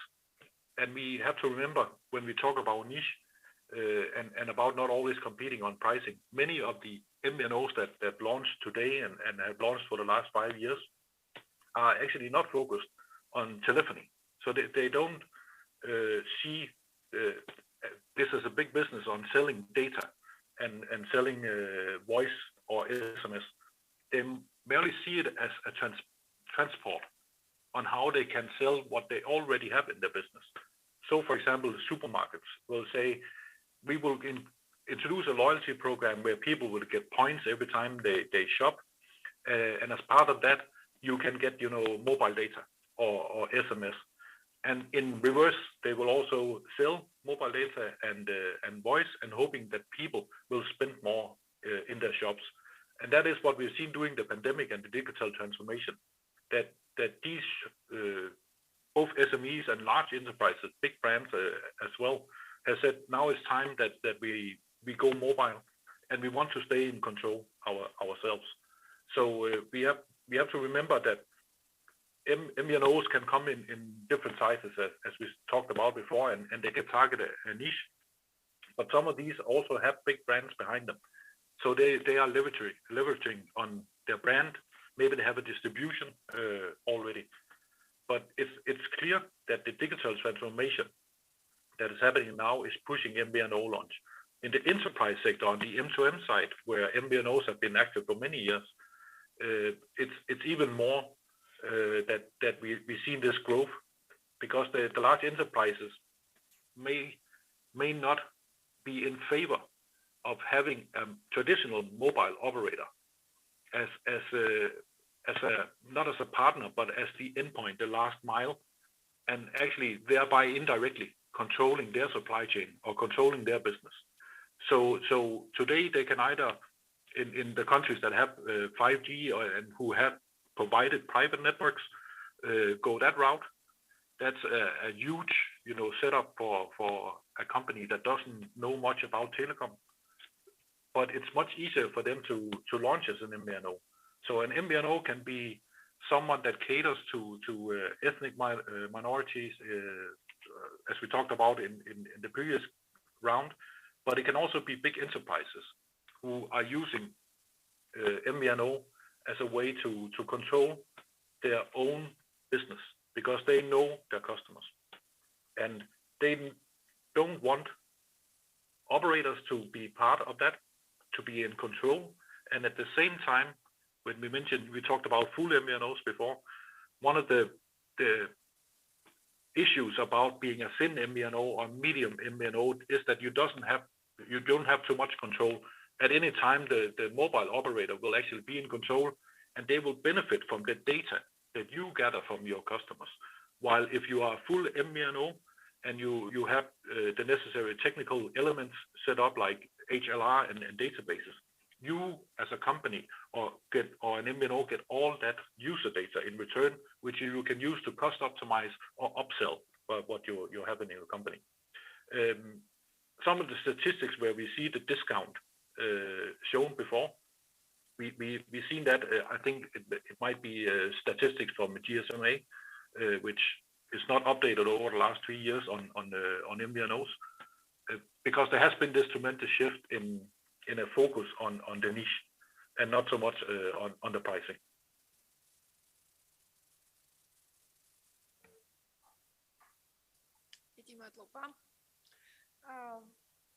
ჩვენ ვისაუბრეთ ბენეფიტებზე MVNO-ს, ვისაუბრეთ საჭიროება და საინტერესო რატომ შეიძლება იყოს ქვეყნისთვის და ჯერჯერობით ამაზე ვისაუბრეთ ერთი მხრიდან, სურვილის და მსურველის მხრიდან, მაგრამ უმნიშვნელოვანესი მონაწილე ამ პროცესის, რა თქმა უნდა, თავიდან ვახსენეთ, არის ქსელური ოპერატორი.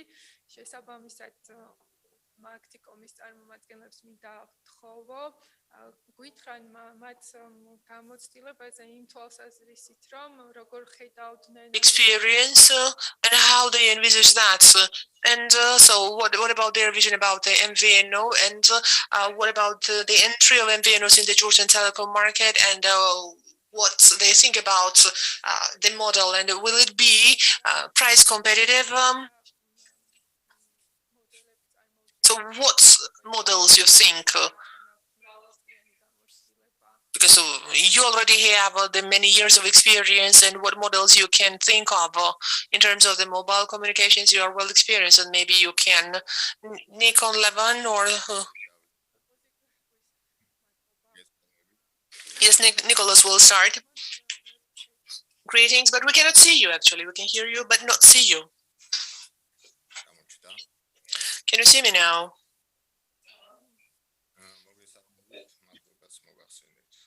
Thank you very much. I would like to thank you for inviting me. As for when we talk about MVNOs, I think it is necessary to look at what is now happening at the mobile market over Georgia. What the situation we have? We have 3 mobile operators, and the competition is quite fierce, and the rates are one of the lowest in Europe. And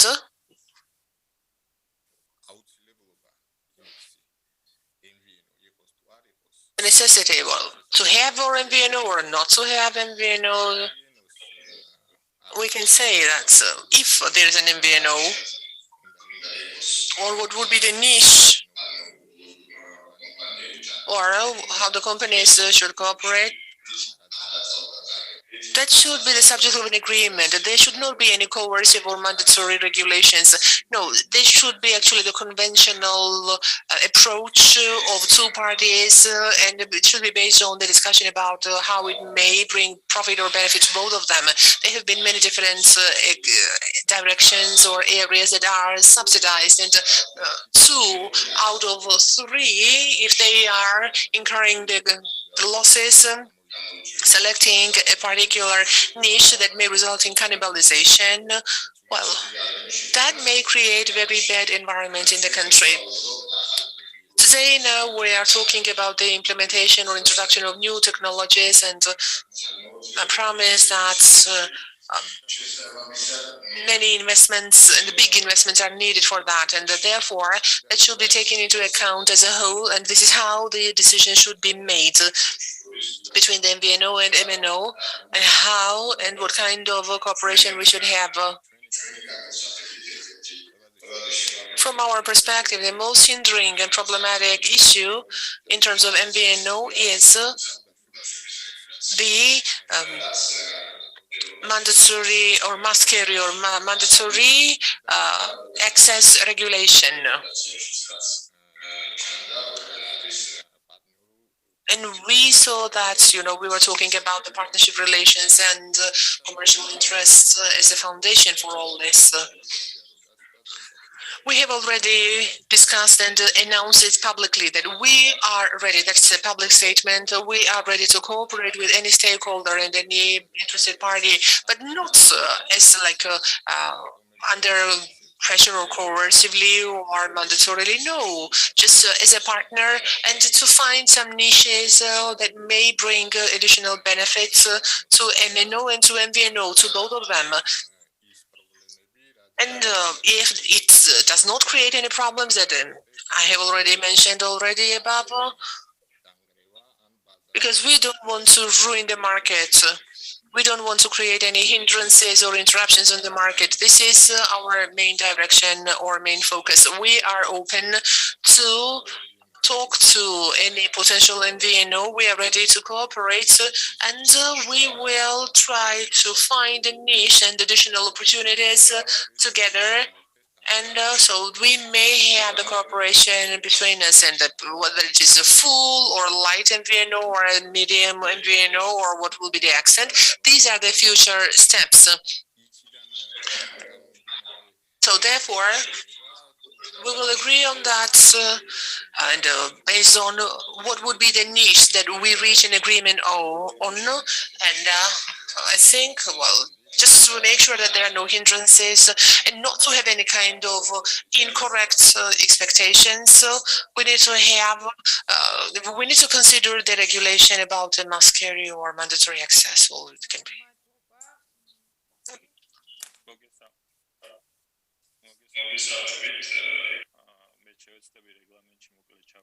Hi, Eka. I will try to be brief. So I will speak about the position of Macticom regarding this issue. And of course, I will start with the words of gratitude. Thank you very much for giving us an opportunity to communicate our position and to participate in this discussion. It is quite difficult to, in terms of the discussions that we heard before and their main messages, as Alan said, one of the key messages is that the MVNO is a business partner. Difficult not to agree with that, and we also have the same vision, because unless there is business partnership between the two entities, any kind of other communication, or if there's a third party involved, or even if we have the regulations, but we don't have the right format here to discuss all these things. But anyways,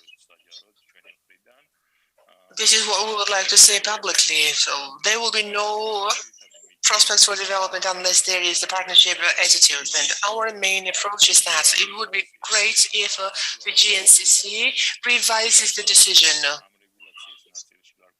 That is about making some changes, because business partnership, to have this coerced partnership, that will not do any good. The second thing,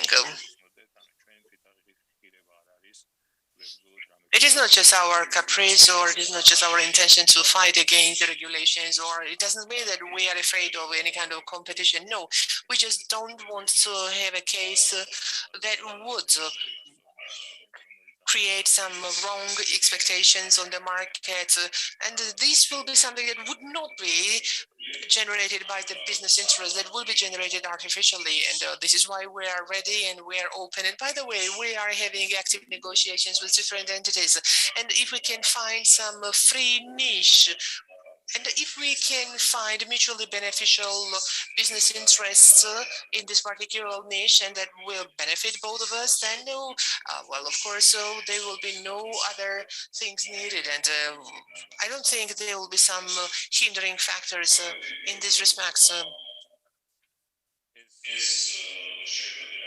This is why I think that this meeting will be very important, and it will support the perception of interested individuals, and I think that, and by the way, we already have some steps, but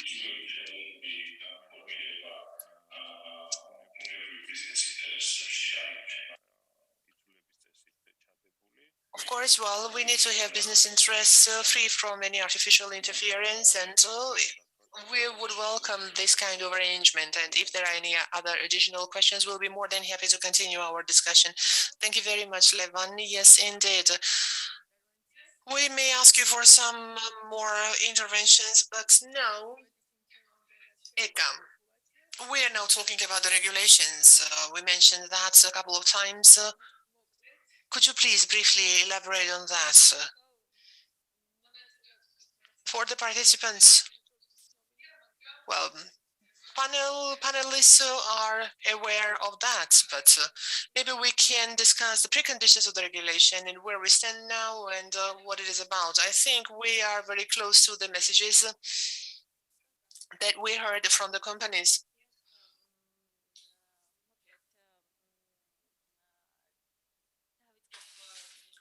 Let me start by saying how we have come to this regulation of the Georgian market. You may know that since 2005, we had an obligation for the mandatory symmetric access, but in fact, the fact was there was no MNO access and the market did not develop in this respect. And there were some needs already identified. And we wanted to support this area for market development.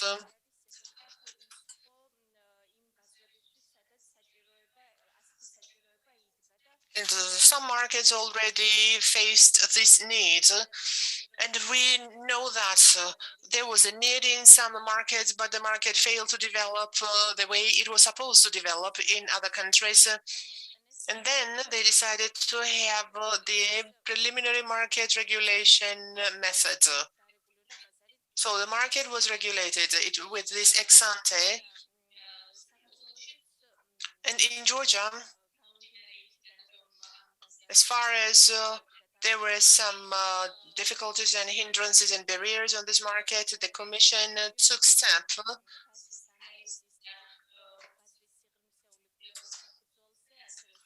and regarding the regulations and experience of other countries, they decided to regulate this market, and there is an obligation of mandatory access.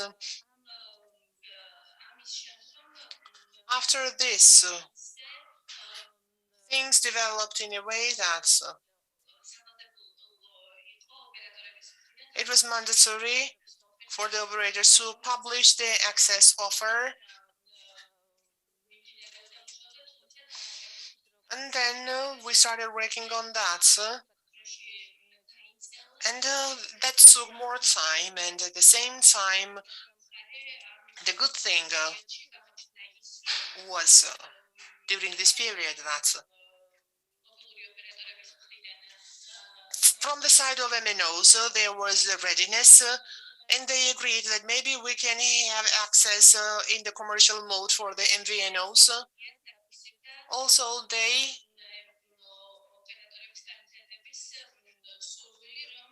and the operators who were the candidates for that, so they also expressed their readiness to have this kind of access. There was a mutual interest for this access, and because of this,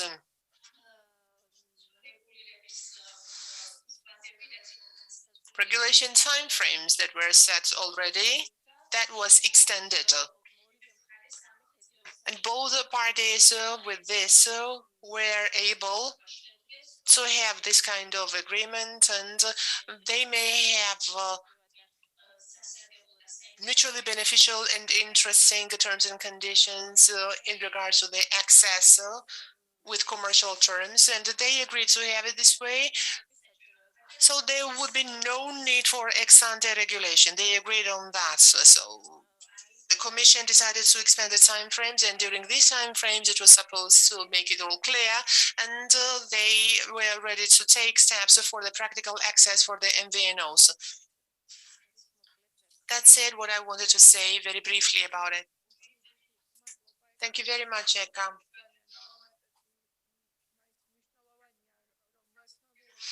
It is important that mandatory access, this is a very successful experience for many countries until 2017. In the European family, let's take the case of Spain, that was mandatory in Spain. I'm now talking about the preliminary access, why it was mandatory to overcome the barriers as fast as possible, different types of barriers. These were the barriers for the small players on the market, and they wanted to overcome these barriers as easily as possible, because now we are stating and explaining what this access is about, and then if there is an offer, officially offer made, and all the terms and conditions are provided there, and it is well explained, and this is really very effective. So ex-ante access is a very effective format, and the countries were through that. Norway is not a member of the European Union, but this is a European country where it's very successful, and they still have this kind of regulation. For the nearest future, we had like in recent period or around this time, we had Malta, Cyprus, and VNOs have the experience that spans for a decade, but still they need support, and for the mutual benefit, it was necessary to regulate certain things. Two more cases, two more examples. Ireland. Decision on mandatory access, that was the decision was made, but it was challenge that was appealed, and that was suspended. And today, this year in summer, we had a meeting with the IRA regulators, and they told us that they got back to this issue, and they are very concerned that unlike other countries of the EU, Ireland has big ambitions in terms of telecommunications, but MVNO niche is not developing, and they started to revise that, what kind of format they can use in order to get back to these mandatory terms and conditions. And the same story with the Czech Republic, because they are now getting ready for this.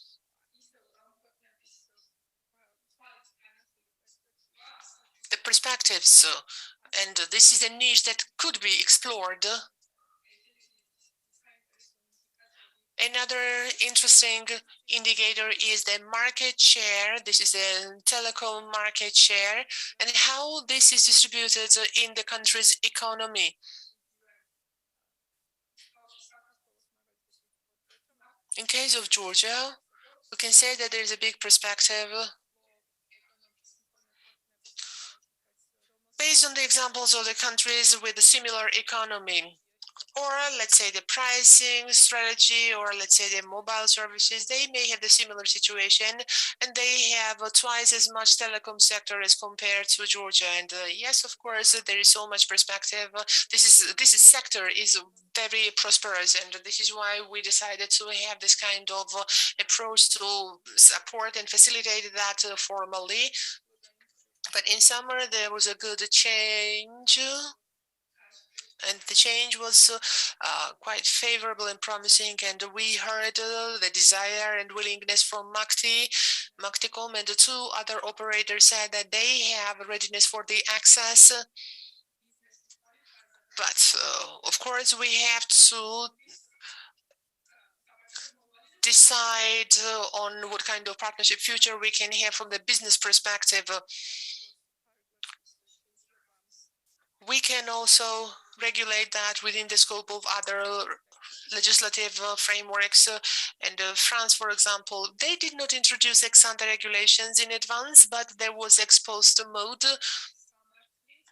Based on the law on competition, they had very good results, because the market developed very well. And if there was any kind of restriction or unfair price, if the unfair price was offered, then they would target that particular cases and analyze these particular cases individually. And then that really developed successfully. And the ecosystem and segments developed successfully, and the network operators did not really end up with cannibalization. And I think this is quite interesting. And that was actually the grounds for the Commission to take the step like this. And the obligation that we had in November 2020, by the end of the year, and here I mean the year of 2022. I think this is the year and we have time until the end of that year. And what Macticom has mentioned, this may become the real story. So now question to you, but may I, before you do that, there's a law of Georgia on competition, and there are some amendments and there are additional opportunities. We have to mention that as well. This is about the specific regulators, so now they have an opportunity with these amendments. In the mode of further regulation, they need to respond to some violations, or that will be a very effective mechanism in order to continue operations this way, to have the extended regulations and to do it ex ante. Well, we can have this opportunity on the market, which is important. But we think that here we have MNOs and MVNOs. Both parties are represented. And there's a common vision for having this kind of cooperation, and I think we can be quite successful. And the practical access, technically, there will be the access in place, okay. Whatever we have, regulation or the law or the framework, this is actually the rules of the game that we need to agree on, because, you know, it's about fairness and how we see all these things, so that the business partnership, this is a separate ecosystem. But other than this, beyond that, we know that there are some societal rules and procedures, and, you know, how the access is regulated in every country. Telecom is regulated. There are rules and procedures in place. It is a priority for us to have it in a commercial mode. That's a priority, declared priority. So hence the question. MVNO operators, is this something in the remote future or in the very nearest future? So what expectations we may have in this respect to make it real?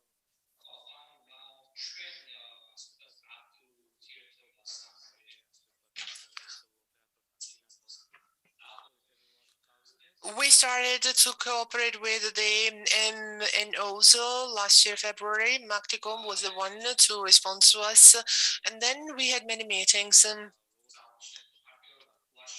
As we said, unless there is partnership, we cannot make it happen, right? And MVNO will be more affected than MNO. So it is critical to have the correct and right partnership. As far as that's something new for both parties, that was the new thing for the country. And we had to discuss many details, and it took more time than expected, but that's actually the standard thing. Even in those countries where there is all the regulations, and it takes at least 9 months or a year or more than a year to start the process and to launch the MVNO. From our side, what can I say from GNCC? With two of them, we haven't come to terms yet. We're just starting the negotiation. But as for Macticom, I can say that our feeling is that we're almost coming to an end, reaching the end, and we have also found certain things, how we can start that so that it is low risk, and we can all learn how to do things correctly. And to avoid any unforeseen developments. But the way forward, as we feel it may happen quite soon, but if it is a success, well, that's business. And if it is mutually beneficial, then of course it may be expanded and developed further. This is what we may expect. Let me add what Georgi said.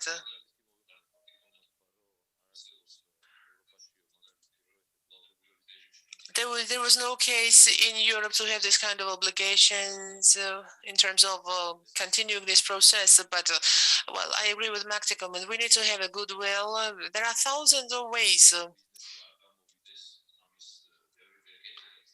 and the businesses may not support that. But most important thing, more important than the regulation, is the goodwill, and both parties will see that there is a niche, and they can agree on certain ways in order to target this niche, and this will bring benefits to both parties. And of course, regulations and the rules of the game, as you have already mentioned, this is very important. But that's a second stage. And you, at the Commission, you have already made the decision. The previous decision about the ex-ante development, you just delayed it, right? So it was delayed for 1 year until December next year. So what we now expect, that is open. The negotiations between the two stakeholders are open, and they are now engaged in that independently. And we will see during this year, do we really have the goodwill that we have been talking about? Is there the will and desire to make it happen?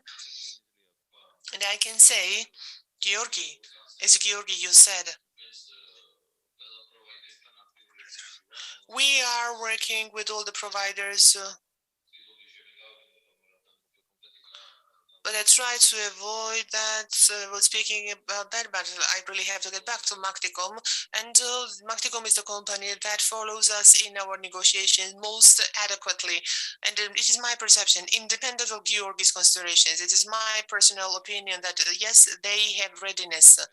And I hope that is not the wrong perception I get. No, I think it is a reality, and then we will see. We will have 1 year to see that, and then we will observe how things develop. I cannot say that we have come the final point with in terms of the agreement with Macticom. We're somewhere in the middle, but as for other providers, we haven't started it yet. But we will see in the future whether it is real or not, and hopefully this is it. Thank you very much. May I add something? One thing that, yes, Macticom, you can also add.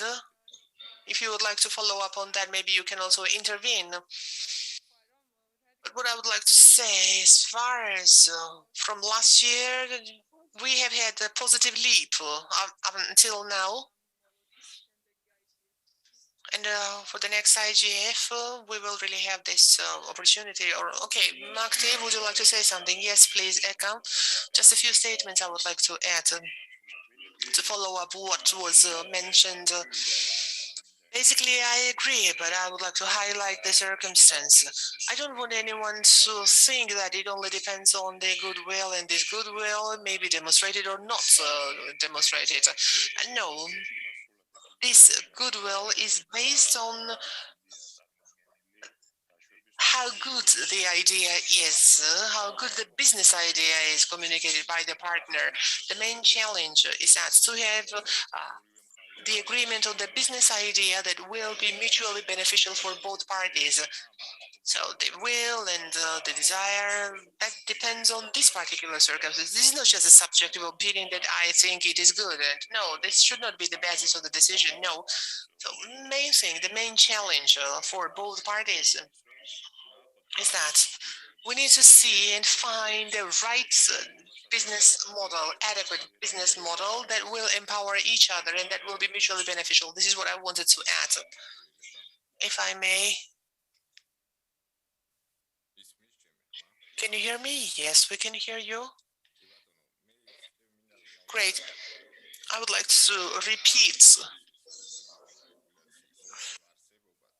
the existence of this kind of mandatory regulation, although it has been delayed for 1 year. I think it will create barriers for the development of events, because there are different kinds of expectations.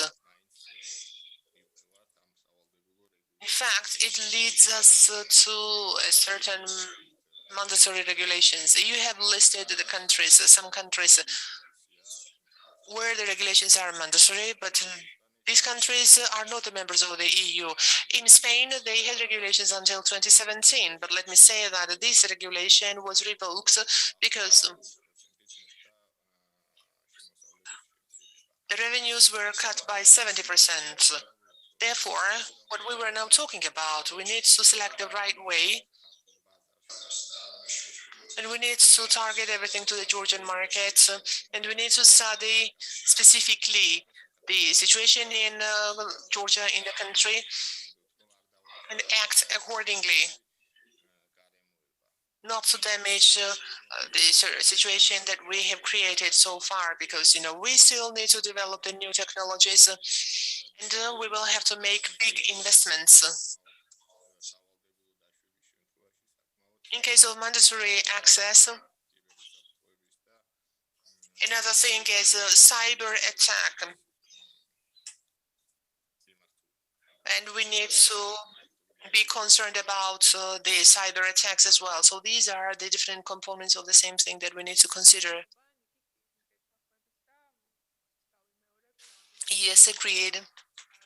And let me repeat that we are also quite hopeful to have this kind of relations in place, and also to address the cyber security, and we will take appropriate measures because we already have some experience, and by sharing this experience, and we know that many countries worldwide, 80% or how many are they were able to overcome these barriers, and they achieved the higher standards of safe access.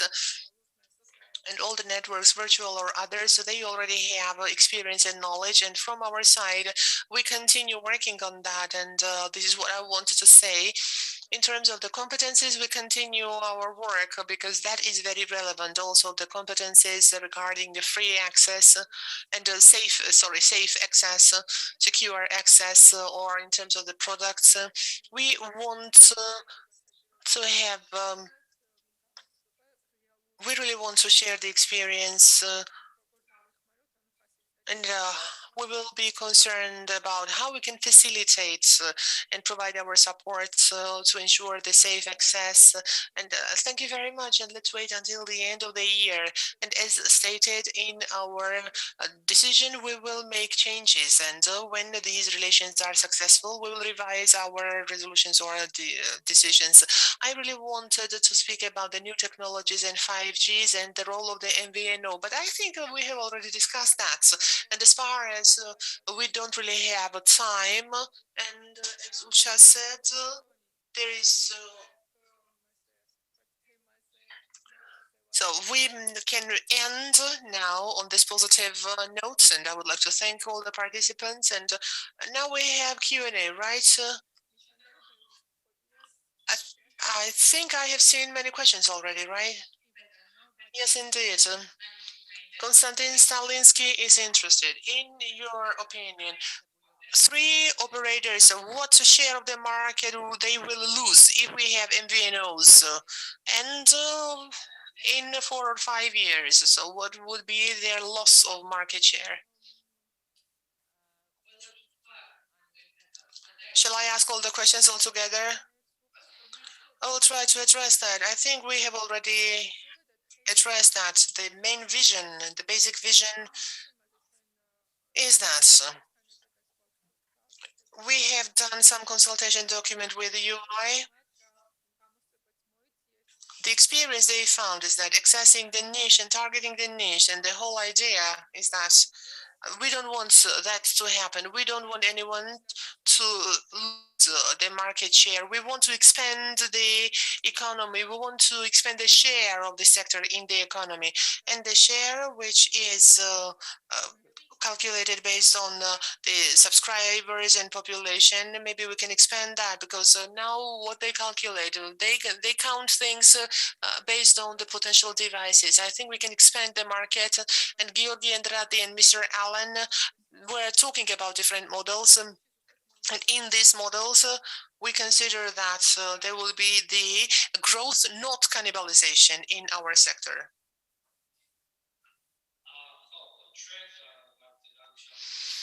We may not be able to delve into details, but the estimates that we have done, that was for the next 5 years. And there was no emphasis on cannibalization. It was on the creation of new niches. This is what we have been talking about.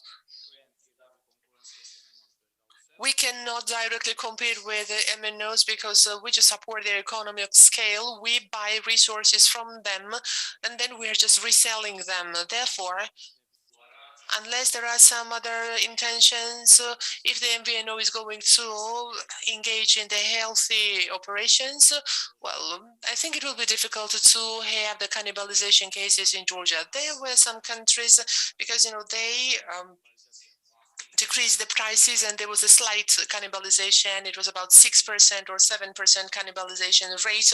But we need to know that the situation is completely different. There were contracts that were like 18 months, 24-month contracts. And in fact, it was like a pay-as-you-go service. And you pay as much as you spend. And there were no contracts, there were no commitments, and you can pay as much as you want. And then that was about single-digit cannibalization. But anyway, that was years ago. And today things are different. And for the MVNO, it would not be strategically correct to develop that way. And what I would like to add, whether it's a telecom industry or others, it is difficult to access them, and just opening up this industry, easily accessible for everyone. They are now using the platforms, MVNOs, they are using the niche, and they create experience, and they simplify access for the businesses. And eventually, the economy expands vertically, symmetrically, and within the telecom industry, one of the best examples, and it is quite popular in Georgia, this can be like open banking in Europe as well. This can be one of the greatest examples, because there are many digital banks, and they don't really have the license in the UK or in other countries of Europe. They don't create banking products. It is just an application, and they build it upon the user experience. They don't create a bank products, but you can have grouped the services of 2 banks and create a new service based on that. In the beginning, there were some concerns, but the new industries were created and the vertical businesses were supported and developed, and the market expanded, and that was quite profitable for banks. Some banks purchased this company and they did the digital transformation, and others created new verticals because they did R&D. Actually, they let the companies do the R&D for free, and based on this research and development, they created the products that they expanded on larger population. But at the end of the day, it was mutually beneficial and profitable for everyone, for the vertical industries as well. That was really very profitable and beneficial indeed. And we have one more question. Mr. Shotadze is interested. Why the Commission extended the publication of offer by the end of December the next year? Thank you very much, Shota. In fact, we have already talked about that, Eka and me. The counter motivation was that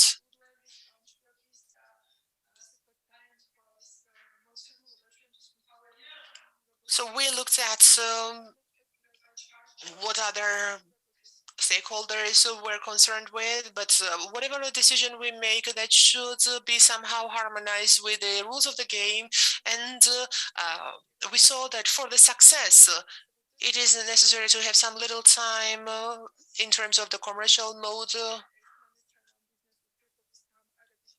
and to have an opportunity to build these business relations. And once again, we will revise the rules of the game. Should it be mandatory, universal, ex ante, or what kind of arrangements we should have, individual or what? Because we have both successful practices in both ways.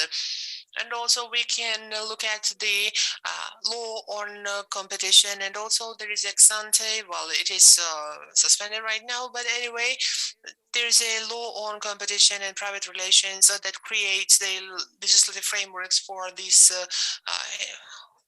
situation. And today we were able to see that it was right to wait for the development and to wait and see.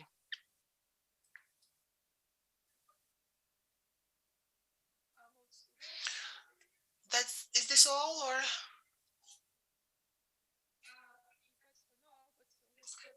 I will try to wrap it up and summarize our panel. I will do it quickly as much as I can. And once again, I would like to say that to me, that was an interesting experience to hear all these messages and feedback. And I think that we can see and we can agree on the development of the MVNO sector, because this is what we think it is needed. There has advantages and the benefits compared, because when we see the markets where there are MVNOs, the market, the telecom market is larger, and purchase power is more, or they're contributing to the economy of the country. When we have the MVNOs in these countries, and there's one more message that the parties agree. And then our international expert was saying that, and they are well experienced in the MVNOs because, you know, our international partner, he has the consultation company and experience with the European Commission. And indeed, the right model is to target a niche, because, you know, it will not result in cannibalization. It will expand the market, and exploiting the niches. That goes back to the network operators as well, because they have more devices. That was also very important. Another message that we got.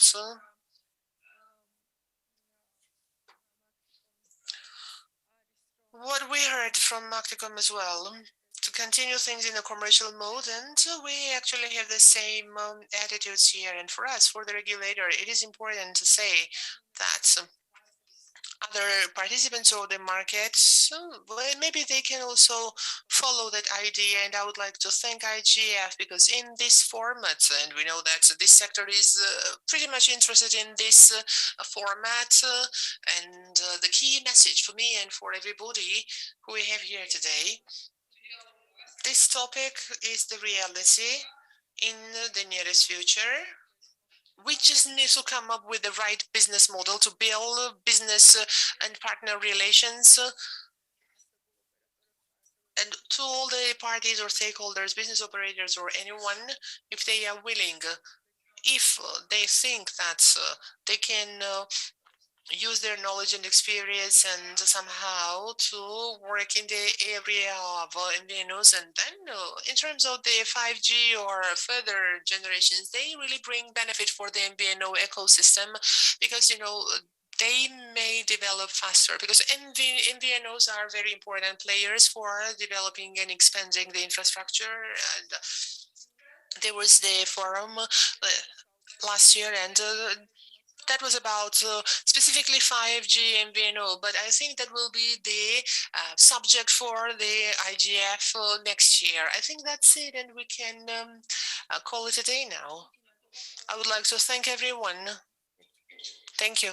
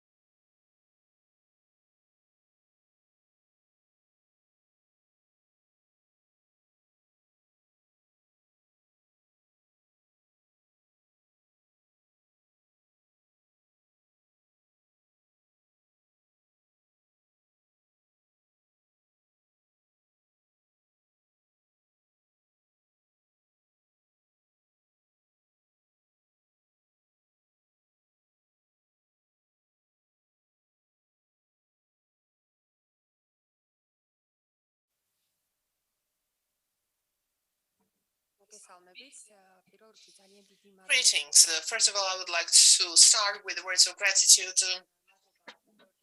And I would like to thank the coordinators and organizers, the Association of Telecom Operators, headed by Ucha Seturi, the host of the forum, the GNCC, the Minister of Economy, and also ISOC. In this case, from the standpoint of the Council of Europe, and we are the institutional partners, but we also observe and follow the forum, and we try to improve it and to make it interesting for the community, for our people, and we want to make it a platform where all the stakeholders will be involved, and they will be able to talk about the problems in order to address them, to discuss their common issues. And then based on this, I would like to highlight the positive trends that we have observed as compared to last year. That makes us quite happy. And I would like to draw your attention to the challenges that we also observed and the recommendations, how we can overcome these challenges the next year. Obviously, I would like to highlight that this is the process, and that this is the process in the country that is now pursuing its way to democracy. However, this way is quite long, this road is quite long. So anyway, any comment about the challenges, this is quite well acknowledged, because these are the processes that we pursue, and the Council of Europe is supporting the forum in these in taking these steps. As for the positive trends and positive developments, what I would like to say, first of all, this is the edition that we had in the forum, and this is 36th member was added to that. That is the Committee on Sectorial Economy and Economic Policy. This is the committee of the Parliament of Georgia, and for us, the Council of Europe, we just facilitated this edition, and the memorandum was signed respectively, and I think that was important, because this is the committee where, concerning the internet, they are drafting the laws, and the committee is now a member of the forum, and they can feel the heartbeat of recent events and what we have, and because they will be able to see what the challenges we have. Hopefully we can have a further active cooperation. What is a positive trend? The topics are quite diverse, so I would like to highlight that the topics were promoted democratically, and we sent out invitations a few weeks before the event, and we received the topics, and those topics that were most relevant and most frequently raised the topics, this is what we have included in our agenda. I think this is good, and we don't really have many platforms in Georgia where the agenda would be set up like this, and I think that the forum was really very unique. The forum was quite compact and concise or condensed compared to last year, because we have to operate amid COVID, and therefore we decided to have it in a hybrid mode, and we were able to make it in a hybrid mode, and stakeholders attended the event, and there was communication and networking, which is very important. At the same time, we had it online, and here in person and online at the same time, and I think we made it successfully, and I'm very happy. And to me, this is the step taken forward, because for the first time this year, it was about, by the reporter, the panel discussion was summarized. Main points that were raised during the panel that will be translated into certain messages, and that will be included in the report. And I think it is very important as a result and outcome of the forum, the products that we deliver is a result of the forum, because for 2 days we have been discussing, and obviously the discussion should be reflected in something. That was a positive trend. And now challenges. My observation is that there is a set of issues, some issues that are raised all over again, year by year, every year we have the forum, so they are still relevant. This means that some issues are still not completely addressed, and these are the issues that stay open, and they are very important for the public. And I think the forum took one, or should take one or two steps in order to facilitate the decision making regarding the issues that are still relevant and that are still open year by year. There were some other issues that were beyond the forum, and the Council of Europe is we know that there's a Venice Commission as part of the Council of Europe, and the Venice Commission drafted the opinion regarding some changes regarding the electronic communications law. I think that was a very important event for the internet space in Georgia, and for us, we were the observers, and we thought that it could be one of the topics of the forum. Then we thought that it would be one of the topics of the discussion during the forum, but surprisingly, that was not the case. And this is what I wanted to say, and this topic was left beyond the forum discussion, although that was a very important development in terms of the internet development, internet space development in Georgia. Other thing. I have this information from the organizer, the civil sector. The number of those who registered, that was 15% from the civil sector. I think this is still low in consideration of the goal that the forum has.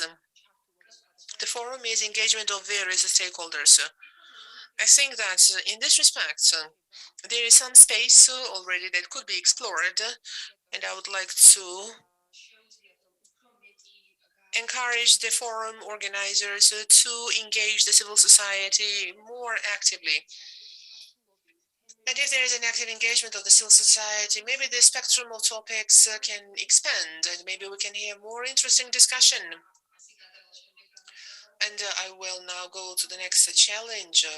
We also thought that some panel discussions were saturated with similar or same positions.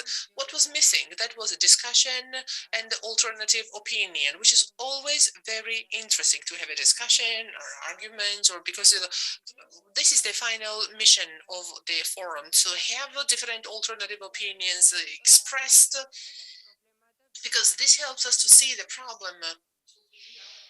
And then we can see different concerns of different people, and I think there is some room for development.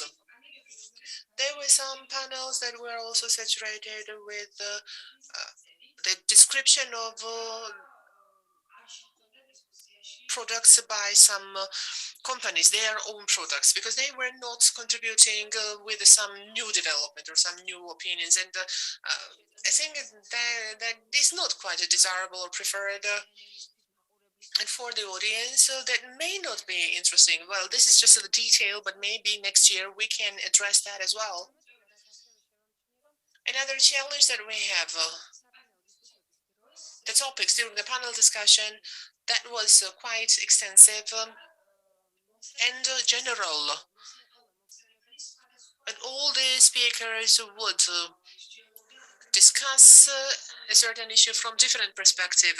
And for the moderators and for the reports, for making the report, it was quite difficult to draw some conclusions. The recommendation for the future would be to narrow down the topics and to identify specific challenge that would be more interesting and that would make the discussion more focused. As for the recommendations, based on what I have just mentioned,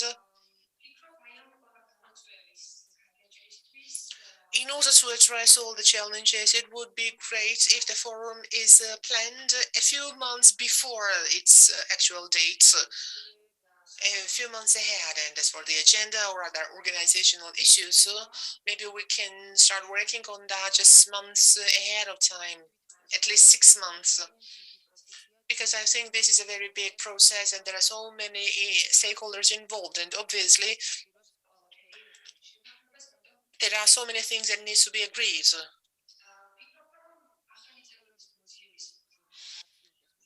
We need to work more intensively to find more members. 35 members we have had, although there is a potential in the forum to grow and to have more members and to have some interim meetings. That would be beneficial because from forum to forum, we don't want to raise the same issues. No, we want to somehow facilitate the process that will result in addressing some issues. I think that at the end, the Council of Europe is ready to support the forum, its hosts, organizers, and to help them in further developments. So we remain as your friends. Thank you very much. Thank you. And Tamara spoke so much exhaustively. And she highlighted many interesting topics. It was indeed very interesting.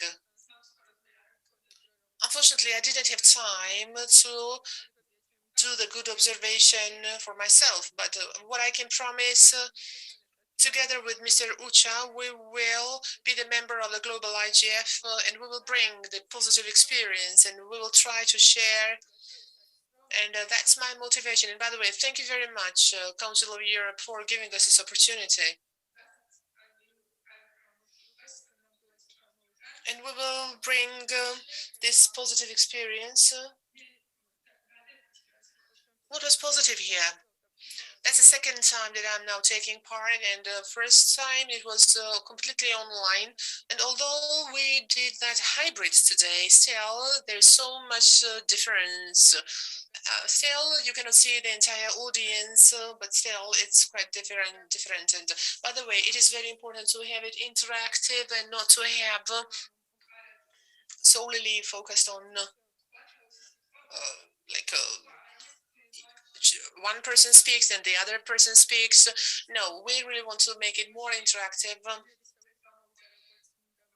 We don't really want to. We think that it might not have been that much perfect, but you see, we can observe some better developments. Well, I'm afraid we might need some hybrid mode for future events, but technologically we can develop the habit or we may get accustomed to that. So one thing you said, this is very important for networking, for sharing.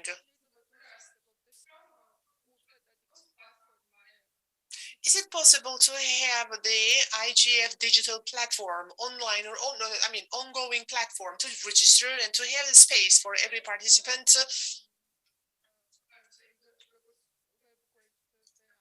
Like something like a website or something like that. That will create the space for networking, ongoing networking. So the topics that are now hot that will not cool down and remain hot because the name of the forum and the contents of the forum, well, I think it would be great to have a continuous platform.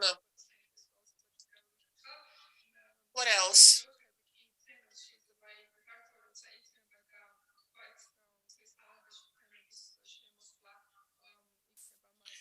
So if we have an ongoing process during a year, we may have incoming topics and you may actually need artificial intelligence to filter all these incoming issues.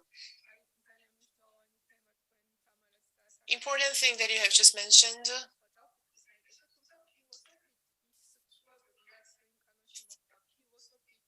If we look at the philosophy of all these things, some issues may not be relevant to the issues which are purely technological, because other issues are about legislation. That's a different philosophy, but we will see what may happen in the future. Thank you very much indeed for giving us this opportunity. Thank you very much, Mr. Vahan. Your face is so sad. We just forced you to join us after two ladies, but I think you had nothing against that. Sorry, I start with apologies. Although Ripensis is the biggest support of our forum, Mr. Vahan and the entire team that has been supporting us during the entire year, and they have been supporting us in many different issues.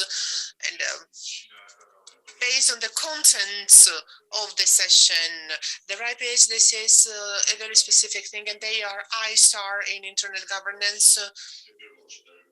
And we have planned two 1 day or day and a half sessions together with Mr. Vahan in February that is about IoT and IXP topics, and we will continue there. And we already have a budget for that. That can be the continuation of IGF, at least for 1 day. But despite this, I would like to give an opportunity to Mr. Vahan, and since the day we were founded, he attended all the events, and you can have a vision for 7 years already, and you can observe things for 7 years. And question to you, what is the positive things that you have identified, and what would be 3 recommendations in order to improve the quality of the forum in different areas? Thank you. Pleasure for me to my speech after these 2 beautiful ladies that have expressed, in fact, what has been done and their opinions about the IGF, what was done there. So from my perspective, there are some things that we should emphasize more. First thing is the global nature of IGF. In fact, regional and global nature, and importance of the issues discussed during the Georgian IGF for the region. As we have seen, there were the discussion of topics like the 5G, MVNO, and also making Georgia as a global hub, or regional hub for digital services of infrastructures. And if you go there, you can see that this is indeed very interesting for all the region, and not only Caucasus, in fact, but also for the regions connected to Caucasus. It is interesting for Europe, it is interesting for the Middle East, and even it is interesting for other states as well. Therefore, I think, and I will emphasize that this is not only important for Georgia, the Georgian IGF, this is also important for all the countries nearby and other regions as well. Second thing is that we hear more and more the voice of the technical community in the internet governance, and that is very valuable, and that is very much important, let's say, for that. Each and every project that we develop in the region should also take into account the interest of technical community, the interest of operators, and the engagement of them for the processes. They have good capacity, they have good resources, and one of the main things should be the development of projects and programs taking into account the energy, the resources they have, and what they have done in past, and what can they do in future. This is the second thing. And third thing is that this is not the end. I see that there were many and many suggestions written down, and that will be formed as the suggestions to the different counterparts.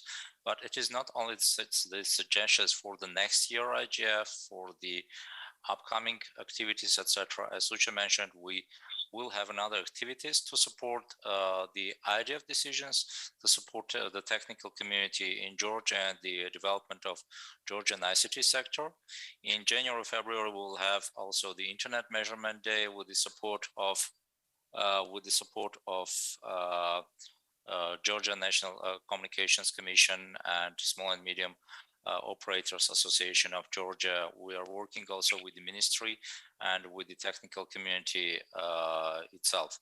So long live to all of us, and be safe, and let's develop the Georgian infrastructure, the Georgian internet governance, and the regional one as well. Დიდი მადლობა. Thank you very much for your kind words, and a special thanks for the proposals, for the statements, and for the things that you said. I would like to ask every participant of every panel, there was a big migration of the panelists and we were changing the issues, and I would like to kindly ask them to send their comments or observations as listeners, as the audience, or the participants, what they did not like. We can say that directly, because you have received an invitation, you can reply to that, and we will take that into consideration, and hopefully in the future we will improve things, and we will have a more and better agenda for tomorrow, for the next year. And I would like to thank everyone, especially I would like to thank our institutional partners highlighting their role. We have a new brand. Visually, you can observe that new brand, and there are so many things that may not be visible, but without their support, we would not have been able to have the forum with the quality as we did. Samuna, Tamar, thank you so much for your support, and to all the partners, Minister of Economy, GNCC, ISOP Georgia, and our donors, RIPESIS, ICANN, Global, ISOC, everyone who participated, in special thanks to our interpreters and technical team that made it happen. To have this forum in a hybrid mode, hybrid format, I would like to thank Miriam, who was taking care of the screen and subtitles, and Gita, thank you very much for hosting us. Bye-bye. See you next year then. Bye-bye.